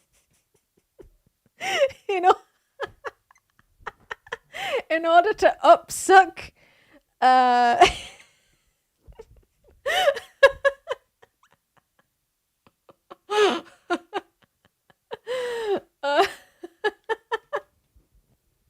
the pulsation of the black hole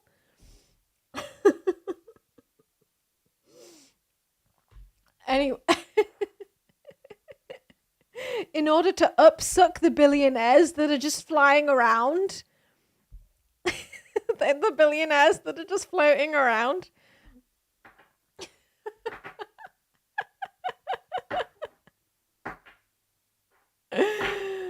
All right. What else have we got?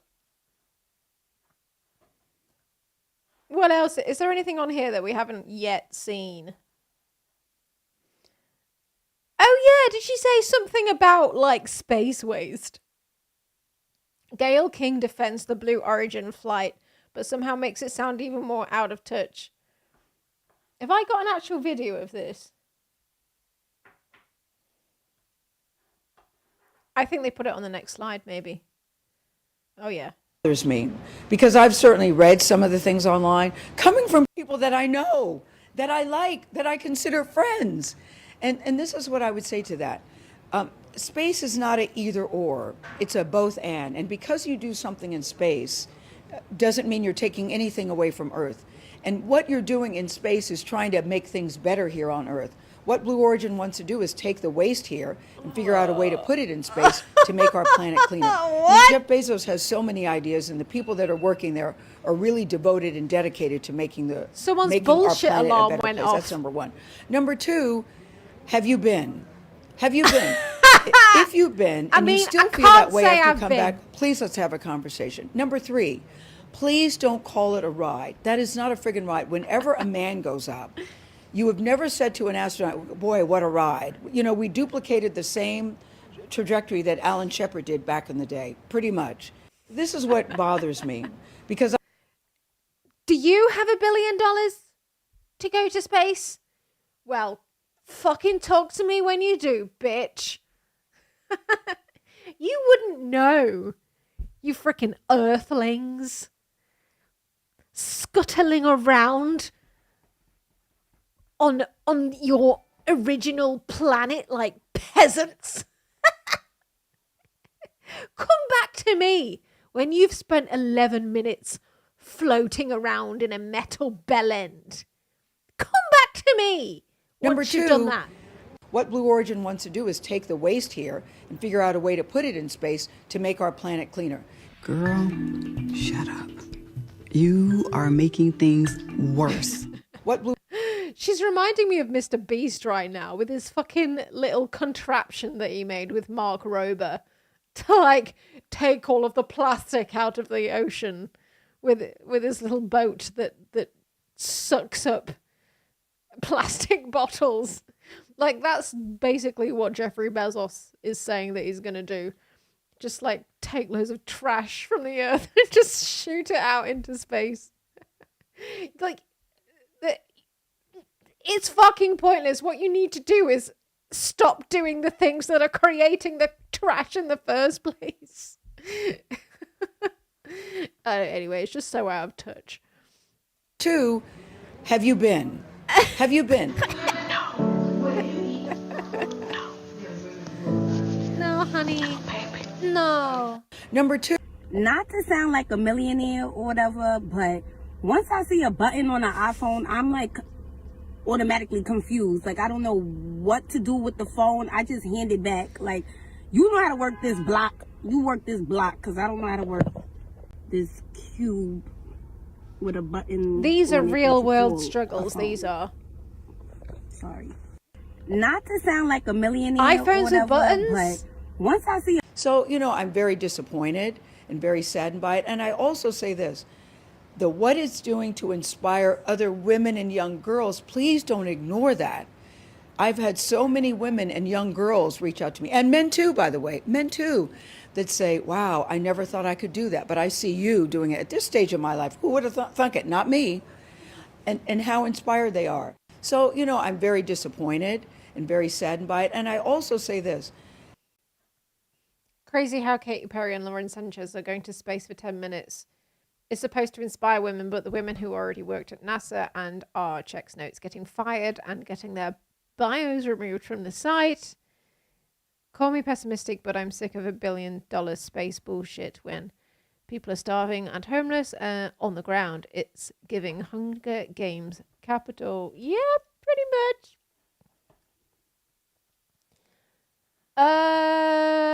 All right, we've got a couple of clips about the backlash. What are we doing? Like, why? You know what I mean?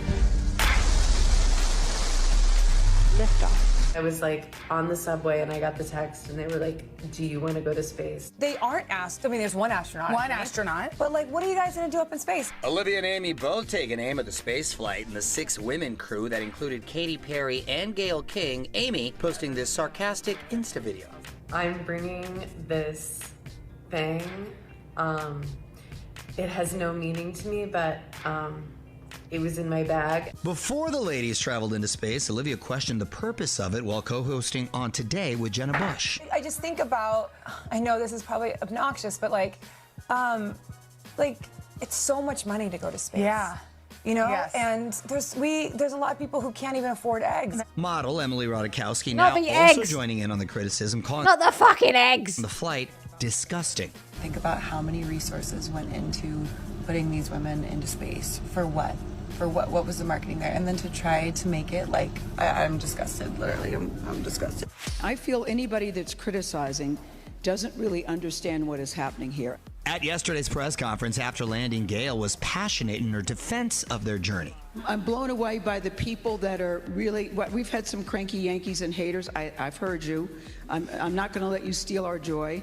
But most people are really excited and cheering us on and realize what this mission means to young women, young girls, and boys too. You get comments about, why are you spending all that money in space? What about here on Earth? I was one of those people, actually. Well, I spent a lot of money on that. And then you get involved and you start listening and you start learning. Gayle then deferred to her crewmate, former NASA rocket scientist Aisha Bowe, who explained what they had accomplished during the flight. We advance science today. More people are going to be able to do meaningful research with Blue Origin because we collected data. We contributed to the knowledge base of what people know about women. What data did they collect? I would love to know. We flight qualified hardware so that more people could use our hardware to fly. It is bigger than the criticism. We are inspiring the world right now. Oh, like I know she's the one who's actually like supposed to be an astronaut, right? But she's talking like she's just talking like she's so like, I don't know, girl boss feminism coded. It's cringe. Like, yeah, it's great that she's an engineer, but why is she girl bossing it so hard? I feel like it's not a realistic expectation of what women in tech are like. Like, women in tech do not have like perfect makeup. They're not amazingly good at public speaking mostly. They're kind of fucking awkward nerds who aren't very public facing people, and they just kind of want to get on with their work. They're not like, we're helping women, here's my inspirational music. And like a lot of women, me included, find that kind of girl boss feminism just the opposite of inspiring, to be honest. I've always found this kind of girl boss feminism like just cringe. Like, it's put me off feminism. Like, not that I'm not a feminist, obviously I am, but if that was like my only perception of feminism was like this kind of girl boss like inspirational speaker kind of shit, I would be like, this is fucking, I don't want this. This is bullshit. I've always been inspired by actual women who are actually just fucking doing things and getting on with the work, you know, like just none of this shite, you know. And I know a lot of other women are very much the same as me. I always kind of despised this whole like forced aesthetic feminism thing. I always despised it. Yeah, it's very white, very Western kind of feminism. Yeah. You know what's okay? We have conspiracy theories about Katy Perry faking this. I don't know. You know what's going to come out of her mouth, but really her heart. When And is that Jeff Bezos out there right by the capsule? Kind of hard to see. That is correct. That is Jeff Bezos, our founder, on the left, as well as Sarah Knights, our crew member 7. Doing his villain laugh. And I just want to thank our viewers for joining us. NS-31, New Shepard's 31st mission to space, our 11th human space flight, from all parts of this flight, for the booster, for the capsule, for our astronauts, a completely successful. Using tin hat logic, skeptics pointed to landing footage that shows the celebrity space travelers opening the capsule's door minutes before its owner, Amazon boss Jeff Bezos, proudly twisted it open with a wrench-like tool. Social media users seized the moment as evidence that the mission was a hoax, insisting the rocket can only be opened from the outside due to safety protocols and a pressurized cabin.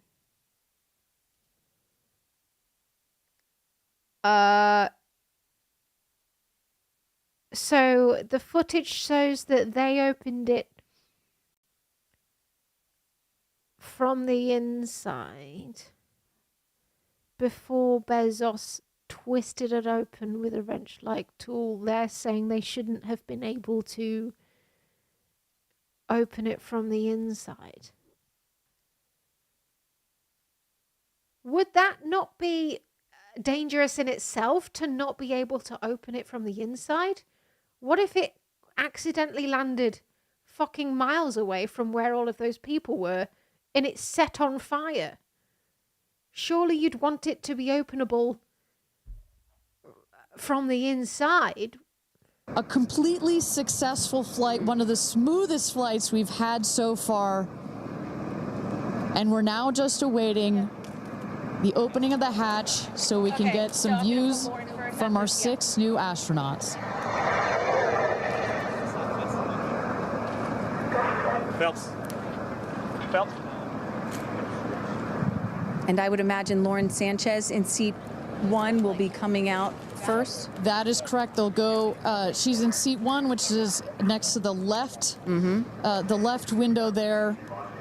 She will go first. And then last in number 6 is Carrie Ann. That is the window on the right. Shy Canyon.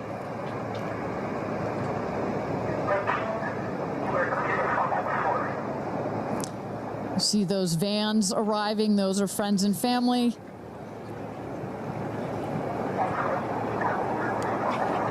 And that's Carrie Ann looking out the window, in the window to the right there. Lauren Sanchez on the left, and you really get a sense for just how big these windows are. I mean, when you're inside this capsule, it's almost as though you're getting a full 360 panoramic view. One of the cool features of this capsule, the largest windows of any spacecraft. So over a third of the surface area of this craft is windows, and that's on purpose. There were many meetings with our founder, Jeff Bezos, where our engineers brought him some windows. He said, nope, make them bigger. They come back, and nope, that's nice, but make them bigger. Holy shit, when are they going to open the fucking door? Incredible experience. Sarah. Good? Okay, here we go. Yeah. Here goes Jeff Bezos to open the hatch.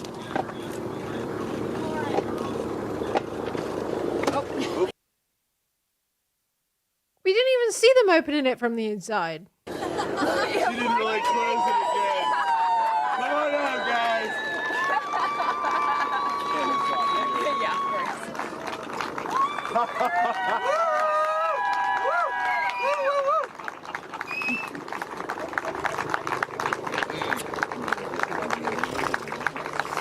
We'll see your babies. Where are my babies? They're over here. Go see them. Where? Oh, we have to go Right there. there. Okay.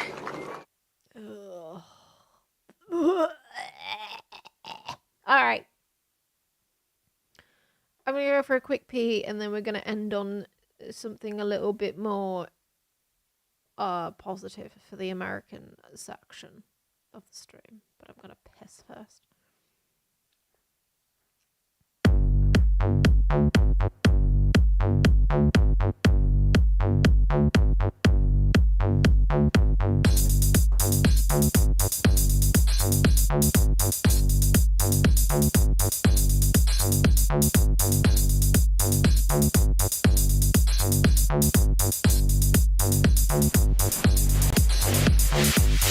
I can't talk right now. I'm making piss. I can't talk right now. I'm making piss. I can't talk right now. I'm making piss. I can't talk right now. I'm making piss. I can't talk right now. I'm making piss. I can't talk right now. I'm making piss. I can't talk right now. I'm making piss. I can't talk right now. I'm making piss. I can't talk right now. I'm making piss. I can't talk right now. I'm making piss. I can't talk right now. I'm making piss. I can't talk right now. I'm making piss. I can't talk right now. I'm making piss.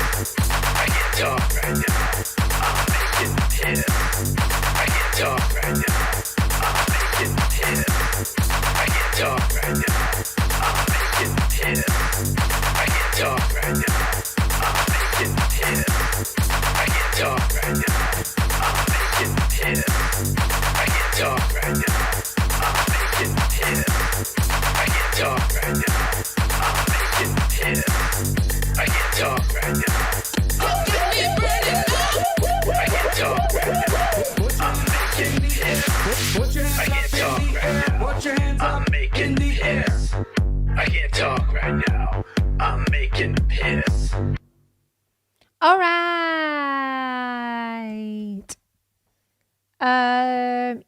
Let's watch something more positive. The latest. When Donald Trump. The latest update from Bernie and AOC from the tour. Let's go. Donald Trump looks out at this crowd and they pay attention to this stuff, and Elon Musk does. You are scaring the hell out of them. It's amazing. They talk about Bernie Sanders gets 3,000 people. He lied. There are people a half a mile away. Elon is so desperate to try and discredit this grassroots movement. And instead of facing the reality that working class people are fed up with billionaires like him, Musk decides to claim the crowd was full of paid protesters. Anybody here get paid to come today? So I invite the president to come to LA. Tell the people here why you think it's a great idea to cut Medicaid and nutrition and health care so you can give tax breaks to billionaires. The people of LA would love to hear that. Musk and his friends see you as nothing more than workers to be disposed of. They got rid of tens of thousands of federal workers. They don't give a damn about you. And what we have got to do is say, sorry, we are human beings. Human beings. Because they know human what beings. You know and what I know is that they are the 1%, we are the 99%. They own Congress, they own the White House, but they don't own us. Now, I'm not going to tell you that it's going to be easy. It's not. We're going to have to fight them door to door, workplace to workplace, school to school. We're going to have to educate. We're going to have to mobilize. We're going to have to stand up in a dozen different ways. But from the bottom of my heart, and I've been to every state of this country, I don't care whether you're Republican, Democrat, or independent. The people of this country do not want oligarchy. They do not want authoritarianism. And they want a government that works for all of us, not just the 1%.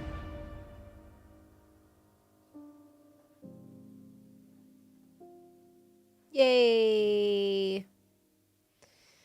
Yeah, there's been a lot of people turning up to their tour. It's making me feel rather hopeful. Get down there if you can. Get fucking pumped up, man. Human beings. Exactly the same physical state. Oh yeah, and also my favorite neuroscientist has gone on my least favorite podcast. Why isn't the title showing up of the video? What's going on here? There are these experiments where they trained people to experience. What? Why has the title just disappeared? What have I done? What have I done to YouTube? I've broken YouTube. What's going on? There are these experiments Oh, where there we they go. trained people to experience anxiety, but as determination. I was shouting her out. I was gassing her up on a previous stream. Like, she is the best neuroscientist. I mean, she is, but she goes on these fucking dodgy podcasts because that's kind of what you have to do to sell your books. But I was shouting her out. I'm fucking shouting her out on my previous stream, and I've constantly cited her work so many times in my videos because she's actually talking about how the brain actually works instead of just this like bullshit pseudoscience crap, and then tries to sell like fucking supplements from it. Like, she actually writes books that are based off evidence, and they're written really well and they're communicated really well. And now she's gone on my fucking least favorite podcast.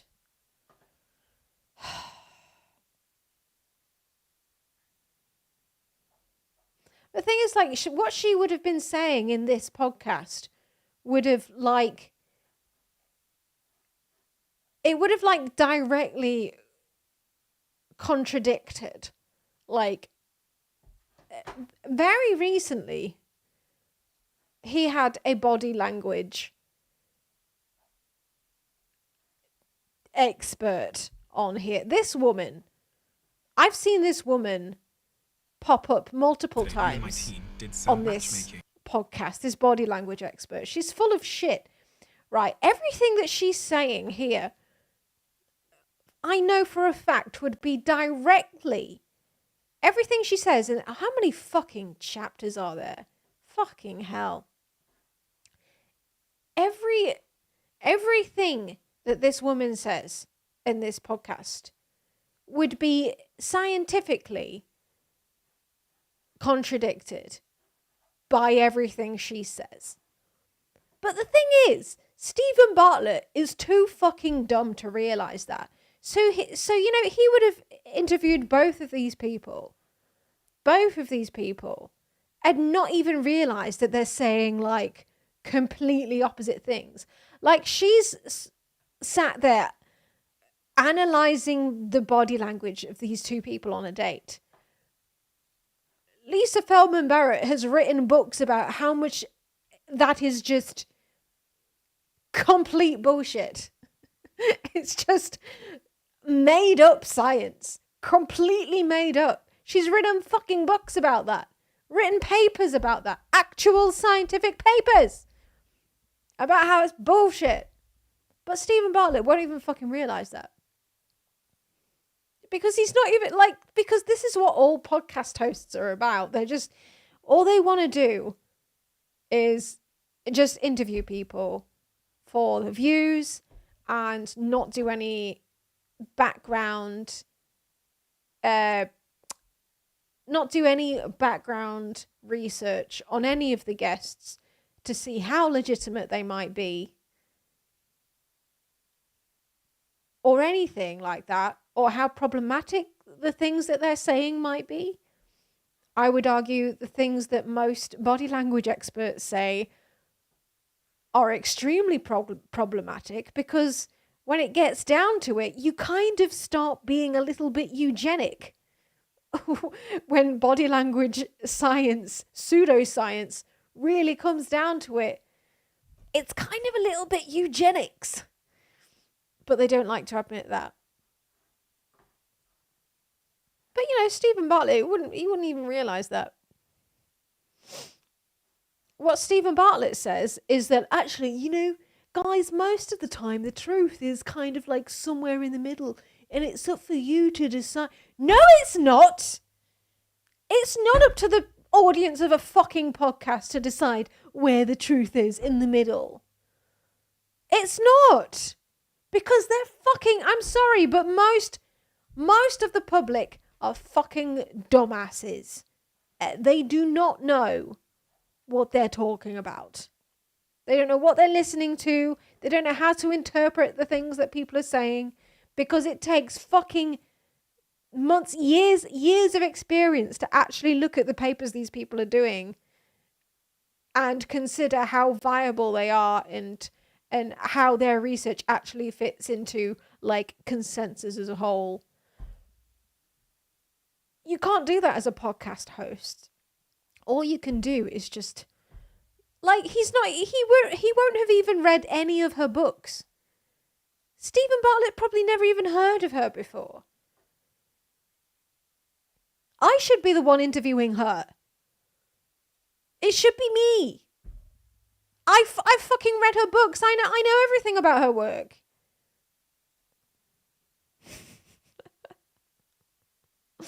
But hey, this is what you got to do to sell your books. You've got to talk to someone who knows nothing, absolutely nothing about your life's work.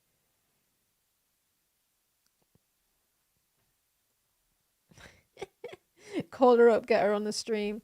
Yeah, I should approach more people, to be honest, for interviews. I'm just like, I always just assume people are gonna like say no, and then I'll just feel rejected and awful, and then I'll crawl into my little hole. I'll be like, no one speak to me. I'm just a little hermit. That's what I assume things are gonna turn out like. I'm very much a hermit who assumes that people are not gonna engage with me or want to speak to me.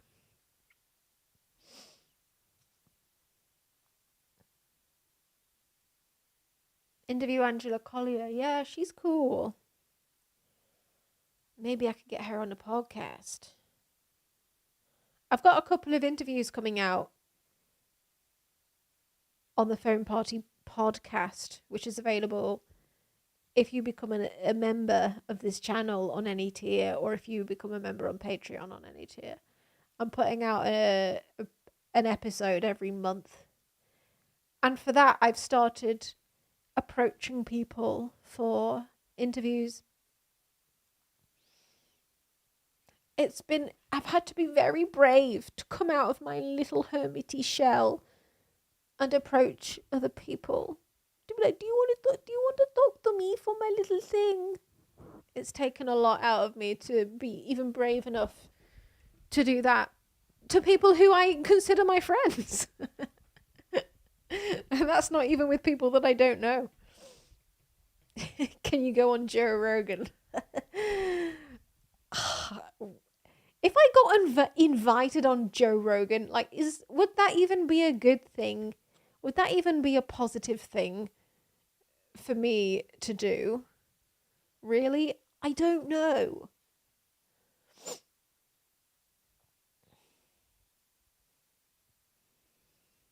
Yeah, Angela Collier's on Nebula now. My podcast's on Nebula as well. You can sign up using my code. If you do sign up for Nebula, sign up using my fucking code.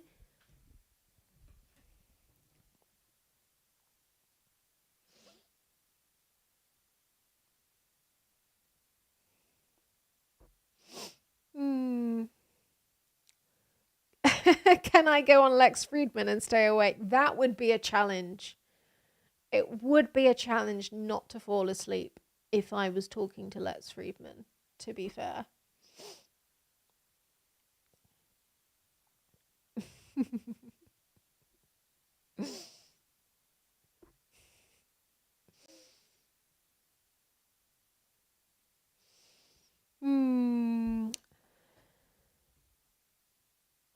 You feel like Moon on Rogan would actually be hilarious? Would it?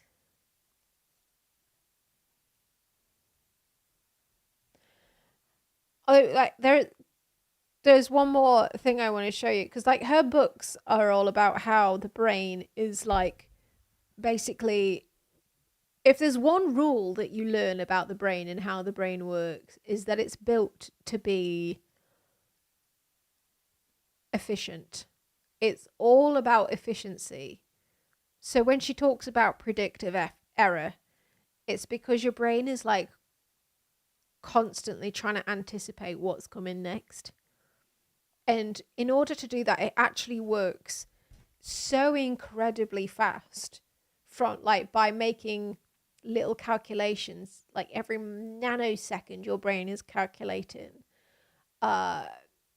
predictions based on your past experiences, and that's how it creates the feeling of anxiety in your brain, along with other emotions as well. Because it's really quickly trying to, as efficiently as possible, calculate how you're going to feel in a certain situation. And it uses not only like what the experience, like the physical experience that it thinks that you're going to outwardly experience in the near future, it's also taking lots of cues from inside your body as well. So like if you get a stomach ache, for example, it could just be that you've got a stomach ache because you ate something bad, but also you could have a stomach ache because you feel like nervous, but your brain's a bit like dumb and it can't tell the difference between, oh, you've just got a stomach ache because you ate something bad, or you've got a stomach ache because you feel anxious or nervous. It gets confused between the two. So like if you have, like, say during your period, if you have cramps, your brain like gets stupidly confused and it thinks, oh, you've got cramps because something terrible's happening. And that's like why you get so much, like, I don't know if like other people who get periods experience this, but I feel like a lot less, like if I have like period cramps, I also just feel like in a way worse mood because I feel a lot more anxious about things and a lot less confident in myself. And it's because my brain's just like trying to predict what the fuck is going on, because it's just in this like dark little box. It actually doesn't know what the hell is going on in the world. It's trying to make sense of it from your sensory inputs. And those sensory inputs include whatever the fuck is going on in your body. That's just a part of the things that she talks about. She talks about a lot of other stuff as well, but it kind of works as like kind of like a self-help book as well, because when you realize like how fucking like efficient your brain is trying to be at all times, you kind of realize that like how like dumb your brain can be. And when you're feeling something, you can kind of remind yourself, like if you're feeling extra nervous about something or extra anxious about something, you get like, it helps you kind of like realize that it's just your brain being a bit dumb, and what you can actually do is reframe that feeling into something more positive.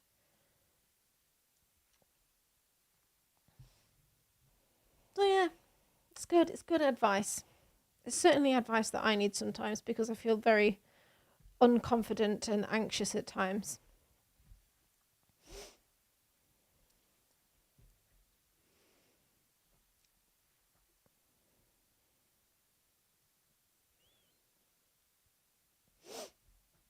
My hormone levels change how my body feels and impact my emotions.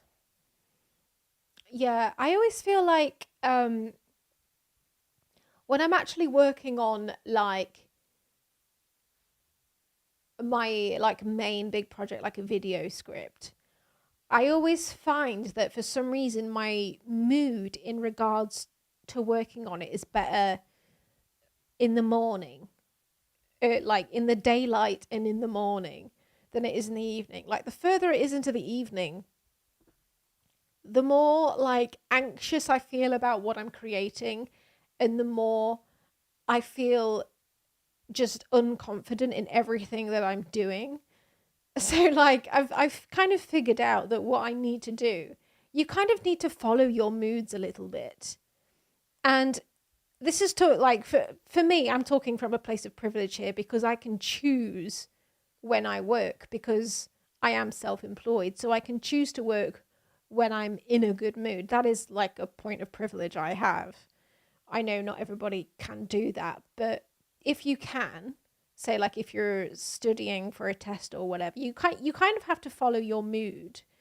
Sometimes you're just going to be in a fucking shitty mood, and you really have to take care of yourself and not overwork yourself, because it will just make you do.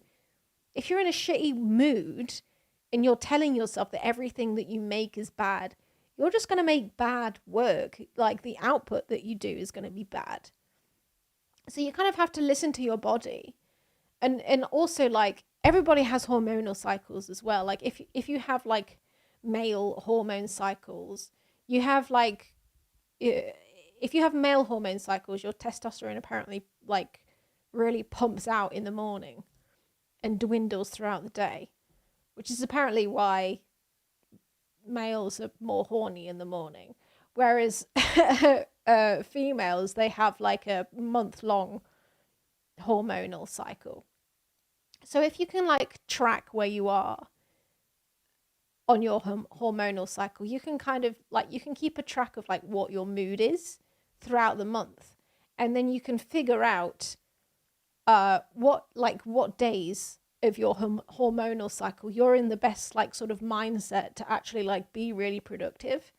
And you can like learn which days of your cycle you know that you're just not gonna feel that confident in yourself. And then maybe what you can plan to do on those days, if you can. Obviously some jobs don't allow this, but if you can, just be like, okay, if I'm not feeling it today, I'm gonna allow myself to bed rot and binge watch a bit of Netflix on this day, because I know that trying to be productive is not gonna work. But just like journaling helps a lot with this, because if you write it all down, then like you have a record of when you felt good and when you didn't like feel good.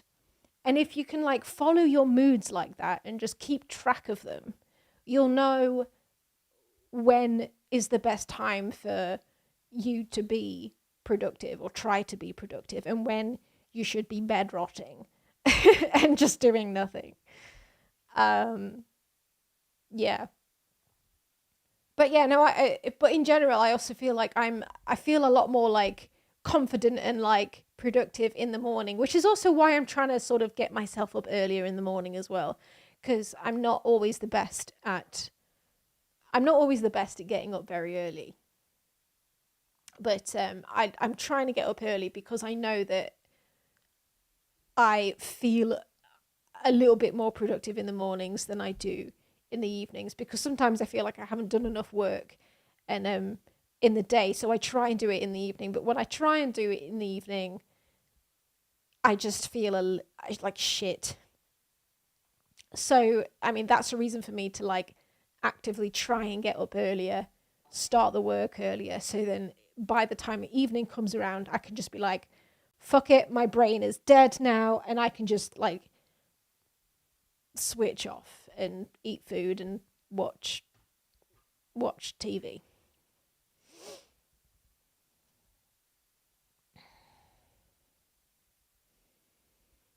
I've got depression, but I know pushing myself is key, otherwise the bedrock mooncat is talking about. Yeah, but no, I recommend this lady's advice. I mean, I've been reading her work since she was the one who debunked Paul Ekman's the body language junk science that's so prevalent throughout YouTube and society. Like she is the one who debunked it, because she figured out that actually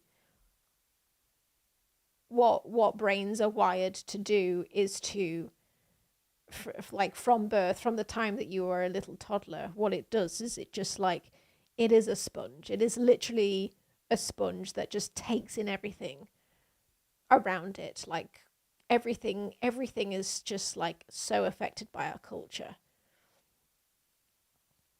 And obviously affected by our genes as well. But you can't tell if someone's lying or hiding something from you from their body language. It's just not possible. But I started reading her work back when I did my body language video. But her work also helped a lot with the evolutionary psychology video.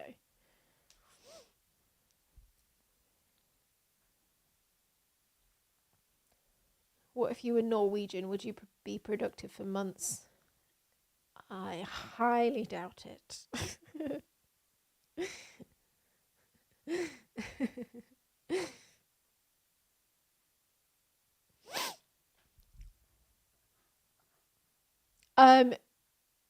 But yeah, a good reel that I saw recently that was a good example of how amazing our brains are and how efficient they are at like cognitively just doing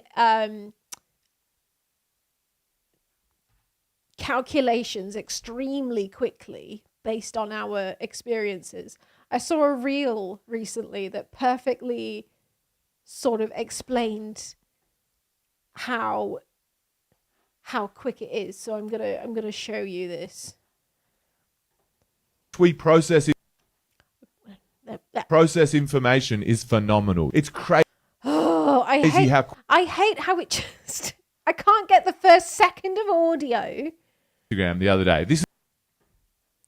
We process information is phenomenal. It's crazy how quickly we process data. Like memes. I was thinking about memes. I saw a meme, right, on Instagram the other day. This is all the meme was. It was just a photo of the actor Edward Norton, right? Photo of his head. He's got a shaved head. It's a black and white photo. Up the top of the meme, it says top 10 movie moments. Down the bottom, it said, in this classic movie moment, Edward Norton's character gets overstimulated and has an autistic neurodivergent meltdown. In order to understand that meme, you have to know that that photo is from American History X. You have to know that in that movie, Edward Norton plays a neo-Nazi. You have to know that recently Elon Musk did a neo-Nazi salute. You have to know that people defended Elon Musk's neo-Nazi salute by saying that he did it because he has autism. You have to connect all of that data in your head. You have to also be aware of the fact that top 10 movie moments, lists like that exist, and you have to be aware of them to the extent that you're aware that this list is parodying those lists. You have to connect all of that. It takes about half a second, and then you just go, huh, and keep scrolling. And the speed at which we process him. There you go. That's what I'm trying to say. That's basically what I'm trying to say in the form of that very well written joke.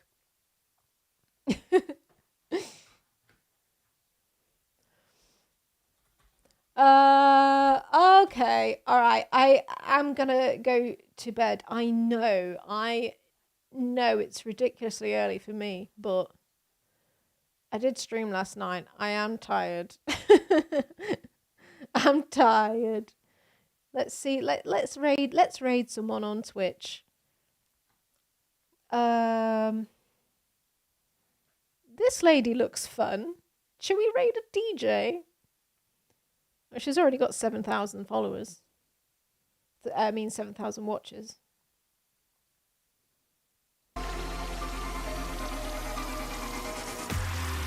Oh wait, she's doing You have earned for you and your fellow refiners. She's doing Severance. Music dance experience.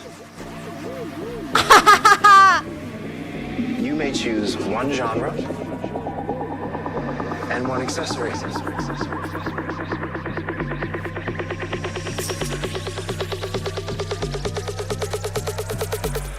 The maraca.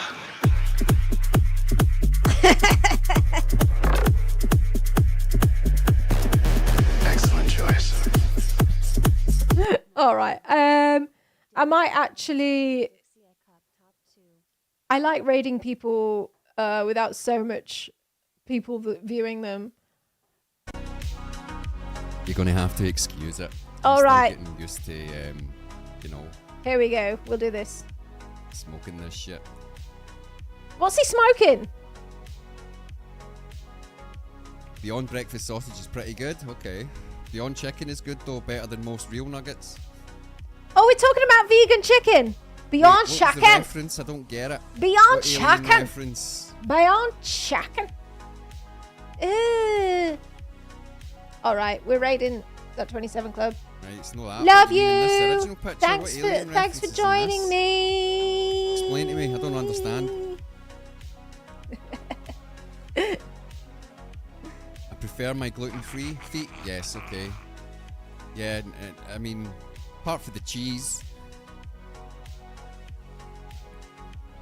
Bye, bye, Over the cheese. My daughter-in-law